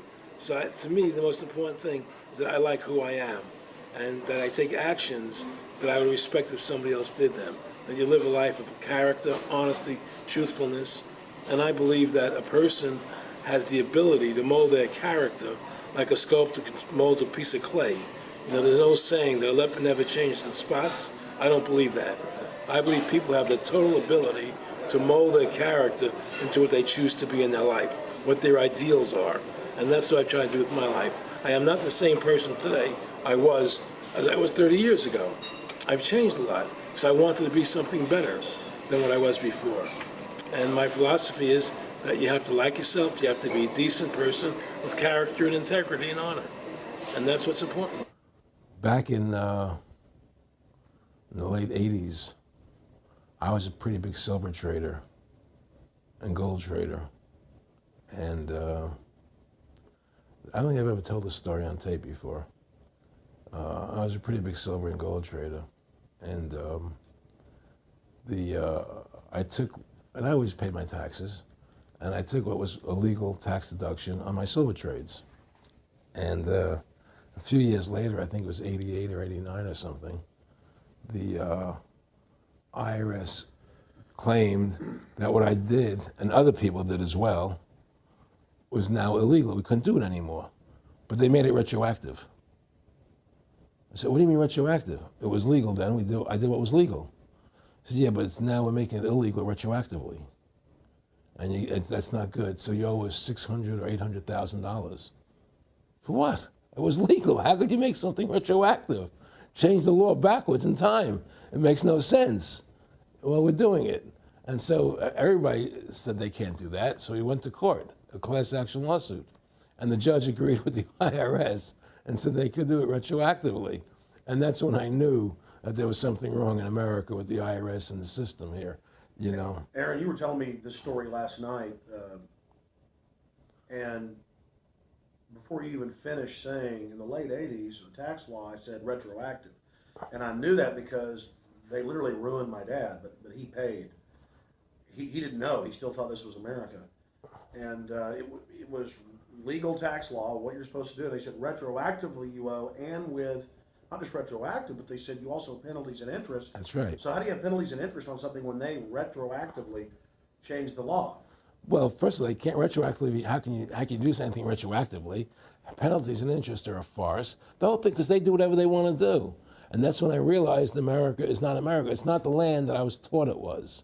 Because they can do whatever they wish to do. And there's nothing the citizen can do about it. Now, you've made America Freedom to Fascism. I want to walk through that film, and I want to encourage everybody out there to get a copy of it on DVD. It was also in theaters around the country, and I think the best film out there on the Federal Reserve and the IRS and the whole banker scam, and I want to discuss that with you here. But I wanted to go back a little bit to the point that we discussed last night, where you don't advise people to not pay. And I do the same thing. People say, well, wait, you're saying it's a scam, but you're saying go ahead and pay it. And I like the way you summed it up. Well, it's really fairly simple. I mean, since making that movie, you know, many people come to me and ask me whether they should pay their income taxes or not, you know, and I never advise people not to pay. And the reason I tell them, I say, look, I've done a lot of research. The Supreme Court has ruled that the IRS has no authority. The 16th Amendment did not give the IRS the authority to tax your labor and your wages. That's a fact. All right, the Supreme Court is the law of the land, you know, and the IRS does not trump the Supreme Court. However, that being the case, the fact is, if the mafia would come to you and say, we want $2,000 a month or we're going to hurt you, I would not advise you not to pay them, because you may get hurt by not paying them. Whether it's legal or not doesn't necessarily matter.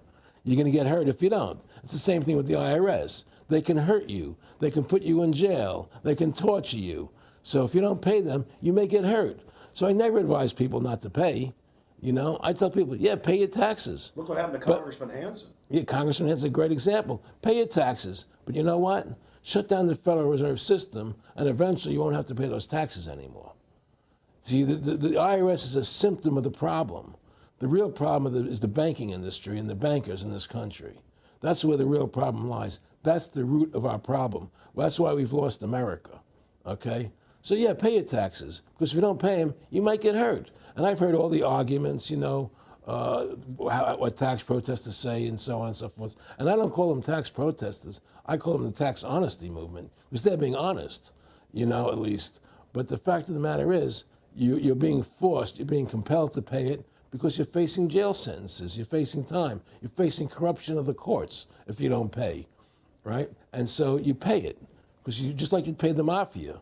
But with the mafia, at least you have the government to call and try and help you to get past the mafia, to protect you. Here you have nobody to protect you. The American people are living in a matrix. They don't understand the truth of how things are working in this country, you know? And let me give you an example of what I'm talking about. The very fact is that if you ask 100 people on the street, what kind of government is America supposed to be? 99% of them will tell you a democracy. America is supposed to be a democracy. But that's a lie. That's an illusion. The word democracy is not written into the Constitution at one time. It's not in the Bill of Rights. It's not in the Declaration of Independence. The Founding Fathers hated the idea of a democracy. They thought it was the worst form of government there is. And I agree with them, because in a democracy, 51% of the people control 49% of the people. If you're part of the 49%, you're not free. America was founded as a constitutional republic. And in that constitutional republic that we have, 99% of the people can't take away the rights of 1%. You have your rights because you were born with them. You have God-given human rights that nobody can take away from you. The government, the majority, no matter who they are, I can't take away your rights. And that's what our founding fathers gave us. But the psychological operations that they do to us, they make us believe that we're a democracy and that majority rules, you see? And they want you to believe that. Because then they tell you this poll says this many want this and this many want that and this many want this, and it doesn't have anything to do with anything. Well, Hitler was elected. Hitler was elected. Hitler did everything legally. And in a constitutional republic, a minority is protected against a majority. Wasn't it Benjamin Franklin, to paraphrase, that said democracy is two wolves and a sheep voting on what's for dinner? Exactly. And then he also said, in a republic, the sheep would have a gun to protect himself, you know? And that's the truth. America's not a democracy, but you ask the most intelligent people what form of government America is supposed to be, they'll say a democracy, because that's what they've been brainwashed. They've been psyoped into believing that. They believe that we're in Iraq. They believe we're in Iraq to promote democracy. The word democracy, you hear George Bush saying democracy means freedom. No, democracy equals New World Order. Democracy equals slavery. The word democracy is not synonymous with freedom. It's the opposite of freedom. Democracy is the worst form of government you can have because it's majority rule. And the government can tell you exactly what they want to tell you to do because the majority wants it. I don't care what the majority wants. I live my life as I choose. And if I don't commit violence, theft, or fraud against another human being, I can live my life as I wish. That's my choice. And if I'm allowed to make mistakes, because when you make mistakes, you learn from them. You grow as a human being. We're put on this earth to become the best individuals we can be, to fulfill our God-given potential, right? We're not here to put on this earth so that the government can tell us how to live our lives and what we must do. We put into these systems and these paradigms. No. The same thing in health. You know, if you're sick, you have to have a certain protocol. Nonsense. You know, be individuals. Think for yourself. Have critical thinking. You know, and so what's happened is that because they've taught everybody that we're a democracy, which is not true, now, so then in 1913, they bring the Federal Reserve System into being, right? And now you have this Federal Reserve System, which then in 1913 got the right to create money for the government, when before that, the government created its own money. Now the government, when it needed money, had to borrow it from this private bank called the Federal Reserve, which is a private bank owned by individuals, incorporated in Delaware. And so what happens is now the government borrows money from them to fund the government. Then the government says, well, we have to pay these people interest. How are we going to pay them interest? Let's impose a tax on the labor of the American people, which never existed before, to pay the interest of the bankers. In fact, in 1980, Ronald Reagan said not one red cent of your income tax money goes to run the country. It all goes to the Federal Reserve. Well, it was the Grace Commission report that said that not one nickel goes to the infrastructure of the country, you know. I guess Reagan quoted that. Right. And so But the point I'm trying to make is that by creating this Federal Reserve System, the government now became dependent on these private banks for money. And they started taxing us, you see. And so now what happens is that in 35, I believe it was, Social Security started. And they gave you Social Security cards, said not to be used for identification, the Social Security number right on the card, right? And through Social Security, they started deducting money out of your paycheck. That was the first time they were ever could take money out of your paycheck, because people agreed to it because they thought it was going to their retirement fund. And so then when they instituted the income tax again, they started taking money out of your paycheck because Social Security could do it. And then they could do it again. You see what I'm saying? And so now they've even taken control of the tax payment itself. I mean, literally like you're a slave, they're taking it right there when you make it. Exactly. They don't even trust the public enough to go send them a check. You know? Right. So they take it out automatically because they know people aren't going to want to pay it. So what's happened is that through the implementation of the Federal Reserve System, the government has become vested in these bankers, and they get their money from the bankers. And so then they impose a tax on us, which makes us more slaves, makes it more difficult for us to survive, right?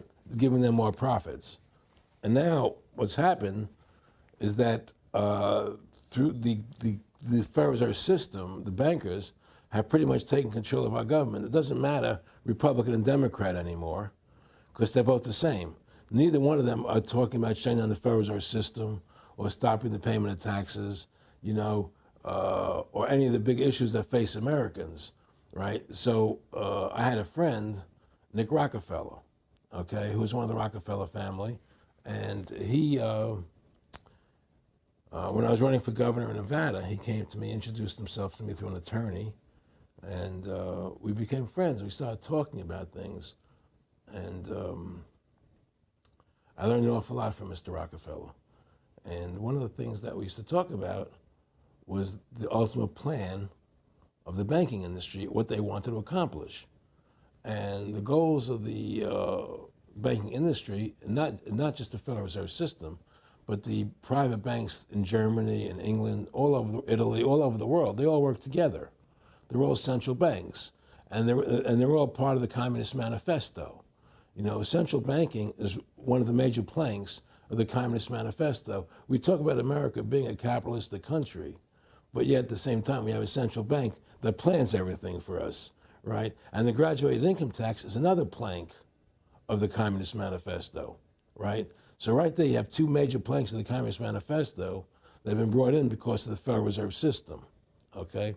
So the ultimate goal that these people have in mind is the goal to create a one world government run by the banking industry, run by the bankers, and they're doing it in sections. The European currency, the euro, and the European Constitution is one part of it. Now they're trying to do it in America with the North American Union, right? And they want to create a new currency called the Amero, right? And the whole agenda is to create a one world government where everybody has an RFID chip implanted in them. All money is to be in those chips, right? There'll be no more cash. And this is given me straight from Rockefeller himself. This is what they want to accomplish. And all money will be in your chips. And so instead of having cash, anytime you have money in your chip, they can take out whatever they want to take out whenever they want to. If they say you owe us this much money in taxes, they just deduct it out of your chip digitally. Total control. Total control. And if you're like me or you, and you're protesting what they're doing, they can just turn off your chip. And you have nothing. You can't buy food. You can't do anything. It's total control of the people. And that chip's connected to a database that has your purchasing records, what you do, what everything. you sell. Everything is in there, you know? And so they want a one world government controlled by them, everybody being chipped, all your money in those chips, and they control the chips, and they control people, and you become a slave, you become a serf to these people. That's their goal, that's their intentions. More than a decade ago, I began getting secret government documents, and we published them, where the feds were training the local police and the military that gun owners, conservatives, people that made frequent references to the U.S. Constitution were terrorists. That's a quote. But in 2009, it broke into the national media when we received the secret MIAC report from a state police officer, and that was in the state of Missouri, but the feds had written it, demonizing Ron Paul, people that wanted to end the Federal Reserve, people that wanted liberty and freedom. And now more secret reports have been released, like the Department of Homeland Security report, which the feds admit they wrote, that says returning veterans are the #1 terror threat in America, that gun owners are part of that #1 threat, that people buying ammo are the #1 threat. Think about this. You have these private bankers overthrowing the United States, and they're secretly training the police that gun owners and patriots and veterans are the #1 threat. So they're saying the American people that follow the Constitution and Bill of Rights that'll actually stand up against this tyranny are terrorists, because they are the terrorists. They are the criminals coming in with a corporate takeover, a hijacking of the nation. Eric, can you be specific about when you met Rockefeller, how it happened in these discussions? I met Rockefeller through a female attorney I knew who called me up one day and said, one of the Rockefellers would like to meet you. I had made a video called Mad as Hell, and he'd seen the video and wanted to meet me and knew I was running for governor of Nevada. So sure, I'd love to meet him. And I met him and I liked him, and he was a very, very smart man. And we used to talk and share ideas and thoughts. And he's the one who told me 11 months before 9/11 ever happened that there was going to be an event. Never told him what the event was going to be, but there was going to be an event, and out of that event, we were going to invade Afghanistan to run pipelines from the Caspian Sea. We were going to invade Iraq, to take over the oil fields, establish a base in the Middle East, and make it all part of the New World Order. And we'd go after Chavez in Venezuela. And sure enough, later, 9/11 happened. And I remember he was telling me how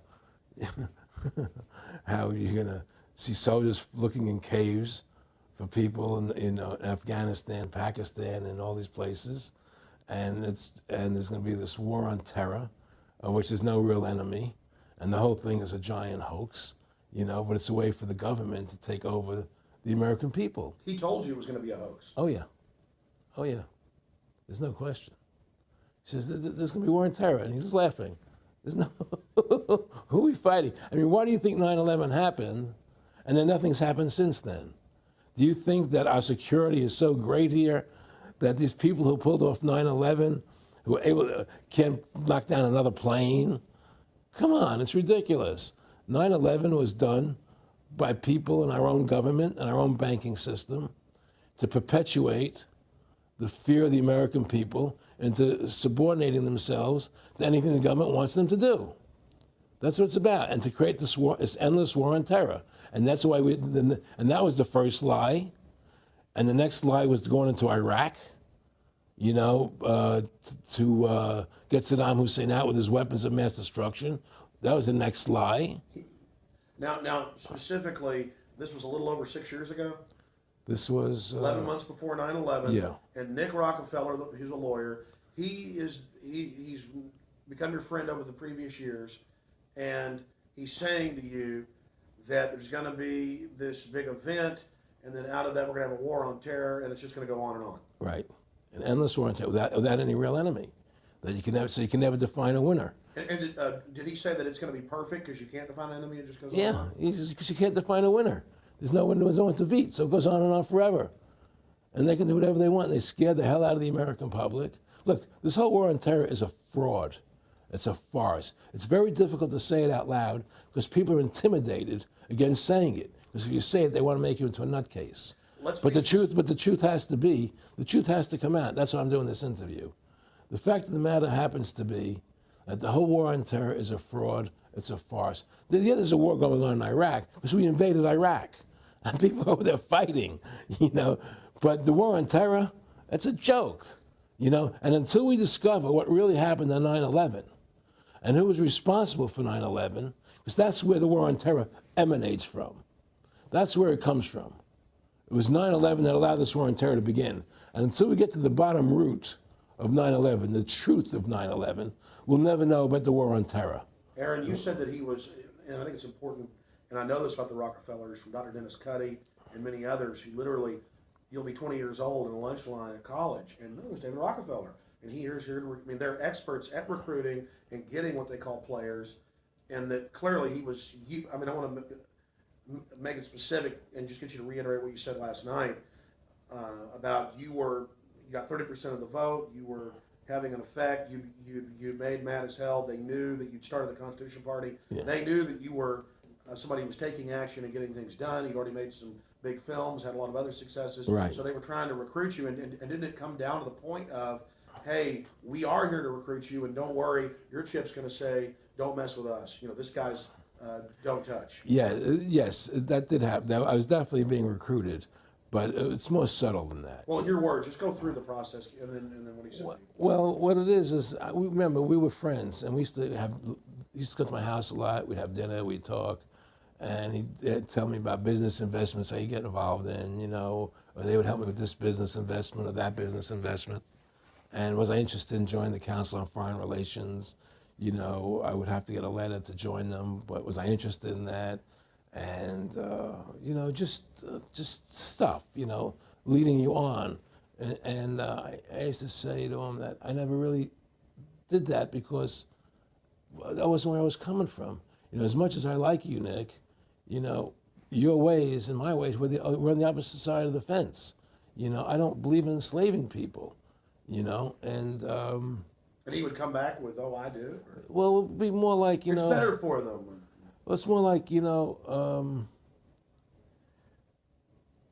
how do I put it? It was like, what do you care about them? What do you care about those people? What difference does it make to you?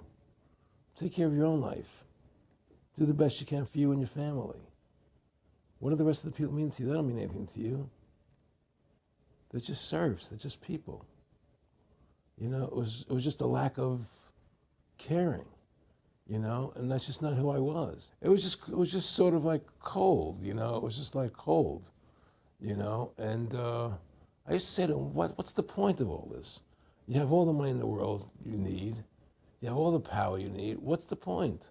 You know, what's the end goal? And he said the end goal is to get everybody chipped, to control the whole society, to have the bankers, the elite people, you know, the bankers and some governor controlling the world. And I said, do all the people in the Council on Foreign Relations believe this way you do? He said, no. You know, most of them believe they're doing the right thing. A lot of them believe it's better off being socialistic. You know, we have to convince people that socialism is really capitalism. Because America's becoming a socialist country. It's a communist country today. And here we are years later after Aaron Russo points out that this is not a capitalist or free market country, but is really socialist. In fact, here's the cover of Newsweek. We are all socialists now. But this isn't the socialism the public thinks it is, where the government robs from the rich to give to the poor. Actually, it's always the big banks, the elites throughout history that fund socialism. They want to use the middle class's money to basically domesticate the working class and expand the size of government so it can basically, in the end game, eradicate the middle class and have a giant submass of uneducated slaves who have no chance of ever rebelling against the tyranny, and a tiny elite in control of it all. And that is the very nature of this New World Order system. They are using big government to strangle competition, to take control of the people, to break up the family, to basically set up a global plantation or neo-feudalist state.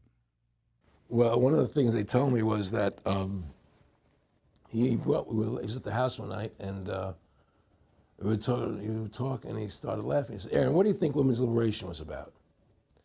And I said, I had pretty conventional thinking about it at that point. I said, I think it's about women having the right to work, getting equal pay with men, just like they won the right to vote, you know? And he started to laugh. He said, you're an idiot. And I said, why am I an idiot? He said, let me tell you what that was about. We, the Rockefellers, funded that. We funded women's lib, you know? And we're the ones who got all over the newspapers and television, the Rockefeller Foundation. He says, and you want to know why? He says, there were two primary reasons. And they were, one reason was we couldn't tax half the population before women's lib. And the second reason was Now we get the kids in school at an early age. We can indoctrinate the kids how to think. It breaks up the family. The kids start looking at the state as the family, as the school, as the officials, as their family, not as the parents teaching them. And so those are the two primary reasons for women's lib, which I thought up to that point was a noble thing. You know, when I saw their intentions behind it, where they were coming from when they created it, the thought of it, I saw the evil behind what I thought was a noble venture. Aaron, did you know that Gloria Steinem, in one of her own books, now admits the CIA funded Miss Magazine? No, I had no idea about that. No, I never heard that. Yeah, we're going to... CIA funded Miss Magazine? Funded Miss Magazine with the stated goal of taxing women and breaking up the family. No kidding. I never heard that. Well, Nick told me. I mean, I know it, but not because I know the CIA was involved in it. Well, Gloria Steinem was proud of it. Oh, the CIA wanted to help women. No kidding. So they funded it, yeah. And of course, it's divide and conquer. Right, and of course. What they do is they focus in, obviously, on real problems. Women were getting shafted in many ways, but the elite wasn't planning to help them. They were planning to really shaft them and take men away from them. Look at what they did with black families. You only had about 10% illegitimacy 50 years ago in black communities, and now it's over 90%. And look at welfare. You were going to give you some money, but you can't have a man in the house. Right. And so that was further to degrade the family. Totally destroyed. And now illegitimacy is over 50% in the general population. Right. Well, see, the whole thing is these people control the money, so they make all the rules. You understand? And they put whatever rules they want into effect. And the truth is, America has really become a socialist, communistic country. And everybody says it's a capitalistic country. It's not a capitalistic country. You know, how can it be capitalistic when you have a central bank? That's the first. It can't be. You know, It's a planned economy. It's a planned economy. It's a phony. If they want to create prosperity, they just print dollars. They just make dollars or put digits into the economy, and now you have prosperity. You don't have real prosperity. You don't have real manufacturing. You just have money being injected in. It's an infusion of credit, which only makes the government go into more debt. Into more debt. The Federal Reserve is poison to our country. Of course it is. It's poison. Whoever makes the money makes the rules. Rothschild said that, and they make the money. Why are we allowing these private bankers to make the money for our country? It makes no sense. Why are we paying interest to these banks to make money for us when the government can do it itself without paying interest and without all that debt? There's no answer to that question, and it's the question no politician will raise. Everybody talks about America's debt, how much debt we're in. We're in debt because we have to borrow money. But we don't have to borrow money. They designed it so we go into debt. Exactly. We can create the money and back it by gold so they can't create too much of it. So you don't have the inflation. And do what the founding fathers gave us. But instead, the bankers make the money, they control the government, they buy the politicians, they tell us who gets into office. You have computer voting, that's a fraud. They do whatever they want to do to us. They do whatever they want to do to us, and it has to stop. My friendship with Nick Rockefeller was one where we expressed ideas to each other and thoughts and philosophies, and he wanted me to become part of what they were doing, and for me to become a member of the CFR, and offered various business opportunities for me to get involved in, and for me to not take up the fight or the battle that I've been taking up in the past. You know, to drop that idea, because what was the point of my fighting for the people? I was a guy who was very successful in the movie business, and I saw the truth of what was happening. I tried to express it to the people, and rather than having me express it to the people, they wanted me to join their side because I was a mover and a shaker, and rather than me opposing them, to join them. It was real simple, and he tried to recruit me into that situation, and I didn't go for it. Did he get angry when you didn't go for it? No. And, you know, it's like, you know, I remember one time he said to me, you join us, so you have an ID card, Aaron, you know, you have a chip, and your chip will say KMA on it. And I said, what does KMA mean? He said, it means kiss my ass. And anybody stops you, a cop or whatever, and you show them your card or your chip, and they'll know to leave you alone, because you're one of us. One of the central pillars of tyranny is that the establishment is exempt from the laws that they pass for the rest of us. We saw it in Rome. We saw it with Hitler. We saw Richard Nixon saying, look, I'm the president. If I break the law, it's not illegal. We saw George Bush and Dick Cheney say that. We see Barack Obama continuing that, saying, I'm not going to give detainees real trials. I'm going to give them secret kangaroo military commissions trials, and we're going to hold them in secret camps, and I've got executive privilege. It's the same thing over and over again. And one example of hundreds that are out there was a story back in April of 2008 out of the Orange County Register. And this backs up exactly what Aaron's talking about with Mr. Rockefeller saying, I got a chip in my hand, kiss my ass. Here's just one example of hundreds. Special license plates shield officials from traffic tickets. And it goes on to say that 996,000 plus vehicles in California are exempt from no insurance, reckless driving, speeding, running through toll booths, running red lights, on and on and on. And who is it? It's state employees. It's federal employees that can go and get exempt. It's police. It's government bureaucrats above the very laws they try to enforce on us. This is tyranny.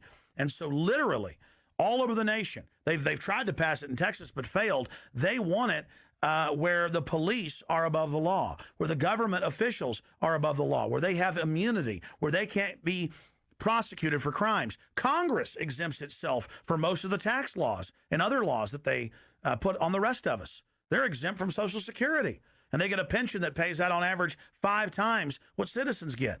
Again, it's already happening. So the chip in the hand and saying they're above the law under the guise of national security, that's what the 1947 National Security Act and now this whole Homeland Security system is all about. Why are you fighting for the people for? What is that about? The people just, they have to be ruled. They have to be, the Constitution, what you're standing for is only for a few people. It's only a few individuals that can live that way, and we believe that it's best for society to be ruled by an elite people who control everything. And I said, I don't believe that. I believe God put me on this earth to be the best person I could be, and put everybody on this earth to be the best they can be, not to be a slave and a sheep to you and these people. And I don't understand why you want to control everything. What is the need for that, And I asked them, do all the people in the Council of Foreign Relations feel the same way you feel? He said, no, a lot of them think they're doing the right thing. They think that socialism is the best way to go. They think that, that they're doing the right thing. But the people at the top, they all know the truth of what's happening, and that's what it is. So it's compartmentalized within the elite structure as well. Of course it is. I mean, all the people that are in the CFR, was that 2,000-3,000 people? I forget what, like Dan Rather. They don't know what's going on. They join the CFR because it's prestigious. They think it's good for business. It's good for this. They don't know what's really happening. The evil that comes out of it, that's emanating out of it. And to me, the biggest evil is what's happening right now, because what happened on 9/11 is a phony, and we've never learned the truth about 9/11. That's the question I wanted to follow up on. He tells you 11 months before there's going to be an event, all this is going to happen. What did you think on the morning of 9/11? Where were you, and did you think about Nick Rockefeller and what he had told you when you saw those towers fall? No, I was actually in Tahiti when 9/11 happened, and I got a call from my son, and my son said the Twin Towers, they were just attacked and they were falling down or something. So what are you talking? I was in Tahiti, I was asleep, and he said, yeah, they were hit by a plane, and so where I lived, where I was in Tahiti, there was no television, so I had to run the other side of the island to a hotel where they had, and it was all on television, and that's when I first saw the stuff on TV about it. And I didn't immediately equate it to Nick, but when I realized that we're going to go into Afghanistan, Iraq, and as that developed, I realized what it was. How could there be a war on terror and actually say that we're having a war against terrorism and leave the borders wide open? If you were the President of the United States, or I were the President of the United States, and 9/11 really happened the way they want us to believe it happened, the first thing you would do was shut down the borders so people couldn't get in the country to harm you. But they left the borders wide open because the bankers want the borders open because they want a one-world government. They want a North American Union. They don't want borders here. The 9/11 was only a manifestation. It was done to create a fear in the American public right? So that we will obey what they want us to do. And take Richard Reed, the shoe bomber. Here's a guy who was 6'6", ugly as could be. I heard he smelled, okay? He sits in coach on a plane, lighting matches to put his shoe on fire, surrounded by people. It's idiotic. If you were gonna blow up a plane, you go into the bathroom, you close the door, and you put your shoe on fire. You're not going to sit there surrounded by people lighting matches on a no-smoking flight. They want you to believe this nonsense. It's ridiculous. 777's come out now, and the majority of the British people think it's an inside job, and all the evidence points towards it being an inside job. Yeah, I mean what happened in London? Yes. All this is nonsense. It's just keep people in fear. It's this endless war on terrorism that doesn't really exist, so people will submit to whatever the government wants them to submit to. Searches, check your shoes, have ID cards, put chips in you, where you become servants to the elite. That's what this is all about, Restore America's republic to what it's supposed to be, get the bankers out of our government, get the bankers out of our government. Government should stop borrowing money from the banks. Government should make its own money, restore the republic, individual freedoms. That's what this country's about. And until we do that, we're gonna be slaves. I mean, to me, I see people like Bill O'Reilly on television, right? And I see how much they control the media. Like there's this girl on Bill O'Reilly the other night from an organization saying the world can't wait. And this girl was spot on. Everything she was saying was the truth. And all Bill O'Reilly could do was call her a lunatic. He couldn't challenge the facts. They just call people names. They can't, and until we just find that, look, this world, we're heading into a world of danger, possible nuclear wars, because the banking industry is trying to take over the world. 9/11 is the beginning of the war on terror. That war on terror is leading us into Iraq, which is the next lie. So you had the lie of 9/11, how that happened. Nobody knows how Building 7 came down. Okay, we know 9/11 was a fraud. The American people don't know it, but more and more of them are believing it. Okay, so that was the first lie. Besides the inception, I'm not going back to the inception of the Federal Reserve, that original lie. But 9/11 was the first lie in this present state we're in. 9/11 is the kickoff of the war against the American people and the people of the world. 9/11 was a phony. It's a fraud. It didn't happen the way they told us it happened. Now, because of 9/11, we then had the authority to go into Afghanistan and Iraq. Iraq didn't have weapons of mass destruction. Okay, so that was the next lie. Now they're talking about going into Iran. Now, how would you feel if you were Iran and you had this big, powerful country, America, go into your next door neighbor, take over their oil fields, right? Wouldn't you be worried that what they were going to do to you? Of course you're going to be worried. But the people of America don't think about it from Iran's point of view.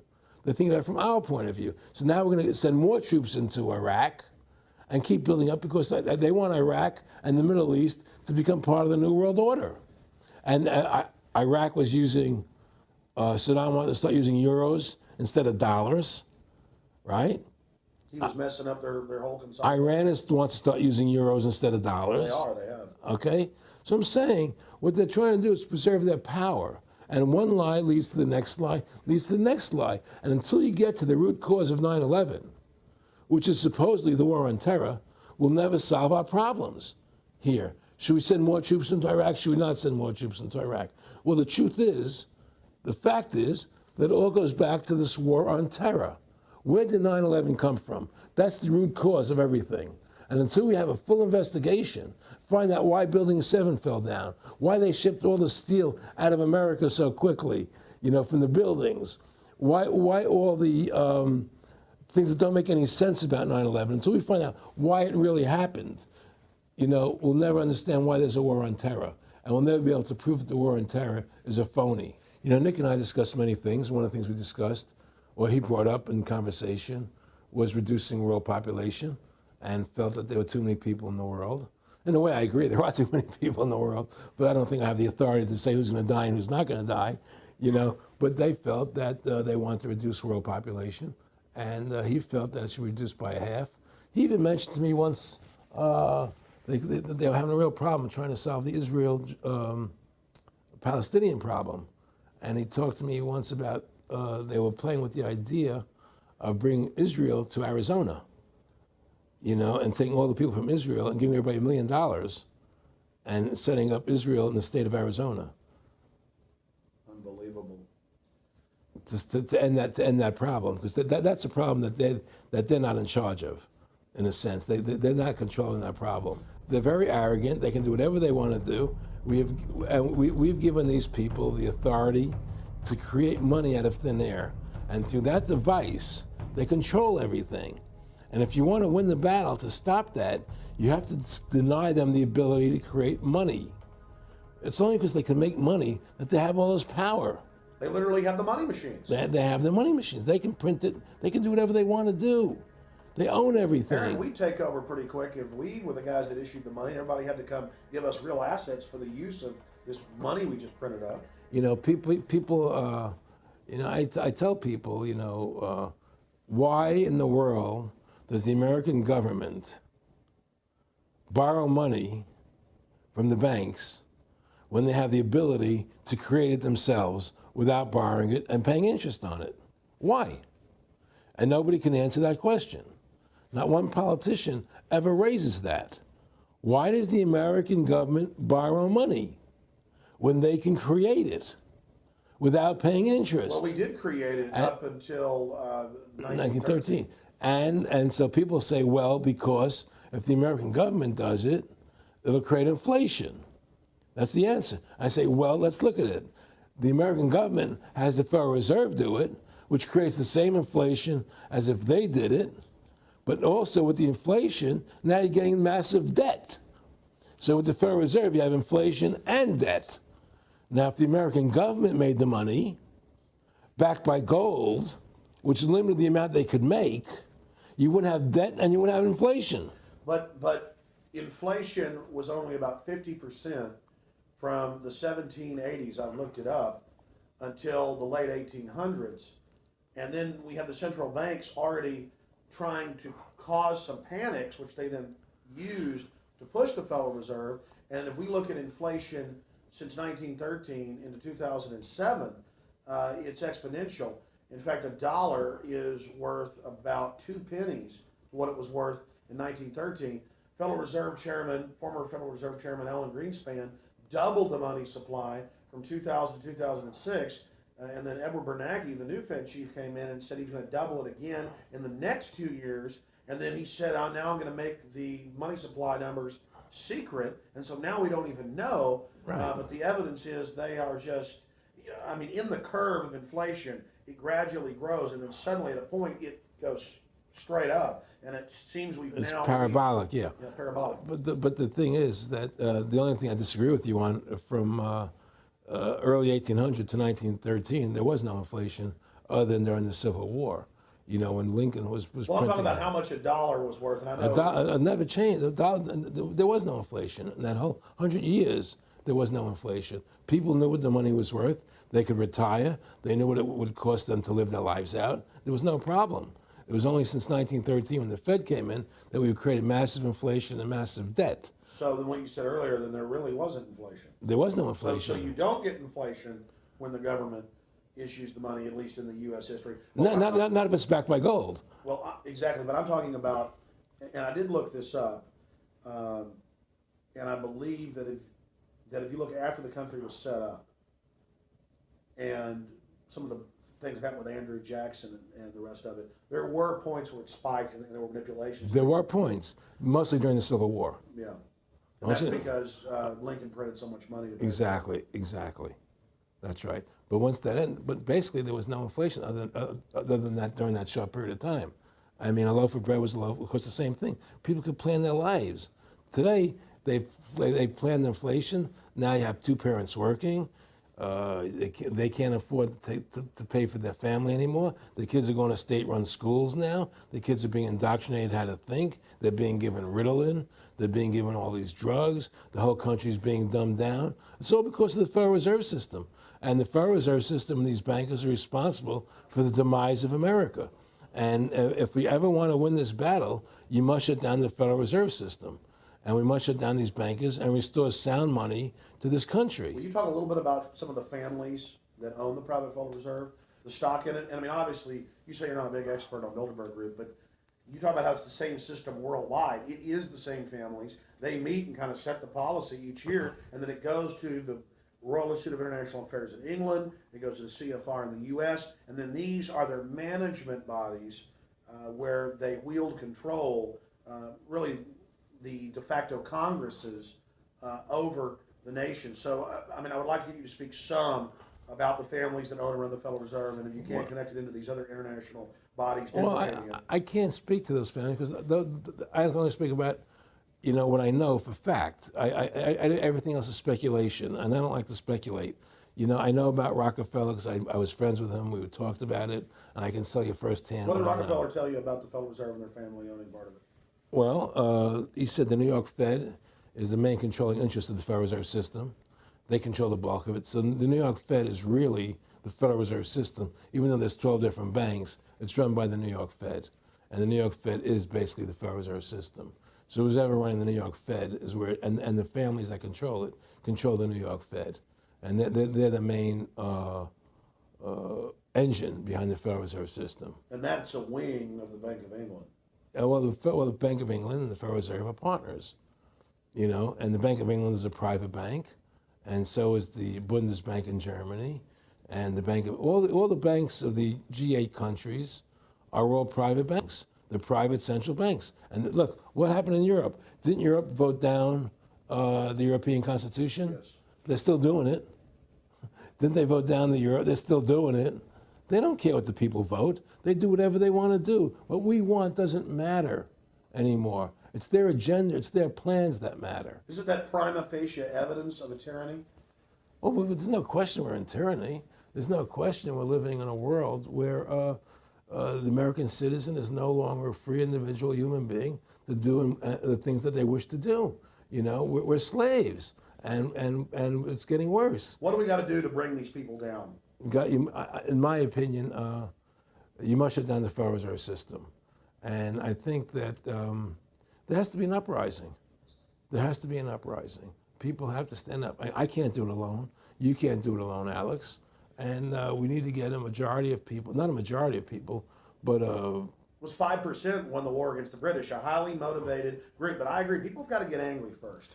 I mean, not just, yeah, we know it's corrupt and that lackadaisical. We got to get pissed. people don't seem to have the courage to do what they have to do, you know? I want to say you've got a lot of courage. Well, thank you. You know, I don't know if I have a lot of courage. I just have Well, I want to thank you for what you're doing for my family. Well, I have a sense of conscience and I have a sense of justice. You know, I get nervous about what I do, but I do it because there's no other choice. You know, I couldn't live with myself if I didn't do it, you know. But the fact of the matter is, I mean, I've ostracized myself pretty much from Hollywood. You know, people are afraid to deal with me in Hollywood a lot because of what I do and the things I say. You know, I don't go along with routines. You know, a lot of people in Hollywood know the truth. They're not willing to stand up and speak about it.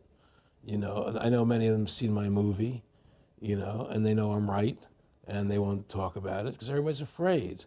Everybody's afraid because they think that this money they get, these Federal Reserve notes, are really money, and they think they have a comfortable lifestyle, and they're afraid to change.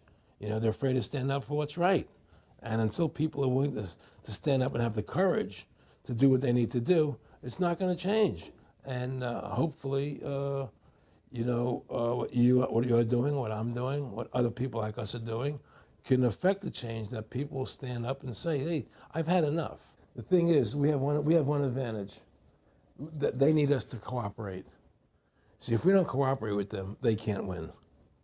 And so they always need our cooperation to go along with their programs. So they try to sell us. Right. They try to sell us. Democracy, this majority says this, believe in this, do that. The war on terror, you know, we got to be scared. You know, they're always trying to do things to sell us so that we'll go along with them. And once we learn not to cooperate with them, then we win the game. And that's the point. Don't cooperate with them. Don't go along with the program anymore. Stop it. Join forces. You and I should run for president and vice president and take over this country and bring freedom back to this country. You know, that's what it takes. Like two people like you and I, statesmen, who believe in freedom, who believe in Thomas Jefferson and the Constitution and the founding fathers to make this country whole again.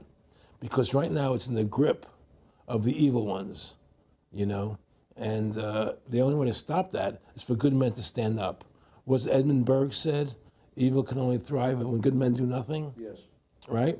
We got to do something. That's what it is, you know? Silence is golden, but when it comes to your freedom, it's yellow. You know, we have to stop being scared. We have to stand up and do what's necessary to take back, to stop these bankers, these elite, this government full of lies, congressmen full of liars, you know? People destroying our borders, you know, creating a government. I mean, imagine this.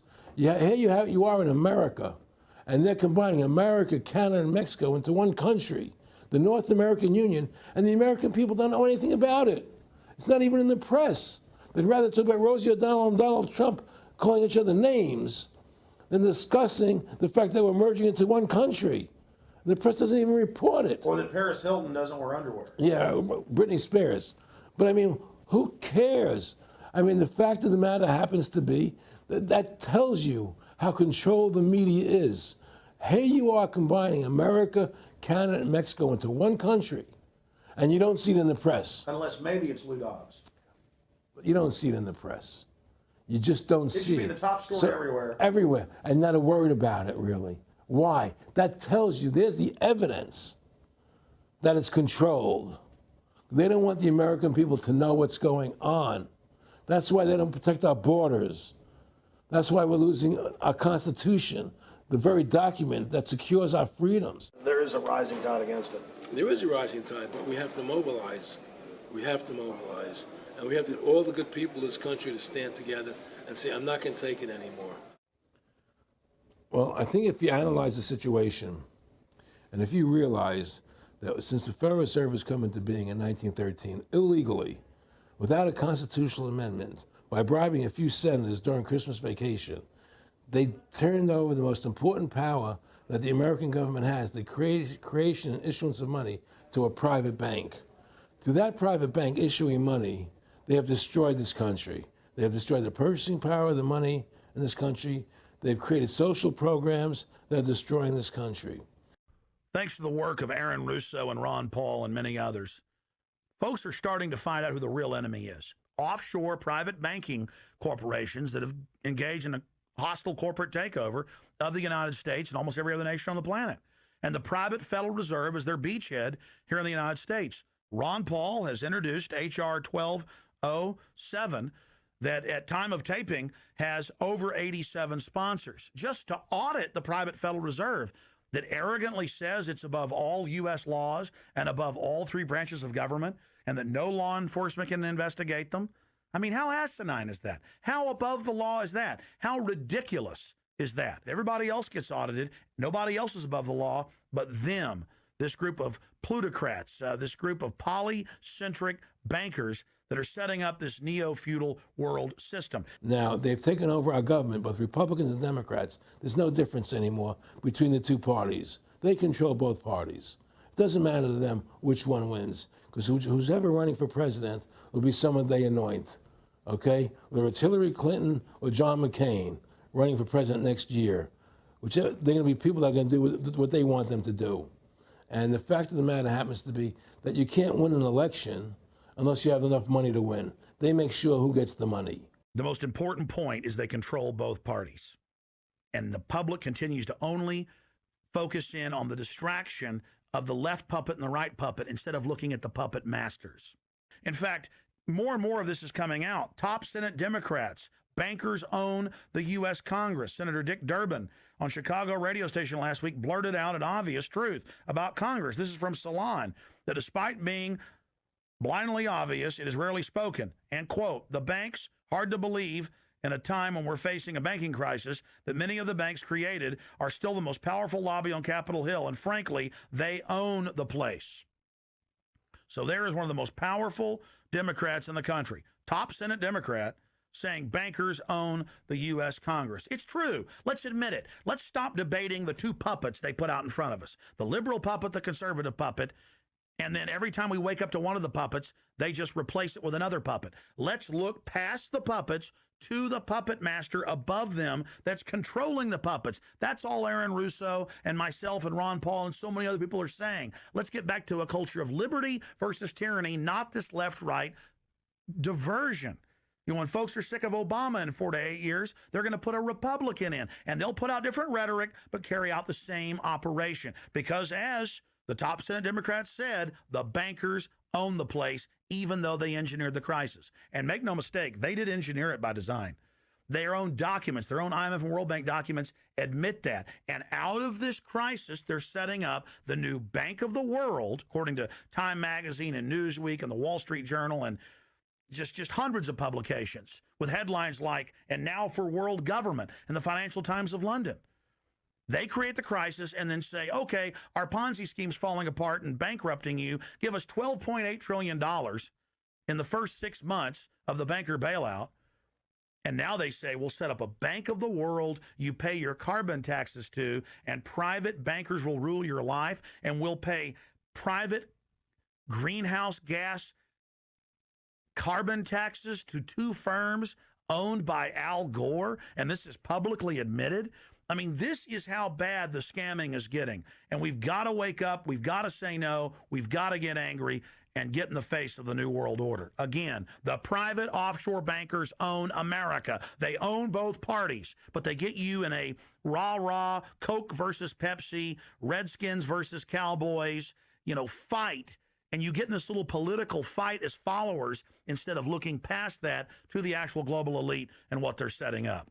So through these bankers attempting to taking over America, knowing that America was the freest nation in the world, it was necessary for them to take over America, take away our gun rights of freedom to bear arms, and create a country where we become slaves. Because once they take over America, the rest of the world becomes a lot easier for them. And so, by creating 9/11, an event to terrify the American people that were being attacked by terrorists, you create a world where there's an enemy that can never be pinpointed. You can never win the battle. It's a 100-year war. It's a never-ending war on terrorism, right? So you're always fighting this war. And through the war on terrorism, which is the 9/11, which is the first lie, then you create the war on terrorism, which is the next lie. Then you create the war in Iraq for weapons of mass destruction, which is the next lie.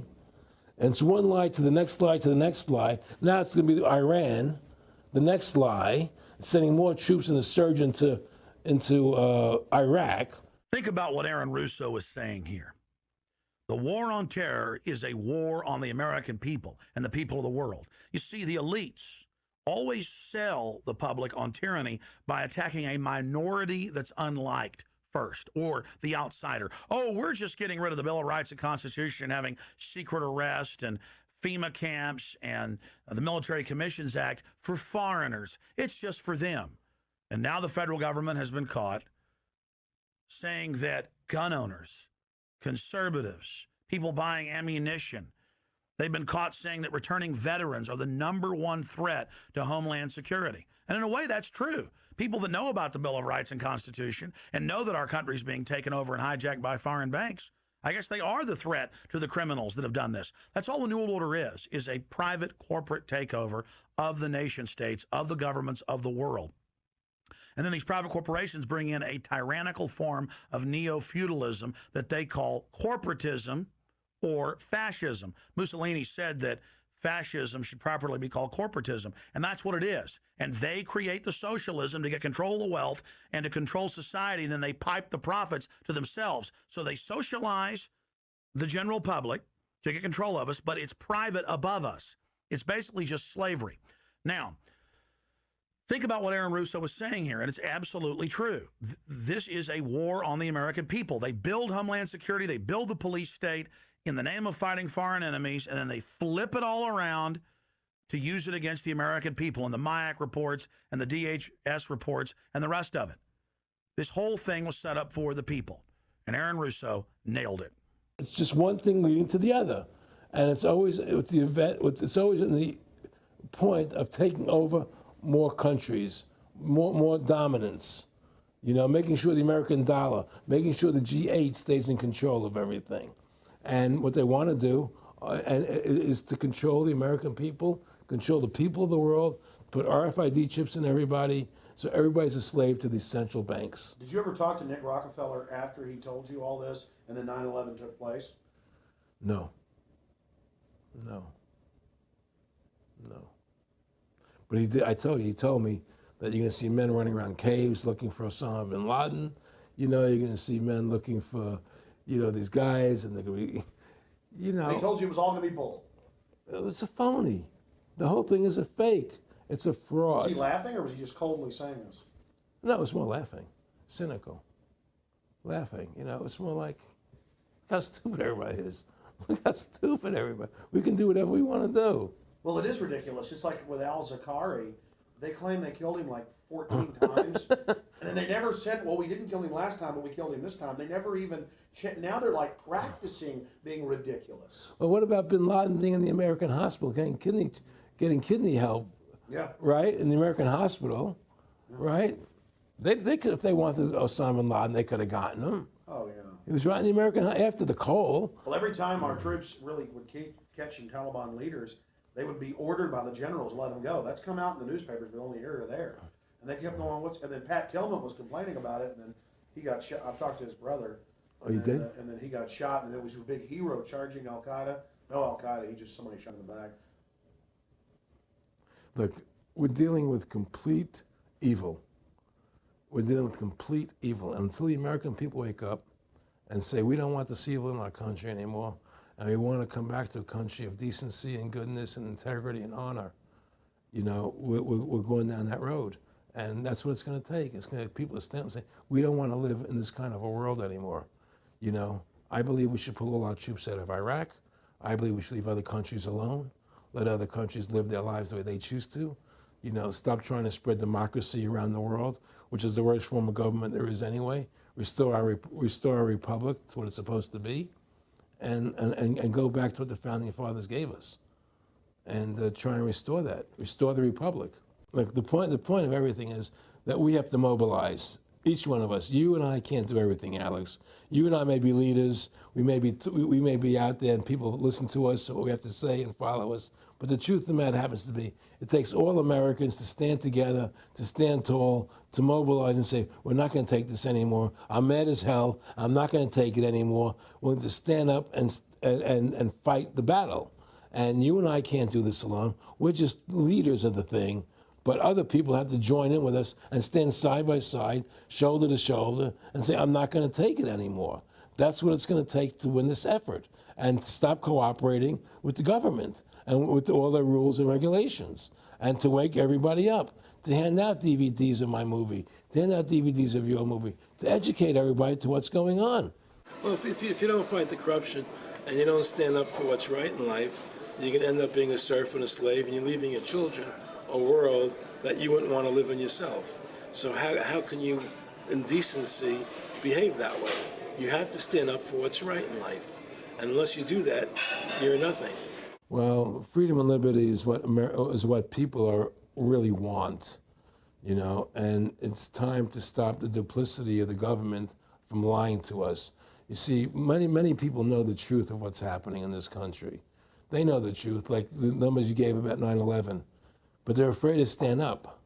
People have to find their courage and stand up and say, I'm not going to take this anymore. I know the truth, you know, and it's like they create a situation where if you tell the truth, you're considered a lunatic, you know. In other words, if someone goes on a TV show and says 9/11's an inside job, oh, you're an idiot, you're crazy, they call you names. You can't be afraid of that. Well, it doesn't work anymore. I mean, they have no facts. Just calling you crazy doesn't make you crazy. Well, we know that. They also go get kooks who are kooks to put them on and then say they represent us. That's right, exactly. Another tactic. Exactly. And Bill O'Reilly's great at that. Sean Hannity is great at that. They just put people on who they can dominate, you know. But why do you think guys like that, they're not stupid? I mean, I've talked to people that know, they know the truth. Why do you think they decide to join the evil? That has to be in their hearts. I mean, I had the opportunity to do that, and then in my heart, I couldn't do it. So it has. But I mean, how could you or I consciously be involved in something like putting AIDS virus in? And how it's controlling society, and how all the central banks of the world are working together through the Bank of International Settlements in Switzerland, which is the central bank for all the central banks, and how they all work together to create this one world government, the one world order, which is what they're trying to do. So Freedom to Fascism is a movie just to get you a good basic education about how the world is really working. And I really want everybody to see that movie, critical. In terms of the CFR, in terms of compartmentalization, I mean, there are many good people, I believe, that are part of these organizations who don't even understand what the organization's really about. People like when I was in Germany doing cancer treatment, there was a gentleman there who was visiting a friend of his who had cancer. And he was a member of the CFR. And we were talking, and I showed him the movie. He said, "Oh my God, I'm going to resign. I had no idea this was what the CFR was about." He had no idea. He was just a nice guy who thought he was in this prestigious organization. Yeah, a lot of it's about getting good people, and so you can watch them. Keep your friends close, your enemies closer. Well, no, it wasn't even that. It was a lot of people join the CFR because they think it's a prestigious organization. It'll help them in business, make good business contacts. They didn't have an understanding that the CFR is really about world domination, about how they and the Trilateral Commission and the Bilderbergers all work together, with the banks to control the people. A lot of them don't understand that. They don't see the big picture. Oh, it's CFR, it's a prestigious organization. I'll meet this one, I'll meet that one. I can do good business deals out of it. It's just business to them. The CFR wants to get the people in there that have influence and power, and so they're part of that. So they're not opposing them, It's like the whole country today is becoming the haves and have-nots. You're getting the very, very wealthy, the middle class is being destroyed, and you're getting the poor people. Isn't this just a slick mafia that took over and uses fancy PR? Well, you can call it mafia, you call it whatever you want, but it's definitely a criminal organization. There's no question about it. But it's a criminal organization that has prestige, that appears to have what's the word I'm looking for? Class, style. It's like, respected.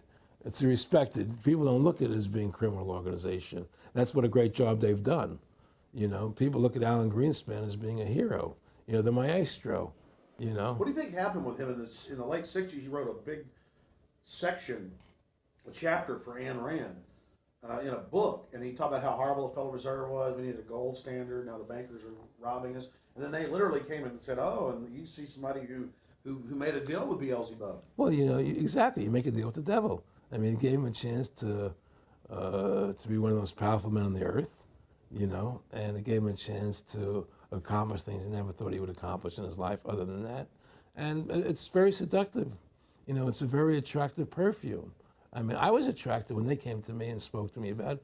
I thought about it. I was attracted to it, They asked me if I wanted to open up these nightclubs, open up a chain of Baywatch nightclubs, and we'll do this thing, we'll do that, and we can do this. I mean, all these things were proposed to me, business ventures, but You know what it is? It was your nature, though. It's the way you are. You couldn't take the deal. Well, I can't do that to people. I just can't be in a position where I can do that to other people. I have a conscience, and my conscience would not permit me to do that. People say I'm very courageous. I don't think I'm courageous. I think I have a conscience, and my conscience doesn't allow me to do that to people. It makes me feel sick. I just don't believe in it. No, I agree. When I do bad things, I feel bad. When I do good things, I feel good. Yeah, exactly. I feel the same way. And I mean, I don't know what's going to come out. I mean, I don't have that much money, but I've got some money. I mean, it's like, what more do I need?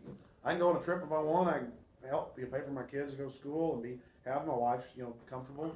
I mean, how do I go out and screw people so I can have some more junk?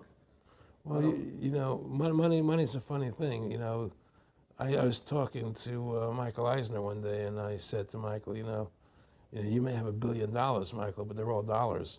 You know, if the dollar goes bad, how much money are you going to have? You know, and that's the thing. You know, everything is denominated in dollars. Everybody thinks in terms of dollars, but the dollar has no value. And then someday it's everything returns to the mean. Well, really, the whole universe, financial universe we live in, is a matrix fraud. Yes, it is. And that's why it's going to come crashing at some point. And they're going to try and hold it up as long as they can. I mean, whenever they want to manipulate the markets, they can. If they want to send the price to go down lower, they can. If they want to send the stock market up, they can. They do that. There's no more free markets. You don't live in a society where free markets rule anymore. You don't live in a capitalistic society. You know. But meanwhile, they say it's capitalistic right. and free market all day, when really they're waging war financially and politically. Exactly right. Aaron Russo, I want to thank you for this interview. Anything else you want to add? No, I'm happy to do it for you. How about your website? My website, freedomtofascism.com. Go over there, take a look at it. You know, but just folks, all I can say is, take our country back, restore the Constitution. Don't let these bankers do this to us anymore. Stand up. Don't be afraid of them. And do what you got to do, and I have plans in the works, and when I get over my problems, we'll reveal them, and well, I'll be supportive of that. Thank you, Alex. And listen, you've done a great job alerting people to the truth, and don't in other words, don't be afraid to be ridiculed by these people. If 9/11 was a phony, and I know it was, then stand up and say it's a phony. Don't be scared to tell the truth. Don't allow their powers of trying to make you look silly to frighten you. What do you think of what Charlie Sheen did? I love what Charlie Sheen did. I was so respectful of what he did. I just applauded him. People saw right through that attack. They flipped the light switch when they went after him. Yeah, but they don't. You see, the thing is that more people don't come out and do it. To build that wave. Charlie did it. I'm really proud of the guy. David Lynch did. But the media was smart and didn't bite this time. Right. I mean, a few people have, but they're not picking up on it because they control the media. James Brolin did on The View. I heard that as well. But again, they're not picking Barbara up. Walters looked like she's about to have a heart attack. But they don't pick up on it. You see, they don't allow it to go anywhere. It comes, if someone says something, they let it die. But they keep perpetuating, the war on terrorism. They keep perpetuating all these things that are lies. And because we've given the Federal Reserve the money-making power, they control the media, they control the government, and they're all in bed together. So you're fighting all this propaganda all the time, and it's a very difficult fight. Americans, mobilize. Stand together, stand tall. Tell the government you're mad as hell. No longer cooperate with the government. Do not accept the national ID card. Do everything in your power to restore freedom and your individuality back to America. Stop being a country run by the institutions for the institutions. Let's go back to we the people, by the people, for the people, as opposed to we the institution, by the institution, for the institution. Stand up for your individual rights. Stand up for the godliness that's in each and every one of us. Thank you for watching this historic interview with Aaron Russo. Please don't just stand down after watching this film. Research the private Federal Reserve for yourself. Realize it is the main head on the Hydra that we have to go after. Realize that we can fight the political parties all day, but until we go after the heart, the root of the problem, nothing's going to get better. We have this ruling class of private bankers that issue all this fiat currency, and they have committed unbelievable crimes and have the audacity to claim that they're above the law. Ladies and gentlemen, now more than ever, we don't have a choice. It's us or them. Either the New World Order is removed from power, or the world faces more wars, more tyranny, and a nightmarish police state carried out by these eugenicists. So in the memory of Aaron Russo and every other freedom lover out there in history, and for the future of our children and the species, humanity itself, let's call for grand jury investigations of the private Federal Reserve. Let's arrest the bankers. Let's kick these foreign corporate criminals out of our country and get our constitutional republic back. Let's stop being distracted and diverted by the liberal and conservative puppets they stick up in our faces on television. Let's look past the front men to the actual architects of the New World Order and bring them to justice. There's no way these arrogant bastards can get away with this if we expose them and speak out against them. And more, it's coming out even in the mainstream media that they are a pack of criminals who are above the law and who have hijacked our nation. But they're only above the law in our minds. We have to expose them as the criminals they are and bring them to justice. Look in the mirror. You are the solution. Take action and join the ranks of folks like Aaron Russo, Ron Paul, and so many others. God bless you all, and thank you for watching this presentation. Now spread the word about the true enemy of the people in the Fed, in the New World Order, in the hegemony of private central bankers.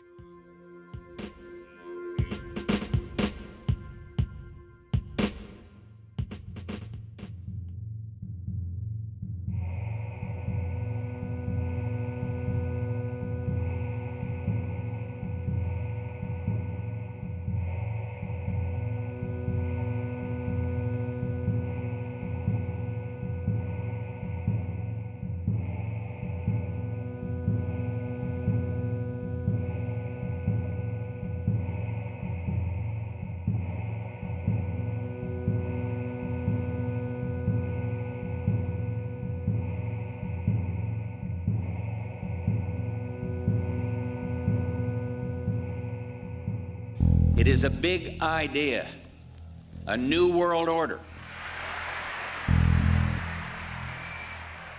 In the near future, Earth is dominated by a powerful world government.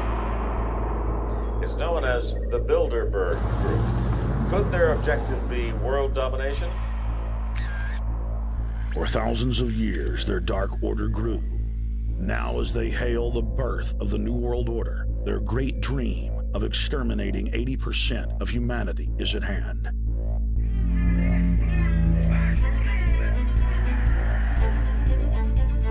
For the first time in history, the elite's plan for world government is blown wide open. You will learn the secret that drives the entire New World Order agenda. Bilderberg is making great progress toward a world government, and only an educated, informed public can stop them in their tracks. Alex, it's Chalabi, eh? For the first time, all the pieces have been put together. The dots have been connected, and the picture is crystal clear. Earth's ruling elite believe they have discovered the fountain of youth. But before they can attain it, 80% of us must die. A psychopathic technocracy is establishing world government so there can be no escape from their plan.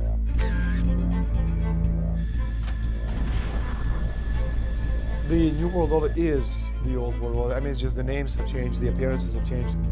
Most people have no idea. They're not after money. They have all the money they need. They're after power. That's their aphrodisiac. I was pulled out of a plane in Munich. They interrogated me 4 hours. Some shots were fired. I need you to move off the property. Their great dream of exterminating 80% of humanity is at hand. Endgame, blueprint for global enslavement. You have been warned.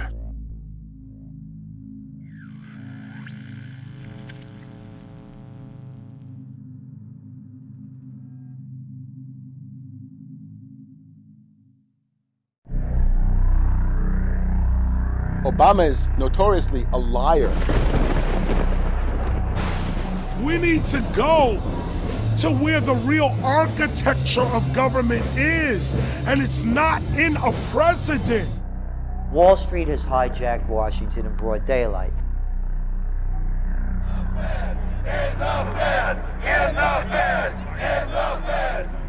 Well, Obama's already fudging. He's fudged since day one in this election. The elite are using Obama to pacify the public so they can usher in the North American Union by stealth, launch a new Cold War, and continue the occupation of Iraq and Afghanistan. The globalists are outside all the nations. That gives them safety, and they play countries off against each other. We've got to give them a stake in creating the kind of world order that I think all of us would like to see. Partnership and cooperation among nations is not a choice. It is the only way. What they're doing is using the existence of the United States to act out their Wall Street fantasies of world domination and maintaining their capital structures and maintaining their system of looting. The fight that this country has been waging since its inception is for the central bankers not to take over the country. President Barack Obama is only the tool of a larger agenda. Senator Obama had a desire to do some meetings. Others had a desire to meet with him tonight in a private way, and that's what we're doing. Presidential candidate Barack Obama was publicly criticizing the North American Free Trade Agreement in a bid for votes, but privately telling Canadian officials not to worry about it.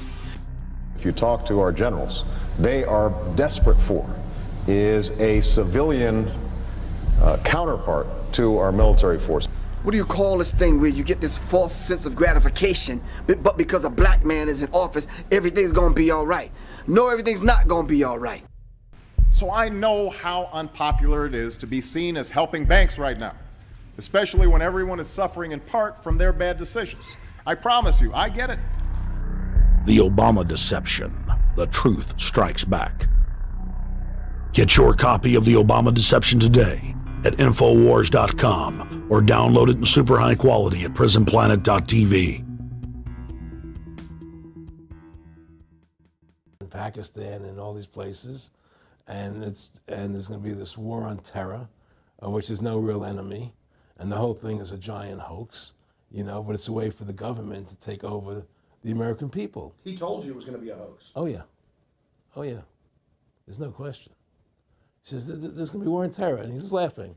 There's no who are we fighting? I mean, why do you think 9/11 happened, and then nothing's happened since then?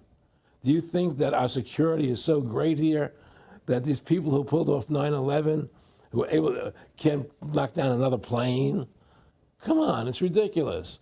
9/11 was done by people in our own government and our own banking system to perpetuate the fear of the American people into subordinating themselves to anything the government wants them to do. That's what it's about, and to create this war, this endless war on terror. And that's why and that was the first lie. And the next lie was going into Iraq, to get Saddam Hussein out with his weapons of mass destruction. That was the next lie. Now, specifically, this was a little over 6 years ago. This was 11 months before 9/11. Yeah. And Nick Rockefeller, who's a lawyer, he's become your friend over the previous years, and he's saying to you that there's going to be this big event, and then out of that we're going to have a war on terror, and it's just going to go on and on. Right, an endless war on terror without any real enemy, that you can never define a winner. And did he say that it's going to be perfect because you can't define an enemy? It just goes on. Yeah, because you can't define a winner. There's no one to beat, so it goes on and on forever. And they can do whatever they want. They scare the hell out of the American public. Look, this whole war on terror is a fraud. It's a farce. It's very difficult to say it out loud because people are intimidated against saying it. Because if you say it, they want to make you into a nutcase. But the truth has to come out. That's why I'm doing this interview. The fact of the matter happens to be that the whole war on terror is a fraud. It's a farce. Yeah, there's a war going on in Iraq because we invaded Iraq. And people over there fighting, But the war on terror, it's a joke, And until we discover what really happened on 9/11 and who was responsible for 9/11, because that's where the war on terror emanates from. That's where it comes from. It was 9/11 that allowed this war on terror to begin. And until we get to the bottom root of 9/11, the truth of 9/11, we'll never know about the war on terror. Aaron, you said that he was, and I think it's important, and I know this about the Rockefellers from Dr. Dennis Cuddy and many others who literally, you'll be 20 years old in a lunch line at college, and no, it's David Rockefeller. And here's here. They're experts at recruiting and getting what they call players, and that clearly he was. I want to make it specific and just get you to reiterate what you said last night about you got 30% of the vote. You were having an effect. You made mad as hell. They knew that you'd started the Constitution Party. Yeah. They knew that you were somebody who was taking action and getting things done. You'd already made some big films, had a lot of other successes. Right. So they were trying to recruit you, and didn't it come down to the point of, hey, we are here to recruit you, and don't worry, your chip's going to say, don't mess with us. This guy's don't touch. Yeah, yes, that did happen. I was definitely being recruited, but it's more subtle than that. Well, in your words, just go through the process, and then what he said. Well, what it is remember we were friends, and we used to come to my house a lot. We'd have dinner, we'd talk, And he'd tell me about business investments I get involved in, you know, or they would help me with this business investment or that business investment. And was I interested in joining the Council on Foreign Relations? You know, I would have to get a letter to join them, but was I interested in that? And, you know, just stuff, you know, leading you on.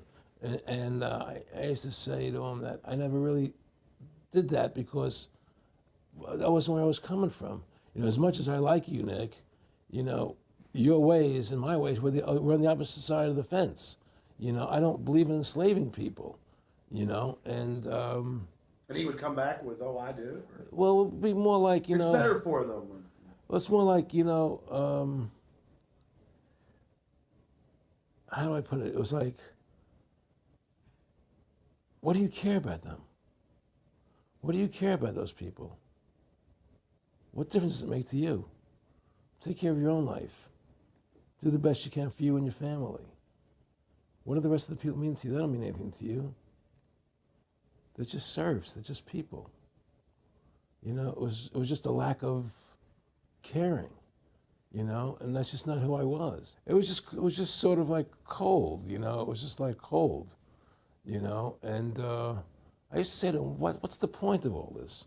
You have all the money in the world you need. You have all the power you need. What's the point? You know, what's the end goal? And he said the end goal is to get everybody chipped, to control the whole society, to have the bankers, the elite people, you know, the bankers and some governor controlling the world. And I said, all the people in the Council on Foreign Relations believe this way you do? He said, no. You know, most of them believe they're doing the right thing. A lot of them believe it's better off being socialistic. You know, we have to convince people that socialism is really capitalism. Because America's becoming a socialist country. It's a communist country today. And here we are years later after Aaron Russo points out that this is not a capitalist or free market country, but is really socialist. In fact, here's the cover of Newsweek. We are all socialists now.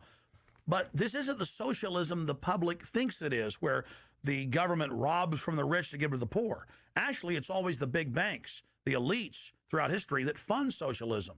They want to use the middle class's money to basically domesticate the working class and expand the size of government so it can basically, in the end game, eradicate the middle class and have a giant submass of uneducated slaves who have no chance of ever rebelling against the tyranny, and a tiny elite in control of it all. And that is the very nature of this New World Order system. They are using big government to strangle competition, to take control of the people, to break up the family, to basically set up a global plantation or neo-feudalist state.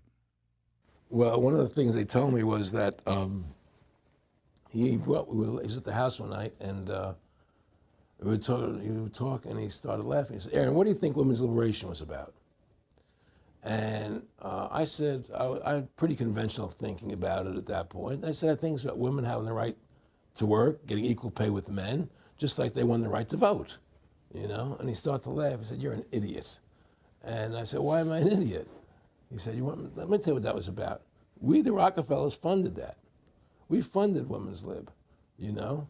And we're the ones who got all over the newspapers and television, the Rockefeller Foundation. He says, and you want to know why? He says, there were two primary reasons. And they were, one reason was we couldn't tax half the population before women's lib.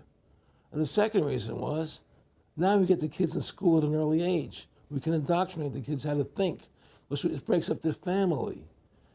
The kids start looking at the state as the family, as the school, as the officials, as their family, not as the parents teaching them. And so those are the two primary reasons for women's lib, which I thought up to that point was a noble thing. You know, when I saw their intentions behind it, where they were coming from when they created it, the thought of it, I saw the evil behind what I thought was a noble venture. Aaron, did you know that Gloria Steinem, in one of her own books, now admits the CIA funded Miss Magazine? No, I had no idea about that. No, I never heard that. Yeah, we're gonna. CIA funded Miss Magazine? Funded Miss Magazine with the stated goal of taxing women and breaking up the family. No kidding. I never heard that. Well, Nick told me. I mean, I know it, but not because I know the CIA was involved in it. Well, Gloria Steinem was proud of it. Oh, the CIA wanted to help me help women. No And kidding. so they funded it, yeah. And of course, it's divide and conquer. Right, And of course. what they do is they focus in, obviously, on real problems. Women were getting shafted in many ways, but the elite wasn't planning to help them. They were planning to really shaft them and take men away from them. Look at what they did with black families. You only had about 10% illegitimacy 50 years ago in black communities, and now it's over 90%. And look at welfare. You were going to give you some money, but you can't have a man in the house. Right. And so that was further to degrade the family. Totally destroyed. And now illegitimacy is over 50% in the general population. Right. Well, see, the whole thing is these people control the money, so they make all the rules. You understand? And they put whatever rules they want into effect. And the truth is, America has really become a socialist, communistic country. And everybody says it's a capitalistic country. It's not a capitalistic country. You know, how can it be capitalistic when you have a central bank? That's the first. It can't be. You know, the money. It's a planned economy. It's a planned economy. It's a phony. If they want to create prosperity, they just print dollars. They just make dollars or put digits into the economy, and then now you have prosperity. You don't have real prosperity. You don't have real manufacturing. You just have money being injected in. It's an infusion of credit, Which only makes the government go into more debt. Into more debt. The Federal Reserve is poison to our country. Of course it is. It's poison. Whoever makes the money makes the rules. Rothschild said that. And they make the money. Why are we allowing these private bankers to make the money for our country? It makes no sense. Why are we paying interest to these banks to make money for us when the government can do it itself without paying interest and without all that debt? There's no answer to that question, and it's the question no politician will raise. Everybody talks about America's debt, how much debt we're in. We're in debt because we have to borrow money. But we don't have to borrow money. They designed it so we go into debt. Exactly. We can create the money and back it by gold so they can't create too much of it. So you don't have the inflation. And do what the founding fathers gave us. But instead, the bankers make the money, they control the government, they buy the politicians, they tell us who gets into office. You have computer voting, that's a fraud. They do whatever they want to do to us. They do whatever they want to do to us, and it has to stop. My friendship with Nick Rockefeller was one where we expressed ideas to each other and thoughts and philosophies, and he wanted me to become part of what they were doing, and for me to become a member of the CFR, and offered various business opportunities for me to get involved in, and for me to not take up the fight or the battle that I've been taking up in the past. You know, to drop that idea, because what was the point of my fighting for the people? I was a guy who was very successful in the movie business, and I saw the truth of what was happening. I tried to express it to the people, and rather than having me express it to the people, they wanted me to join their side because I was a mover and a shaker, and rather than me opposing them, to join them.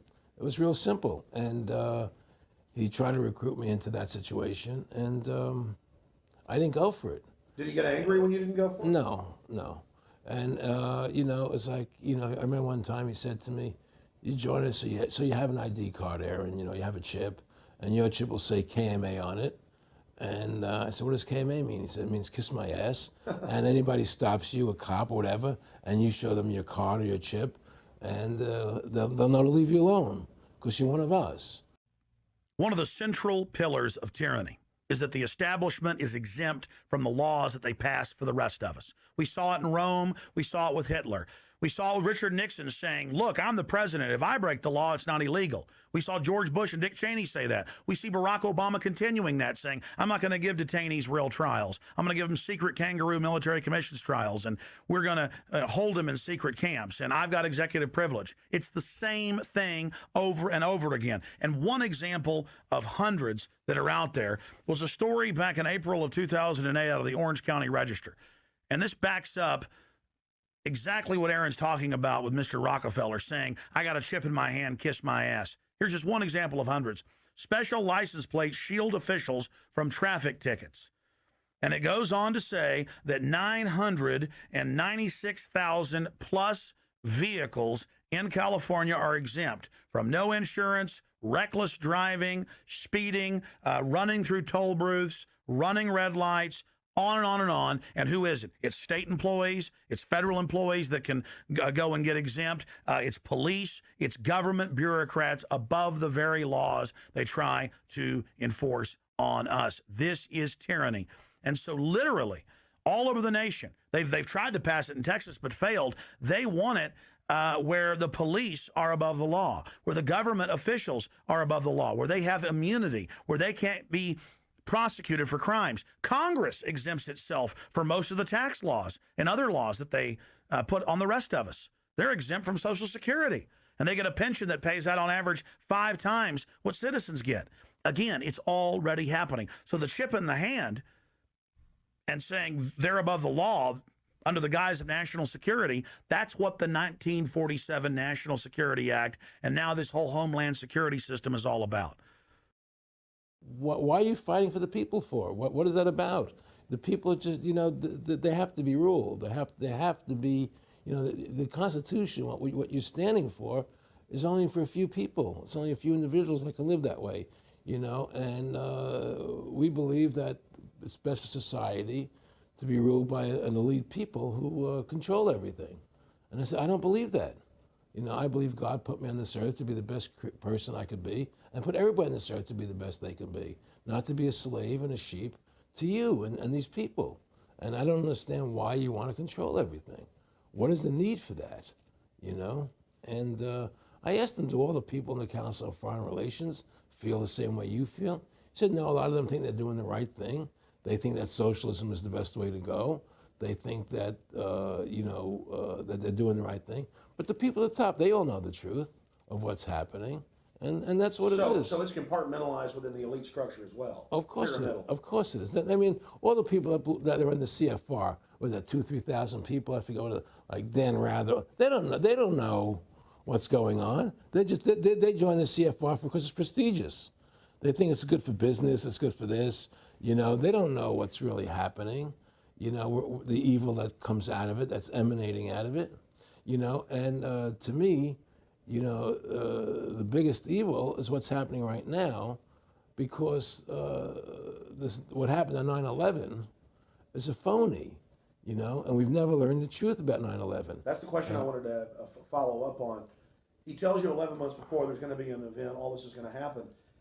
What did you think on the morning of 9/11? Where were you, and did you think about Nick Rockefeller and what he had told you when you saw those towers fall? No, I was actually in Tahiti when 9/11 happened, and I got a call from my son, and my son said the Twin Towers, they were just attacked and they were falling down or something. So what are you talking? I was in Tahiti, I was asleep, and he said, yeah, they were hit by a plane, da da da da. And so where I lived, where I was in Tahiti, there was no television, so I had to run the other side of the island to a hotel where they had, and it was all on television, you know, and that's when I first saw the stuff on TV about it. And I didn't immediately equate it to Nick, you know, but when I realized that we were going to go into Afghanistan, Iraq, and as that developed, I realized what it was.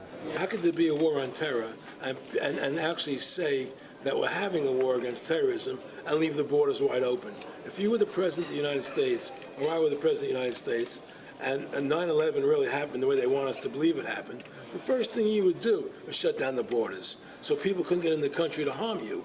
But they left the borders wide open because the bankers want the borders open because they want a one-world government. They want a North American Union. They don't want borders here. The 9/11 was only a manifestation.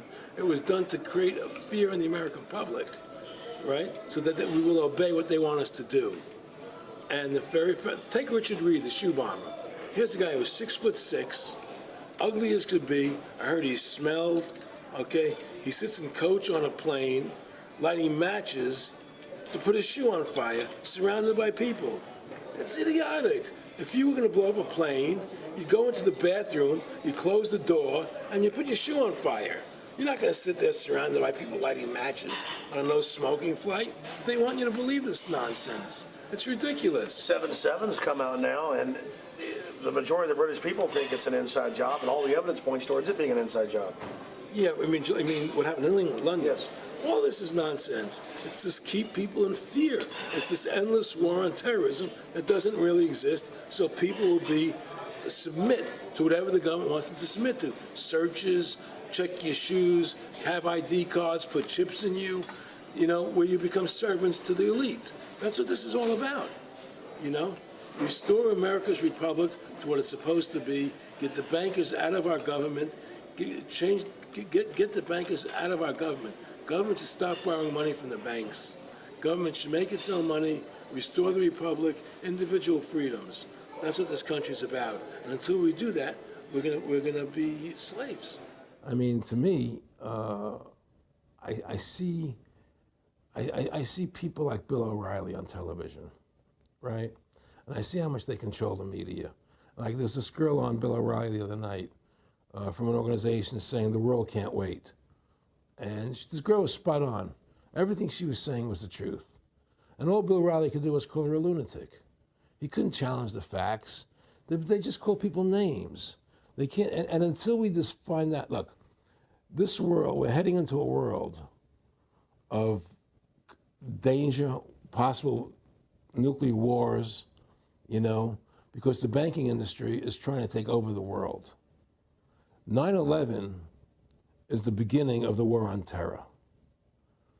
That war on terror is leading us into Iraq, which is the next lie. So you had the lie of 9/11, how that happened. Nobody knows how Building 7 came down. Okay, we know 9/11 was a fraud. The American people don't know it, but more and more of them are believing it. Okay, so that was the first lie. Besides the inception, I'm not going back to the inception of the Federal Reserve, that original lie. But 9/11 was the first lie in this present state we're in. 9/11 is the kickoff of the war against the American